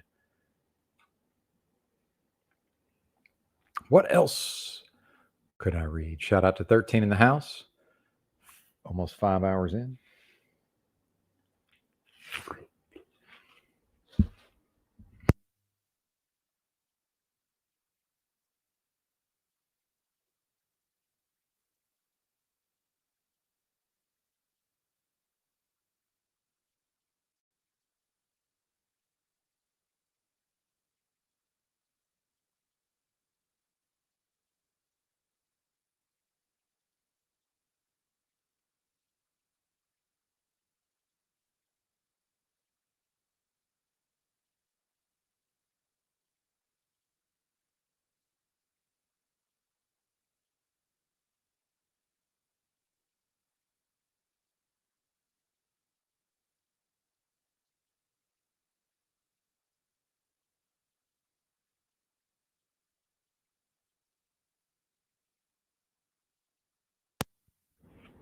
Oh man, I'm crushing this watermelon.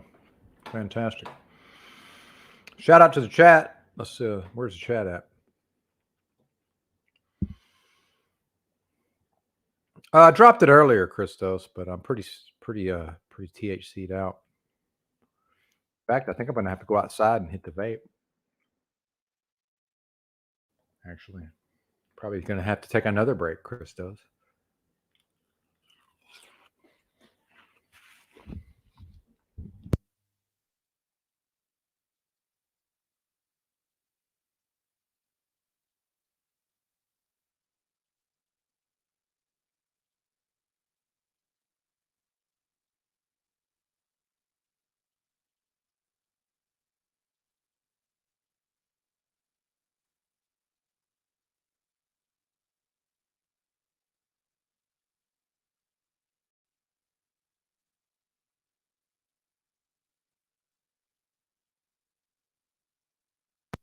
Oh man, watermelon.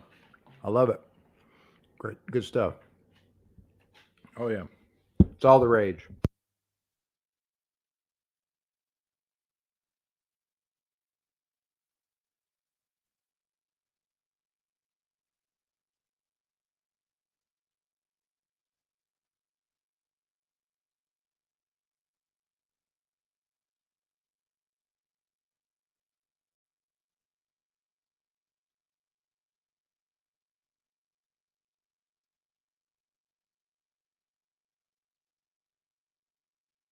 Put a cayenne powder on my watermelon. I'm gonna have the last couple pieces here, and then see if I can get back to rambling.